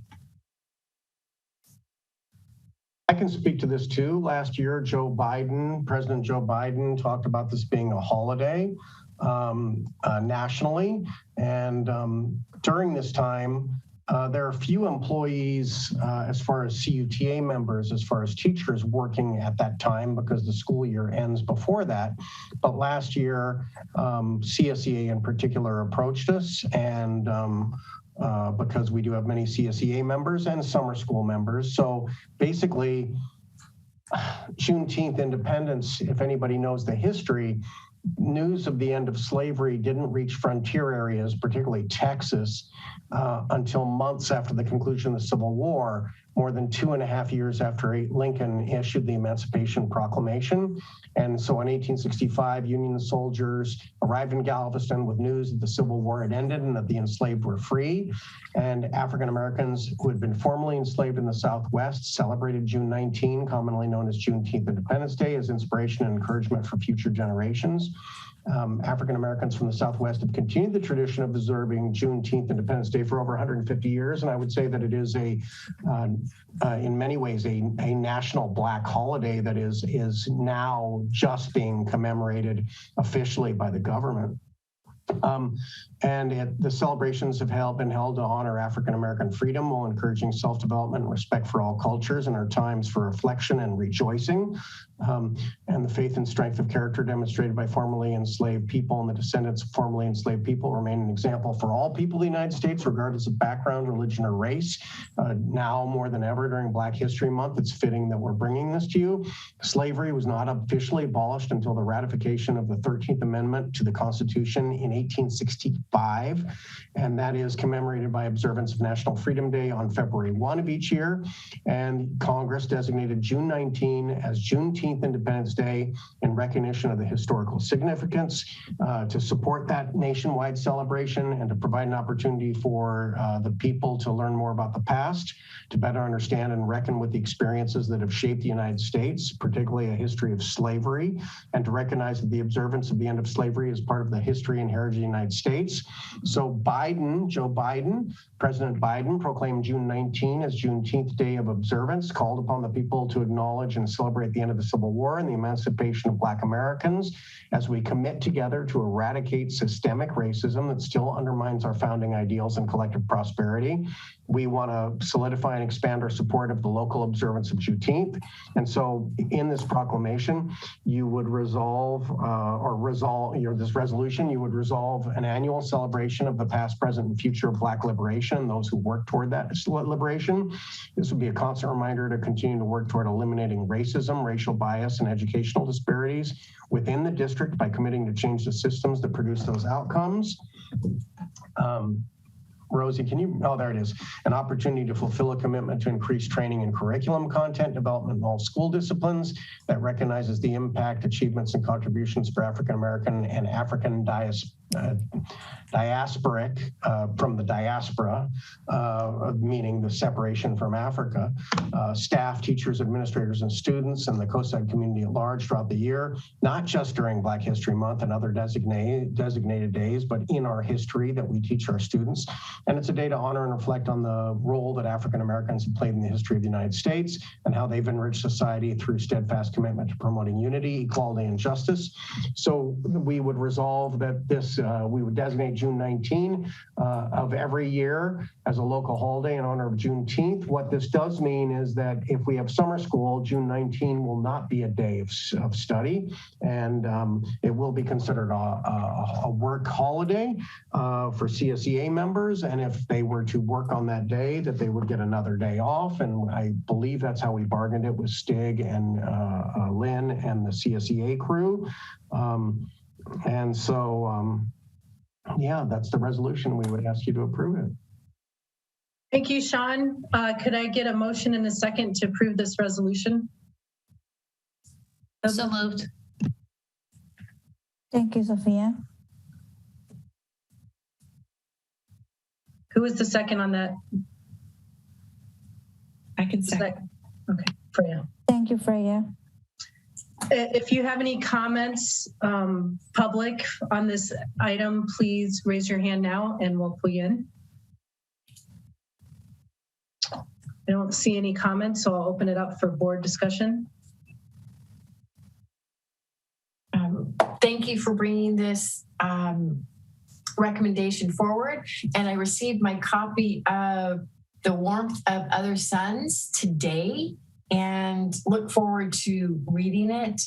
And it's basically the story of migration of Black Americans across this country from the South and the history. And it actually talks about, I looked up in the index and it talks about Juneteenth, but I'm looking forward to reading this because my dad recommended it. So that's all. I'll just say to that, good choice, Kim. It's one of my favorite books of all time. And I highly recommend it to anyone. Your dad has good taste in books. All right, if we don't have any more comments, then let's do roll call, please, Rosie. Yes, Mary Beth. Aye. Freya. Aye. Sophia. Aye. Kimberly. Aye. Lisette. Aye. 5-0. Thank you. Thanks, Rosie. Okay, next we have a presentation update on COVID-19 readiness project at CUSD. So members of the board, COVID-19, ventilation, classrooms, all of those, what we're going to be presenting to you is our journey of many months. We're very grateful and very blessed that Rosemary and her team from Eichler Associates have been partnering with us to come through each and every one of our classrooms and each and every one of our spaces to ensure that we're COVID-19 ready. So very grateful, Rosemary, that you are hanging in here with us, however late this presentation is coming. Rosemary has been working with her team since last January, and here is the presentation of what has happened in our classrooms. Rosemary. Well, I would just like to say thank you to Jesus and to all of you for inviting me to come speak to you this evening. I think I probably should have had a little more caffeine a while back, but we'll see what we can do with it. So I will try to go through this subject. It might seem like I'm going through it a little quickly because there is a lot of technical content that is underlying this presentation. And we have, just reams of data and information to support everything that we're putting forward to you. But again, this is kind of what, they call the airplane view, right? We're at about 35,000 feet here looking down. So that being said, I just wanted to say that we started on this project about a year ago. We can look at the next slide here. Let's see. And I wanted to just kind of go through introductions. Is just a quick overview. What the COVID readiness is, and I got to kind of move you guys over so I can see my own slide here. There we go. What is COVID readiness, kind of what the overview is. But really what it is the indoor air quality and how are we going to preserve indoor air quality in every single classroom and every single office to ensure that we're meeting every possible code standard and ventilation standard that we possibly can. And then we're going to go through kind of what that project looked like, and then we're going to finish up with something called AB 841, which is something that's been in the works for quite some time. Many years ago, Lawrence Berkeley National Lab and UC Davis, they started presenting studies. It really started in the UK is where I saw the first studies, and it had to do with, what's the air look like in classrooms? Is it good quality? Is it filtered? I mean, growing up on the peninsula, the teachers would open the windows, but we didn't really have active fan systems that filtered the air and provided ventilation. So what is a well-ventilated classroom? And so they started realizing that many schools and many classrooms did not have proper ventilation.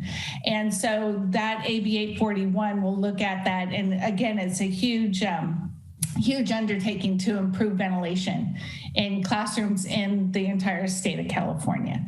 So next slide, please. So Eichler Associates, I've been working in the K through 12 area for about 15 years now. What we do is commissioning, and commissioning is where you build the building and then you say, well, the building's built, doesn't it look lovely? Well, is it actually working properly? Are all the systems, whether it's mechanical systems, lighting controls, anything that's kind of an interactive system in that space, is it actually working the way it was designed to? What is it meeting the client's or the owner's needs? So commissioning now is part of the energy code because they've realized that if the systems aren't working properly, you're not utilizing energy properly. My sidekick, Marcella, she's, I think, on because she would be able to speak to some of the technical aspects of what we've been doing, but she's amazing. Couldn't do it without her. So that being said, next slide.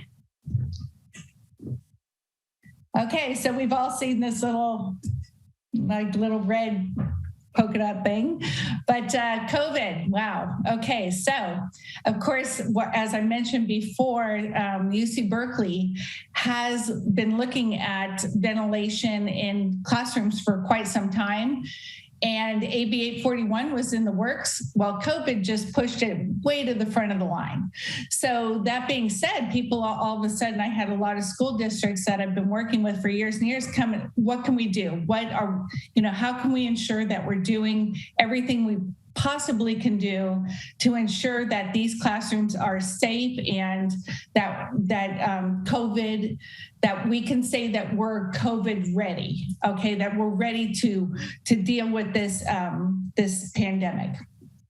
Okay, so there's a couple of things that we look at: campus guidelines, and that's just, you know, across the board, what are you doing as a district, as an individual campus? And then we start talking about the mitigation measures: distancing, masking, indoor air quality, and the vaccination. So all these things are ways of mitigating it. But what we're focusing on in this whole effort is the indoor air quality strategies. So that would be, and I think of it just three things, right? We can remember these things: filtration, ventilation, and operation. Okay, so it's how we filter the air, it's how much ventilation or outside air we bring into the classroom, and then the operation. When should that equipment be running? Okay. So in looking at all these things, we have to go room by room, every piece of equipment has to be looked at to see if we're meeting all these requirements. And that's where we get into the actual survey, and that's boots on the ground. That's, my engineers out there with their iPads, and what we use is called Plan Grid, where we're actually looking at every piece of equipment, taking pictures, assessing what is working, what isn't working, so we can come up with kind of our fix-it list, okay? Or we call it the operations and maintenance log, which we're continuing to work with Jesus and service partners to do that. So, and then we're going to talk just briefly about each campus and where we're at. So next slide, please. Okay, so basically, again, this can get very technical, so I'll try to just, again, kind of do the upper level presentation on this. Filtration as the one of the three things we talked about. We want to make sure that in every piece of equipment in a classroom, we have what they call a minimum MERV 13 rating on that filter. And quite honestly, at the very beginning of the pandemic, when they said, well, we need to put really good filtration in all your equipment, a lot of people threw up their hands and said, well, it's going to burn out all of our equipment. Well, that was kind of the thought about, 2 years ago. Since then, it is widely known now in the industry that you can get quite good filtration and be able to retrofit existing equipment to have this higher filtration level. Now, it's not what you call a HEPA filter, which you guys might have heard of, but it's very good, and it really does meet the needs without that extra investment in other HVAC equipment or in classroom ventilation type systems, okay? What we're trying to use is the existing equipment, okay? And so that's what we're doing. So when we went around to survey, we made sure that we're bringing it up to that level of filtration. Again, if there's a piece of equipment that's not able to do that, we made sure that there's localized filtration in that space, and that's where you might have standalone filtration units. Next slide. Okay, next big thing is ventilation. Now, that could mean different things for different people. In the classroom situation, what you need to do, it's not enough to just circulate the air through a filter. That's great for actually cleaning out maybe the COVID virus. But in classrooms, it's so much more important, and all the studies at UC Berkeley say that it's much more important that you bring in a certain amount of outside air.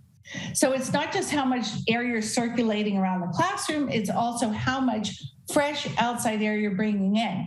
And the reason for that is the CO2 levels. If you're not bringing in enough fresh air, your CO2 levels go up. And I've looked at trends over the years. The older the kids, the bigger the kids, the more that you're going to have a higher CO2 level in that classroom, unless you're bringing in a certain amount of outside air. Very, very important. People say, well, what is it about CO2? Well, basically, after you get over a certain part per million, it's almost like having, they say sometimes it's like having a couple shots of tequila. So we definitely don't want our kids operating with reduced capacity because the CO2 levels are high in the classroom, okay? And that's different than CO. Sometimes CO, that's carbon monoxide. That's what you get from furnaces that aren't working properly, that's a different thing. CO2, while it can be fatal, that's not what we're talking about here. We're talking about levels where you just have a real impairment in the cognitive function of the student. So when we do this, when we bring in more outside air, we have to make sure that we're adjusting for that. We might be using a little more energy, or it might be harder to control the temperature in the classroom, or gee, wow, a teacher that might not have had their fan running all the time is now saying, well, there's a lot of noise in that regard. But again, the most important thing is that we're bringing in enough outside air and we're filtering that air. Okay, next slide. And so then again, the last thing is operation. And by code, we want to make sure that we're starting that equipment at least 1 hour prior to occupancy. For a while, they were saying to do it 2 hours prior and to run it afterwards for a while, but they've since backed off on that and said, as long as you run it an hour prior to occupancy, bringing in that fresh air, making sure that when the students show up, that the air in the classroom isn't stale, it's fresh, and they're ready to go for the day. And then it's maintaining that lower CO2 level throughout the day. So this is just a little graphic of kind of what a typical air conditioning system would look like for an average classroom. So you're bringing the outside air, you're running it through a little fan there, going through a filter, and it goes out to the classroom. And some of it recirculates back and some of it just gets pushed out, right? It's kind of like a balloon. If you think about it, you can't keep blowing into that balloon. You've got to let the air out. Okay, but I think one of the big things for this district that we've started to look at was because of the way that the climate is over there on the coast, not all the fans were running continuously, so we weren't bringing in consistent outside airflows. So in doing all of our measurements and everything, we're making sure that when those fans are running, we're bringing in the right amount of air, and it really does create a much better learning environment. Next slide. So the project, again, we started January 7th, 2021. So we've been doing it for a full year. And the district, I mean, they have been really good about just supporting us, and it's been a positive thing. And it'll be something that'll be a positive thing, not just for COVID related stuff, but for the health and what we call persistence of keeping these classrooms in a more functioning, a better functioning position. Okay, so when you look at what we've done, we've surveyed over 224 individual pieces of equipment. That means we've looked at it, made sure everything was functioning properly. If not, we wrote up basically what I called an O&M issues log for each piece of equipment. We performed airflow analysis for every classroom, office, multi-purpose, library, etc. So every space has basically gone through this approach. And we've created ventilation spreadsheets for all classrooms, offices, and other spaces. We created the work order tickets for equipment repair. And we have ongoing meetings now to discuss what's next, what the priorities are. Okay, and as we found through this process, sometimes when you basically uncover one layer of stuff, it's like an onion, you get to that next layer, and so it's kind of a work in process until we get there. But after a year of doing this, we're getting there. We're almost there, I would say. Next slide. So this is just a quick summary of each campus that we've looked at, and just so everybody kind of knows where we're at in the process. So on the Half Moon Bay High School campus, the survey has been completed for all single zone HVAC equipment. The filtration's been upgraded to the appropriate levels. We do have some antiquated equipment on Building K, and it's recommended that they be replaced, AC3 through AC7. So again, this is part of the process is you come across equipment that really, especially with the climate over there and just how hard anybody who lives on the coast, I lived in Montero for some time, it just eats everything up, right? And mechanical equipment, furnaces, whether it's a home furnace or, something that's being used all day long every day, it does wear out. So that's what we've also helped.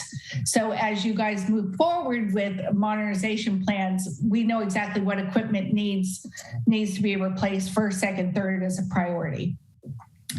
We are still continuing to survey what we call the multi-zone equipment that's on that site, but that's all in the works. Okay, next slide. So this is just a quick, what we call a criteria spreadsheet. And the spreadsheet is much bigger than this, but we did a simplified spreadsheet where basically you can go to every area on that campus and it's going to tell you whether it complies with the COVID requirements. So we do have these as PDFs. What we wanted to kind of show you and this is, like I said, a much simplified and summarized version of what we've created. But if you look at it a little closely, you can see that it actually on this one, let's go to the next slide and I'll show you one that's a lot easier to look at. Pillarcitos High School is a lot easier. So next slide, please. Okay, so the Pillarcitos High School, this is great. All survey work's been completed, all filtrations upgraded to the appropriate levels, and ventilation's adequate in all spaces. And if you go to the next slide, you'll see that, of course, there's not as many classrooms there, but as you can see, we've got all the right MERV ratings, the ventilation, and we showed the maximum occupancy based on the amount of ventilation we're bringing into the space. Okay, next slide. Cunha Intermediate School, all buildings have been surveyed except for the multipurpose. We're still waiting on Sizerco, which is one of the service partners, to complete an EMS integration.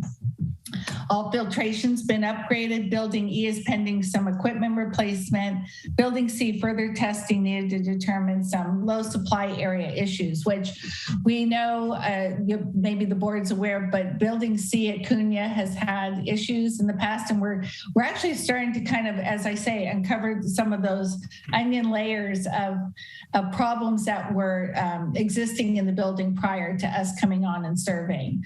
A lot of the things that we are finding now could have been alleviated doing commissioning at the beginning of the project when it was actually constructed. But again, we're trying to kind of play catch up with things that need to happen now to get that building functioning better. Okay, next slide, please. And again, we've got another spreadsheet for that campus. Next slide. At Hatch Elementary School, things are looking great. Survey work's complete, filtration's upgraded, and we went back to do some of the pre-K classrooms. There was some servicing of the equipment that had to happen in order for us to go back and actually get ventilation numbers. Okay, next slide. We initially started really focusing on just classrooms, and then after we got that done, we started focusing on office spaces, gyms, multi-purpose buildings, and going out from there. We thought the most important thing is to get the classrooms up to speed. Okay, next slide. El Granada, all survey work's complete, filtration's good, and ventilation's adequate in almost all spaces. So if you look on the next slide, on our larger spreadsheets that we have, the colors actually turn green. So when everything is green on the spreadsheet, we know that everything's looking good. So again, this is kind of a pared down version of that. Next slide.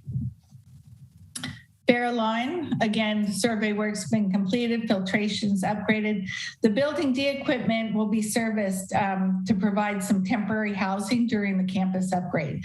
So that's kind of some work that we put off because it wasn't being utilized at the time, that space.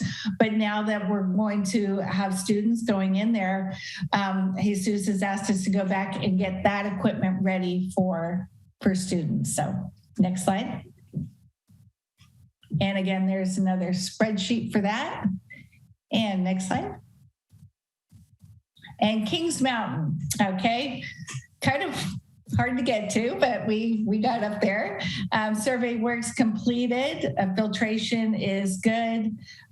We are still working on servicing some of the equipment to resolve some airflow issues that we had up there. And as we go along, in some cases, we're adding new, what they call EMS or energy management system upgrades. We found that some equipment was running all the time, 24/7. On the weekends, and in order for us to implement these energy management systems, we're doing it kind of with the Wi-Fi type of system.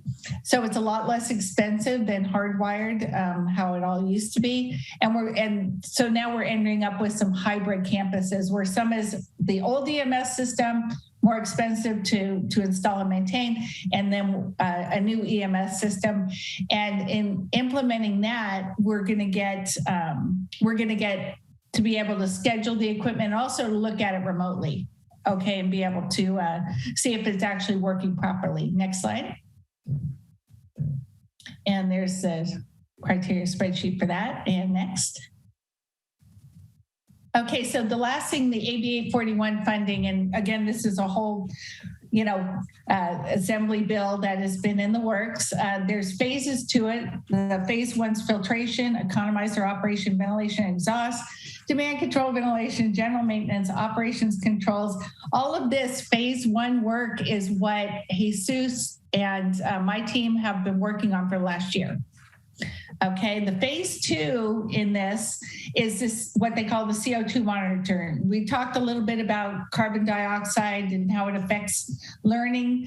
This is why they want it to be monitored in schools. So the new energy management system that is being installed is going to meet all these requirements. So bottom line is the state's going to pay you guys back for a lot of this work. So what didn't get funded in possibly the funding that Jesus presented before, these various COVID-related funding sources, if there is out of pocket from the district to do this kind of work, it is a retroactive thing. So we started doing this work after it was okay to go ahead and start, and for Jesus to contract us to do the work. So at some point, they're going to say that your district's in line for funding, and then we should be able to get some money back on that. So next slide. Questions? I'm not sure if I have all the answers, but and I know I kind of went through a lot of this stuff. It can get a lot more technical than this, but bottom line is, keep it short and sweet to the point. Thank you so much. Kim has a question. Thank you, Rosemary. Just a quick question. Do we want to open up to the public for any comments first? Yeah, good Just point. in case. If anyone from the public has any comments. No, good I forgot. Please raise your hand now. We have a hand raised. We have one person. Is Molo? Okay. And can they actually? It'll take a minute. She'll pull them in. Oh. Hold on. Okay. Here she comes. Okay. Hi, can you hear me? We can hear you. Okay, so I was trying to look at the high school spreadsheet for all the classrooms, but it was really too tiny I couldn't really see any of the spreadsheet. So is that included in the packet that I can go and print? Yes, it is. Yes, it is. And so again, there's some areas, as I mentioned in the summary for the high school, where if it's served by what they call a multi-zone piece of equipment, we're still getting some airflow numbers for that type of equipment, which is happening over the break. So that's when we're planning on getting, because it's one system that serves multiple classrooms. And so we can only do a total, but we're going to do a more detailed analysis of that particular equipment. So if it's what they call a single zone unit, we have the ventilation numbers for it. If it's multi-zone, that work is coming up. We had to do some other equipment repairs and get it all in order so we could go in and actually get those numbers. Okay. Okay, thank you. Sure. Okay, anyone else from the public with a comment? Okay, I don't see any. Go ahead, Kim. That's a really important. I only have one question. On continuous on the monitoring going forward, is it continuous monitoring or spot checking? What is the threshold or requirement? Okay, so it's a couple of things. Well, first of all, in this process, there's something called persistence, and that's kind of a term in commissioning. Like I said, nowadays, if you're building a new building, you have to have that building commissioned. So a good example would have been Cunha Building C. Had that been commissioned at the get-go, a lot of the problems that you would have experienced with that building would have been alleviated at the time of construction, okay? And so now it's part of the energy code. You have to do it, can't get around it, it's mandatory. Also for what they call LEED buildings, U.S. Green Building Council, same thing. And the reason is also. Yeah, so right. And the reason was it was like having, all the subcontractors having the fox watch the chicken coop, right? So we come in and we verify that all the drawings are right, the sequence of operation, everything, and it's all functioning. But of course you can get it to work at a certain period of time. You come back 6 months later, who messed with it? Is it still operating at peak performance? And that's where you get into what they call persistence. So part of the AB 841 finding has to do with monitoring the CO2 levels in real time. Okay, so the system that we're installing as a phased approach that again the district will be reimbursed for at some point in time down the road. But again, it's not like if you do the work now, you won't get paid for it later. However, that is continuous monitoring the CO2 levels. That's part of how you get the funding. Got it. Sure. And I assume those MERV 13s work well on smoke too once fires start going? So good point. It does take out the larger particles, and we've done some research into that for various school districts. So it does take out the larger particles. Of course, you want to make sure that you're maintaining a good change out of those filters. So if you have a period of time where you really have very poor air quality, you want to make sure you change it out faster. Right now, we're recommending a change out of quarterly, that filter should be changed, roughly the same as your home, okay? However, when it gets to the real fine particles that you find in the smoke, right, from wildfires, we find that the best thing to do is to keep the CO2 levels down by bringing in oxygen, right, from outside. So you don't want to close the dampers. There was a lot of thought we'll just close the dampers and we'll keep recirculating air. Well, that's fine. It gets the particles out, but then your CO2 levels get up and then everybody's, their cognitive function goes down. So you're playing this game of what's worse, right? What's the worst evil?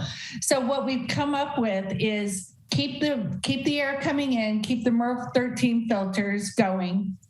And if anybody has a sensitivity to the smoke, put on your KN95 or your N95 mask. And that will take out virtually all the small particles.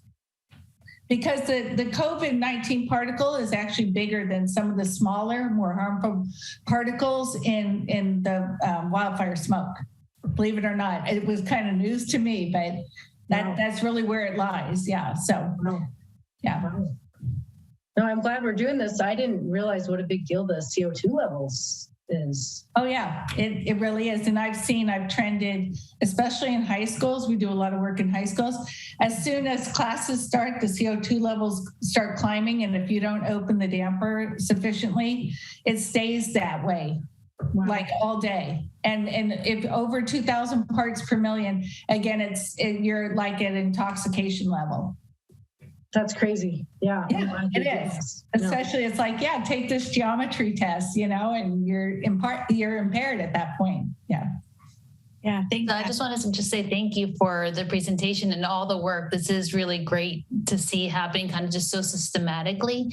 I had the same question about the wildfire smoke, and also curious, like who's managing and controlling these processes? Like, or is it maintenance staff, or are like staff in classrooms and others staff, like non-maintenance staff, managing? And if yes, like, are they trained to know what you just said? For example, like keep the dampers open so you get ventilation, because you're fine as long as the filters are running. Over when COVID struck, I was like, so how am I going to do this? It's a lot of cost, a lot of rooms. All of these rooms and all that. Yeah. So I'm so grateful that Rosemary popped up in my life, and I said, Rosemary, how do we systemically go into it?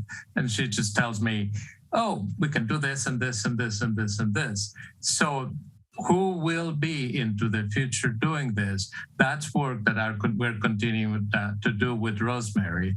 As the idea would be to have at each one of our sites trained staff that understands clearly what all of this means. And that persistence, that's a new word that I learned from Rosemary, that to seek that persistence development by training, by making sure that our protocols and our processes are systematized. So that's where we're going with this. And on our new construction, as we modernized, I also am going to be looking into, from the get-go, getting all of this persistence development with these processes that we're getting. So get ahead of the curve, and so that we get all of those protocols and processes in place and the training necessary to do it in a systemic way.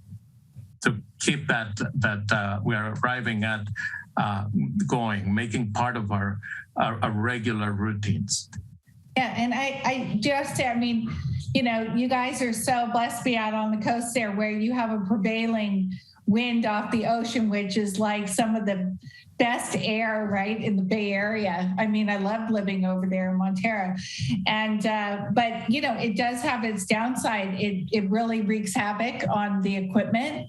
But at the same time, if you're not getting that air into the space, into the classroom, it's not helping anybody. So here you have this great natural resource, not only for just really good, fresh quality air, but also the ability to put in what they call economizers, where you're not having to use air conditioning when the climate is at the right conditions, right? You can bring that air in and cool off a space.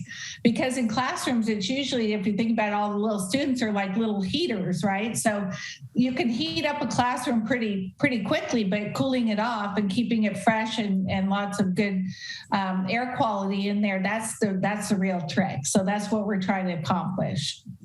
To not overdo it, because you don't want to overdo it when it comes to using too much energy, but at the same time, you want to hit that sweet spot.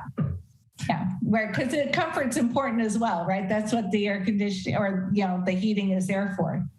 Is also for human comfort. So as we started to do all of this, we started to get some good challenges, and that was that we would say the noise is a little different than it was before. So like, okay, because we are keeping all of the equipment bringing in the fresh air while the room is occupied. So that's a lot of the work that Rosemary and her engineers have helped us start to make sure that we are getting the proper ventilation in. And yes, we have, it's different operation because it's running more than it used to run. Right. Well, but in some cases less, because we're now putting it on schedules with set points, and so there's monitoring capabilities. Yes. So that is the efficiency that this system is bringing. So you will get more efficiency out of it in the long run. Absolutely. Yeah. So I wanted to reiterate the appreciation for bringing the information to us in such detail. It's really great, the work you've done over the last year. So thank you, Rosemary, for that. Oh, well, thank you. I mean, we really appreciate working with the district as partners too.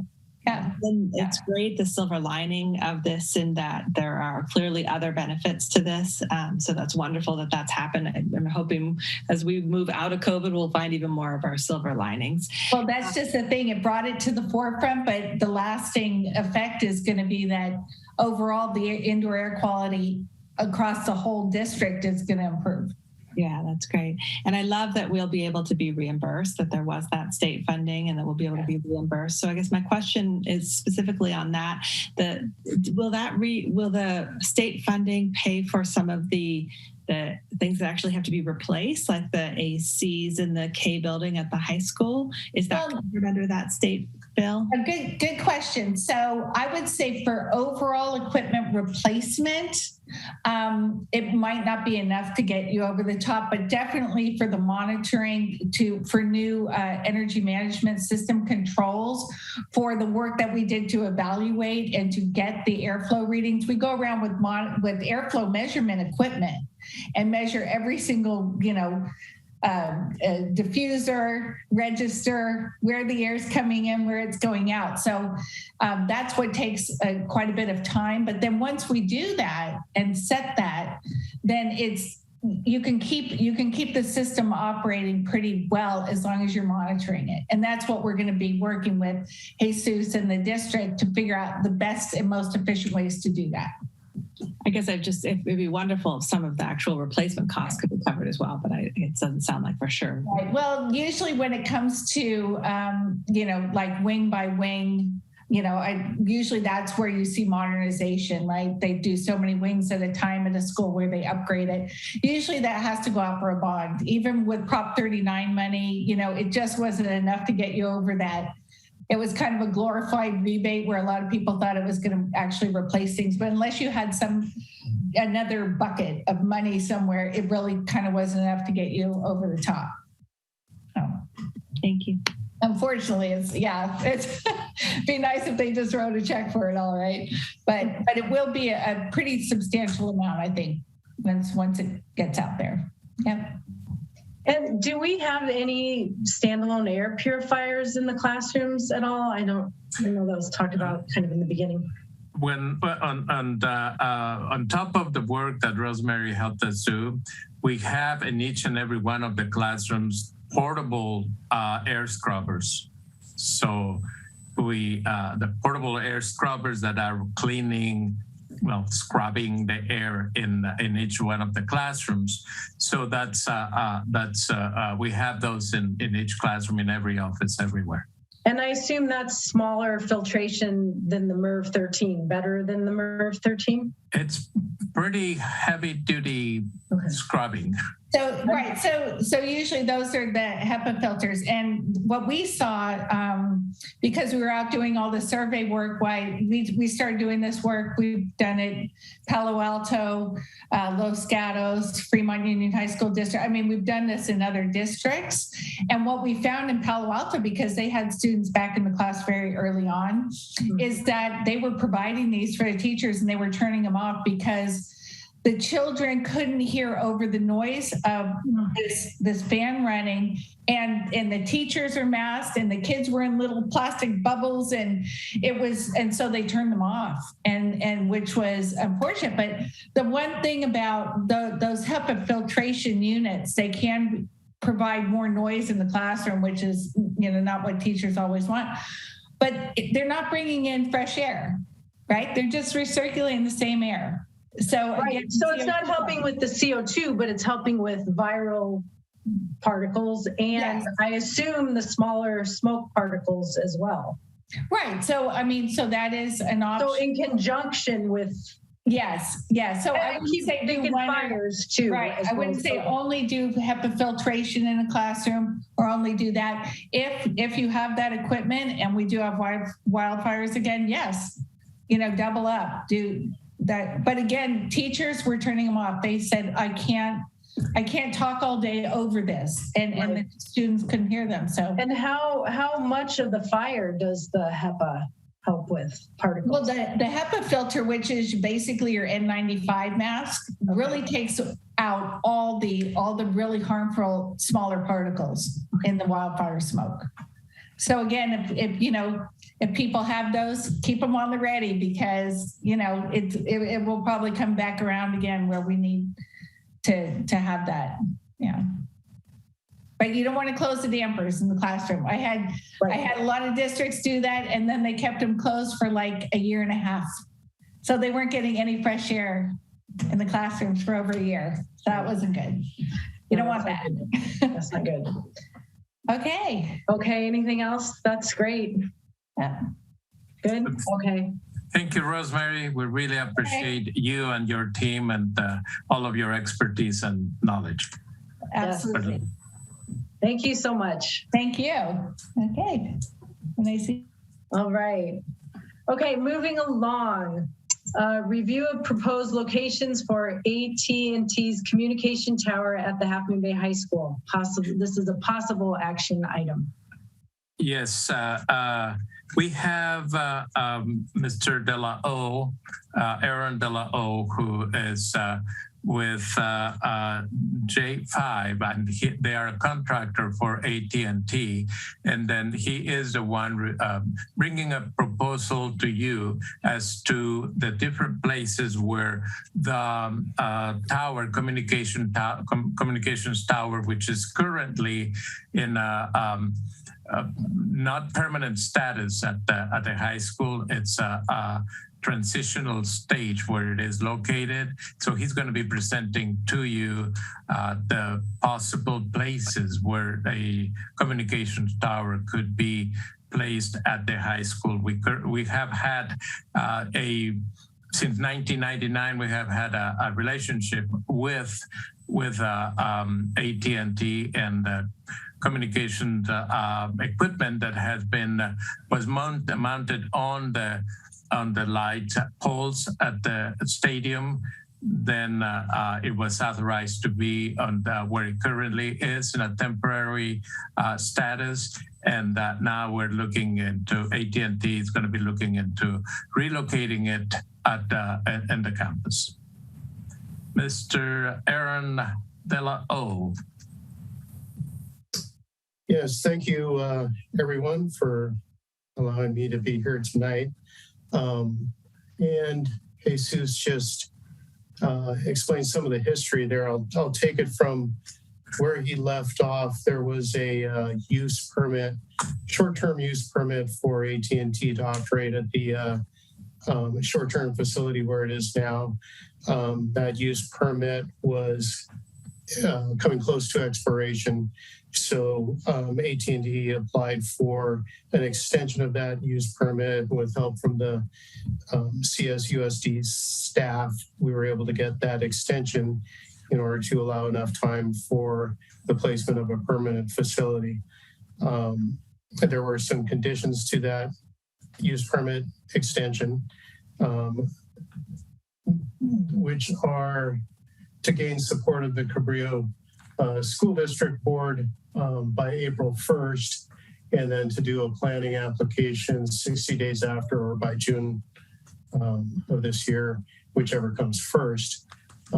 We are prepared to do that. So what I wanted to do was present tonight 2 locations for consideration. Each location would have the same design, which would be a 75-foot monopine, fake pine tree, with equipment in a lease area at the base of the tower. Let's see here, if you want to go to the next slide for me.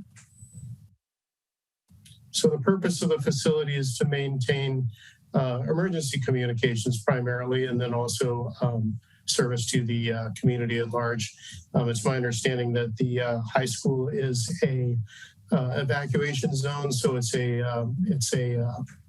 primary coverage objective for AT&T.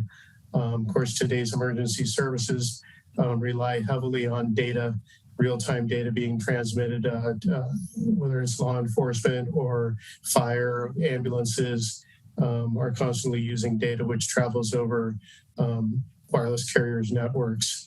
So it's very important to keep that that data network up and running for that reason as well. Go on to the next slide. So what I looked at the school grounds was 2 locations, and I understand that the primary concerns of the board and the community was safety and moving the site from where it is to basically as far away as possible from the student body. So I found 2 locations. One we've spoken about before, which is on the map there, HMBHSA. That would be like location A, and then location B, which is at the south border of the campus. You can see where the facility is now. I'm sure you all know what it looks like and where it is. It is currently about 180 feet from the nearest classroom. Position A, which I just called A, not that it's better than B, it's just A and B. But position B is about 360 feet from the nearest classroom, and position B is 615 feet from the nearest classroom. Let's go to the next slide. So I had some photo simulations done so that you could see what each one would look like. It's kind of cloudy when I took the pictures, but you'll see what it looks like later on. I got 2 views of each location. Go ahead and go to the next slide. I also had a EME exposure study done. There's the full study and the exhibits here that explain the methodology and technical aspects of how the readings were done. But the summary of it is that the exposure limit to a person on the ground is 0.41% of the FCC's guideline for the MPE limit. MPE is maximum permissible exposure. So it's well within the government guidelines for exposure limits. We can keep going to the next slide, which we're going to start the photo simulations.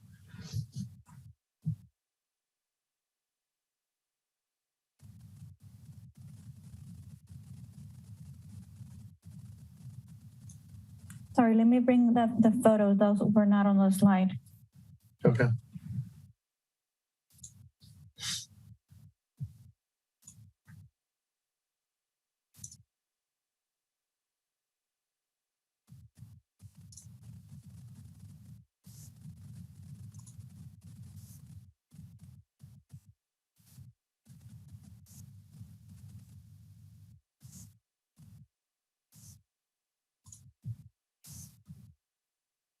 There we go. So location A is at the corner of the football field there. There's some bleachers that are on either side of the 50-yard line, and there's some equipment there. I'm not sure if it's in use, but it's a location that we discussed with school staff. The top picture obviously is the existing, and then the proposed is the monopine there. We can go to the next slide. There's another view of it from the up on the bleachers. You can see where the monopine will be, and similar to the height of the existing trees. Go to the next slide.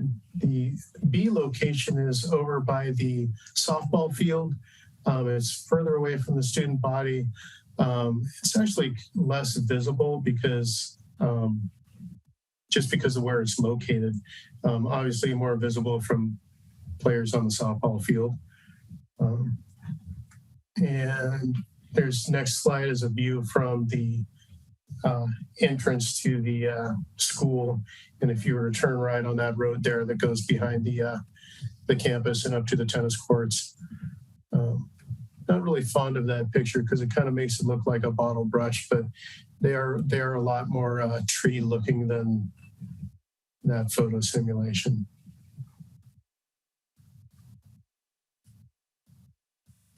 So my goal here tonight was to present those two locations for the school's consideration. That's just a map of where those views were taken from and where those locations are. So my goal is for you to be able to look at these and consider these two locations. Let us know if either one of these is acceptable to you, which one you prefer, so that we can move forward and do our planning application in June. Great. Thank you. Point of order, since this is possible action, do I not do a motion in a second? You can make a motion, and then if people decide to take action, they do. Okay. And if it dies on the floor, it dies on the floor. Okay. I will just say too that AT&T has worked diligently with Mr. Contreras and with technology department and recognizing the importance of this connectivity to the community. Mr. Contreras at the last board meeting or in December, I can't remember which, was back and forth with City Council where AT&T was presenting there too. So it is complicated. It's interagency work. AT&T has worked diligently with Mr. Contreras and with the city, and they do have a timeline. So we would recommend, but I don't know, Mr. Contreras, if you have a preference and want to make a recommendation of a particular site, A or B. It has over 600 feet from the nearest classroom and the other less and more visible, more prominent space. And the one that is 600 feet from the classrooms is closer to the field in there, and then where they regularly are. And there had been there are activities. There had been also the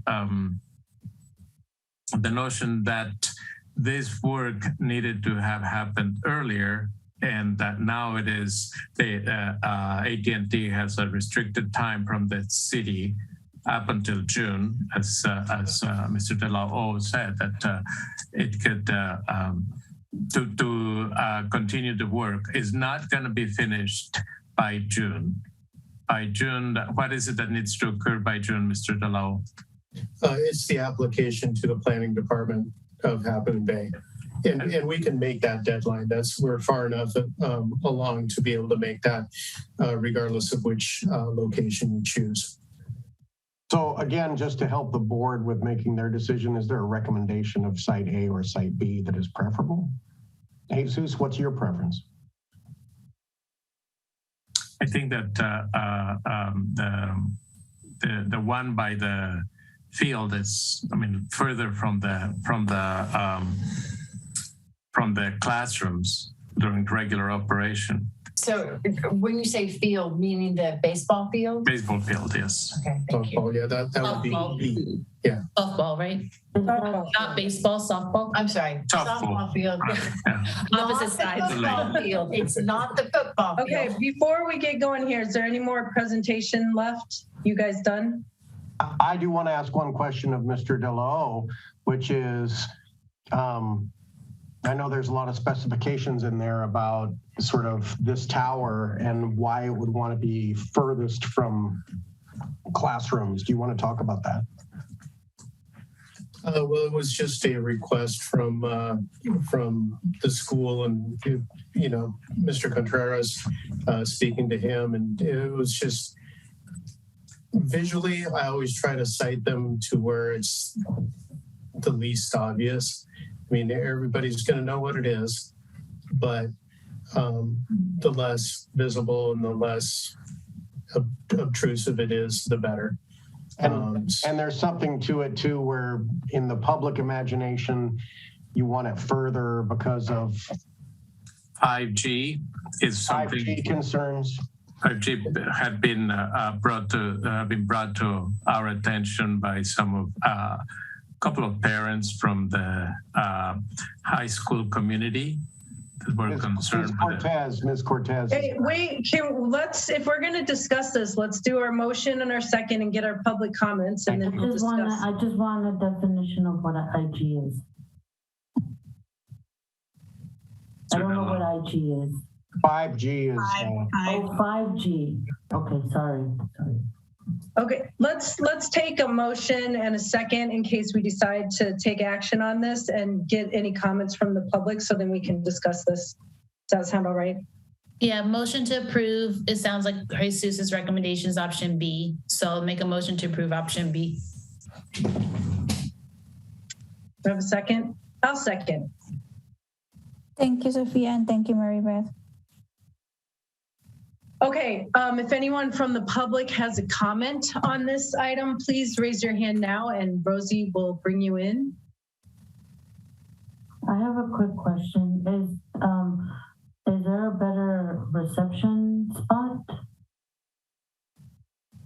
It's like, I mean, I want to go with whatever Jesus recommends. And that's not a problem, but I was just curious, does one area have better reception than the other? No, either the sites are close enough together that either site is going to be fine from a service perspective. Okay, just FYI, there weren't any comments from the public, so go ahead. Any other questions? Go ahead. Just a quick question in terms of like the safety from the field perspective. If we were to go with option B, obviously the field is not as heavily and densely used as any of our classrooms. So in general, it'd be less a concern, but would there be any concern for people at the field location? Concern in what way? Like health concerns, just because like with the report that you did, I don't know if that just looked at classroom proximity or field proximity. Well, if we could actually, Rosie, if you could actually pull up the EME report on page 7.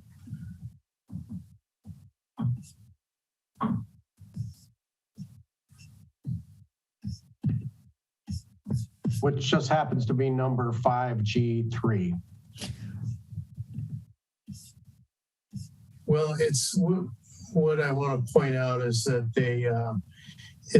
they're going to measure a person standing at the place where they would have the most exposure, which is essentially on the ground right next to the tower.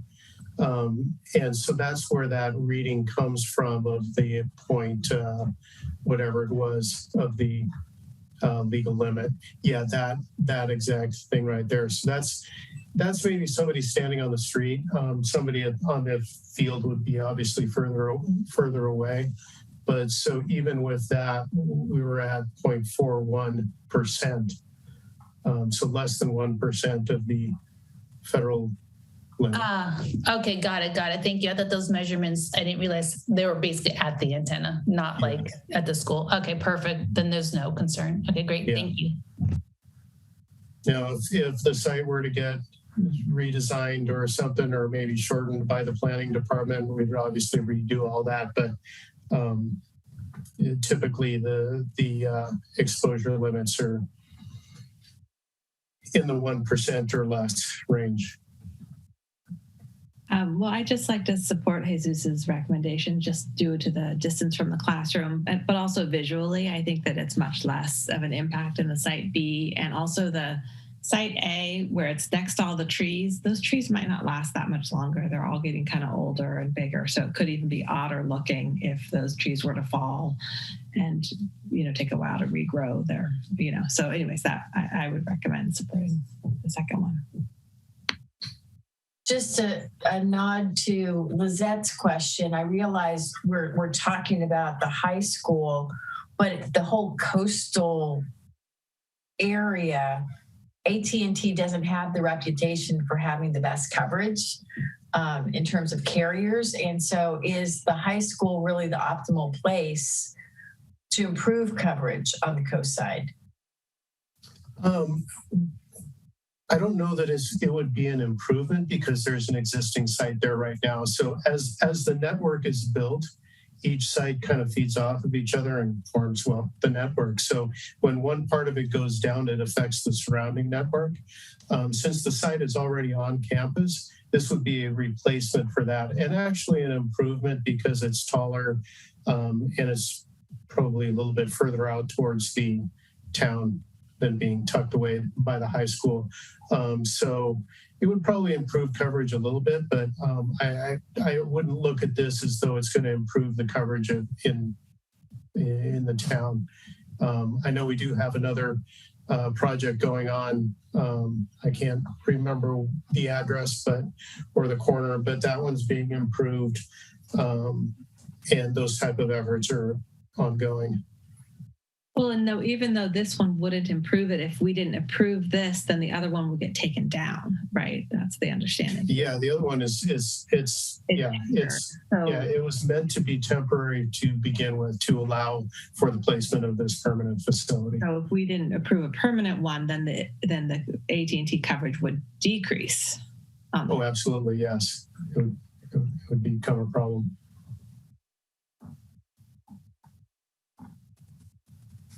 You were just muted, Freya.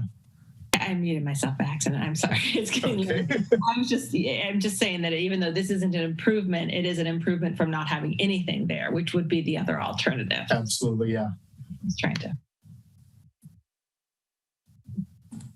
Okay, anything else? I think it sounds like we will go ahead and vote on this unless I hear otherwise from someone.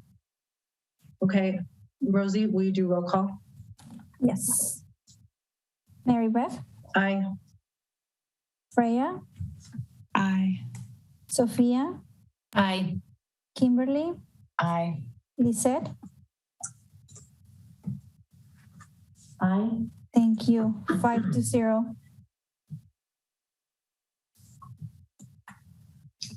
Thank you very much. Thank you. Thank you. All right. Last action item, public hearing and adjustment of trustee area boundaries. And I have to apologize to Tom Williams, certainly to Aaron De La O, but also to Tom Williams for being here this late. Tom, this is our third meeting with you, and my apologies for it being this late. We had no idea. That's fine. It happens. I had one meeting in Antioch that went to 3 a.m. So, oh my gosh. Okay. Rosie, are you ready to put my slide presentation up for me? Yes, I am ready. Okay. First of all, I'm not going to read all of this. You folks already know it. I'm just going to jump ahead to the red text and go back one, please, Rosie. Oh. The red text, I'll just point out that we're narrowed down to alternative 1, which has a couple minor variations, and alternative 6. And alternative 1 basically changes one thing, as you know, that's shifting from area E to area B, streets on the west side of Highway 35 down to and including west of the Kings Mountain Fire Station.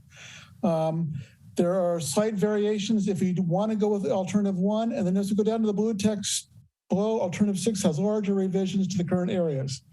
Please go to the next slide, please, Rosie. Thank you. You've seen this slide before. This is the current district areas. I'm going to focus on what I call the northwest and the central parts of the district because that beige area stays in trustee area E under all scenarios. Next slide, please, Rosie. Okay, this is what I call the quote current and alternative 1A trustee areas. I put current in quotes because I cannot, with the current block statistics, replicate your boundaries. Your boundaries have a tiny piece of that northernmost green area actually in trustee area A, but that giant block statistic covers everything from there, Cypress Avenue, all the way down to California Avenue in Princeton as one block, and I can't split that up in the data. So I'm not perfectly representing your current trustee areas with this data. That's the closest I can come. The alternatives 1B and alternative 1C vary this slightly in this part of the district. Next slide, please, Rosie. Alternative B, you'll see shifts that whole area that's around Half Moon Bay Airport down to California Avenue in Princeton. It happens to match your current elementary school boundary. So to me, that's a cleaner break than the alternative A or quote current area, but it only makes a difference of 7 people, so it doesn't make a difference in the overall numbers whatsoever. Next slide, please, Rosie. You also could shift the basically the farm there that's by Highway 1 across from the airport into Area 1 as well. That creates a little bit better balancing the numbers as well between the various trustee areas, but you're still talking about moving small numbers of people. The main change between alternatives 1 and C is the next slide. And you'll see here the difference between the current trustee areas and the proposed trustee areas under all the alternatives 1 in this part of the district is to take that huge chunk of Skyline Boulevard down to and including west of the Kings Mountain Fire Station and put that into trustee area B. That gets your numbers within the 10% maximum range between the smallest and largest populations while doing the minimum amount of changes necessary to the current areas. I will mention that this still maintains two rather odd splits in El Granada, and it now will split the Kings Mountain community, as well as has a awkward boundary between the Rose Trustee Area D and the Beige Trust Area E. However, no matter which scenario you talk about, including ones we're not talking about anymore, it's impossible to keep that entire area south of Kelly Avenue down to where it gets into the ballpark area and the open space in one trustee area. So this happens to split that area at one location. In alternative 6, it does it at a cleaner location, in my opinion. You'll notice that also under this current situation, you're still having a rather awkward boundary there along South Main Street. Next slide, please, Rosie. This is alternative 6, which is the other alternative you want to look at tonight. This does larger changes to the current trustee areas. However, each of the trustees would still be in their area and could still run for their current trustee area under these alternative areas. This, in my opinion, is a much better consolidation of El Granada.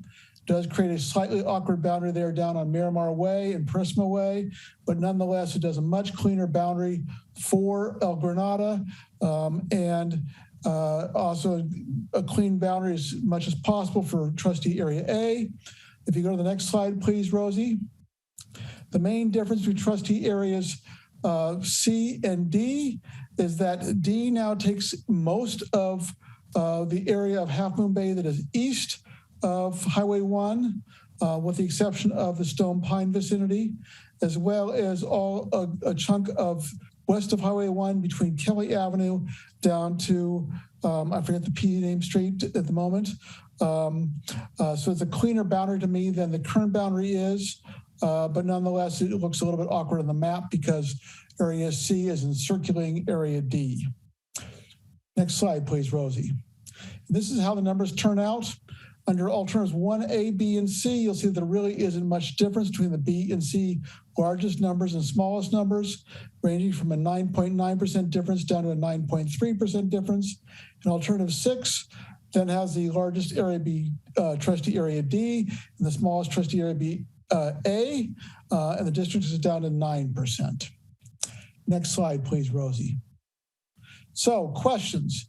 I'm assuming you're going to want me to go back to the maps and discuss what the benefits of each of the trustee areas are, or any questions, or if you already have looked at this enough and you know what you want to do, that would be great. Okay, we've got to have a public hearing here too. So can I do the motion in the second first, and then we'll do, okay. I'm going to take a motion and a second to approve. So moved.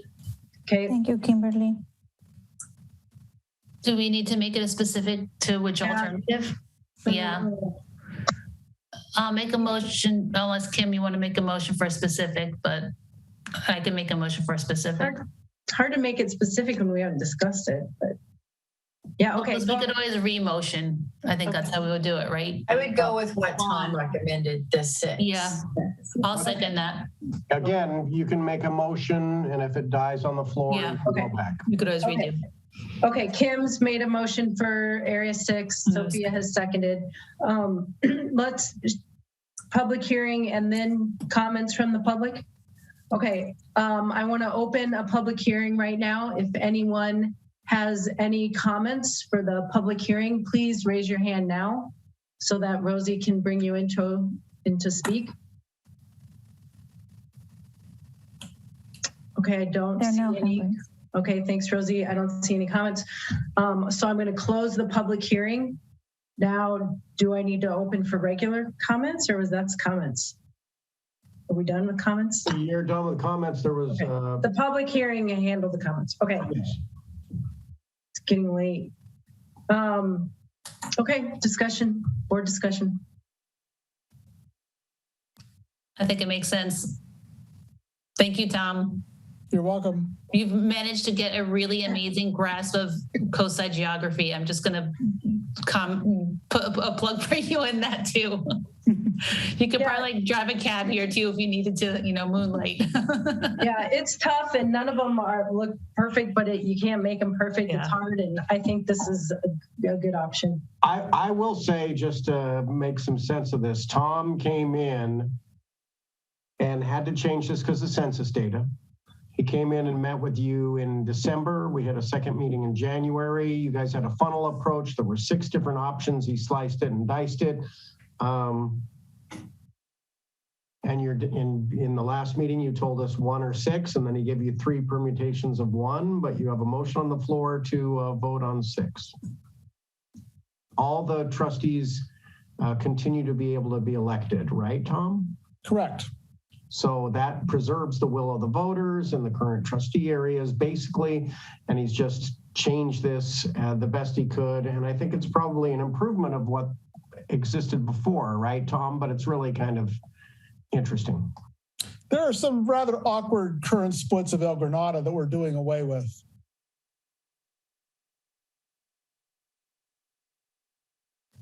Okay, sounds good. Unless I see any other comments, I think we should go ahead and vote. Okay, Mary Beth? Aye. Freya? Aye. Sophia? Aye. Kimberly? Aye. Lisette? Aye. 5-0. Passes. Thank you. Great. Now, thank you, Tom. Thanks, Tom, for hanging in with all the changes. I'm sorry, I know it's 11:54, but I just want to say, Tom, our next steps, just so the board and public understand, is we will be working on getting the GIS maps to the county assessor, right? I will send you a shape file. I will work with a guy I do with GIS work on. We'll send the county a shape file. I can send it to you if you want, but it'll be exactly what the map looks like, which will match their, it'll match their property lines as closely as possible. And I don't know if they're going to create a little bit of stink. I doubt it. They have some different lines on the beach. I don't know why we need to include a piece of the ocean next to the harbor, and sort of on Pillar Bluff, their line and my line don't follow the shore. But I mean, it's going to be an exercise in stupidity if they don't accept it. So I think we're fine. I will. Screw up those fish voting colonies. You know, those fish voting fish. Well, for most of the part, I just want to let the board know and the public know we will continue to work now with Mark Church and the assessor's office and the San Mateo County Office of Assessor's Office, I guess. Okay. Sounds good. Thank you, Tom. Good night, y'all. Thanks, Tom.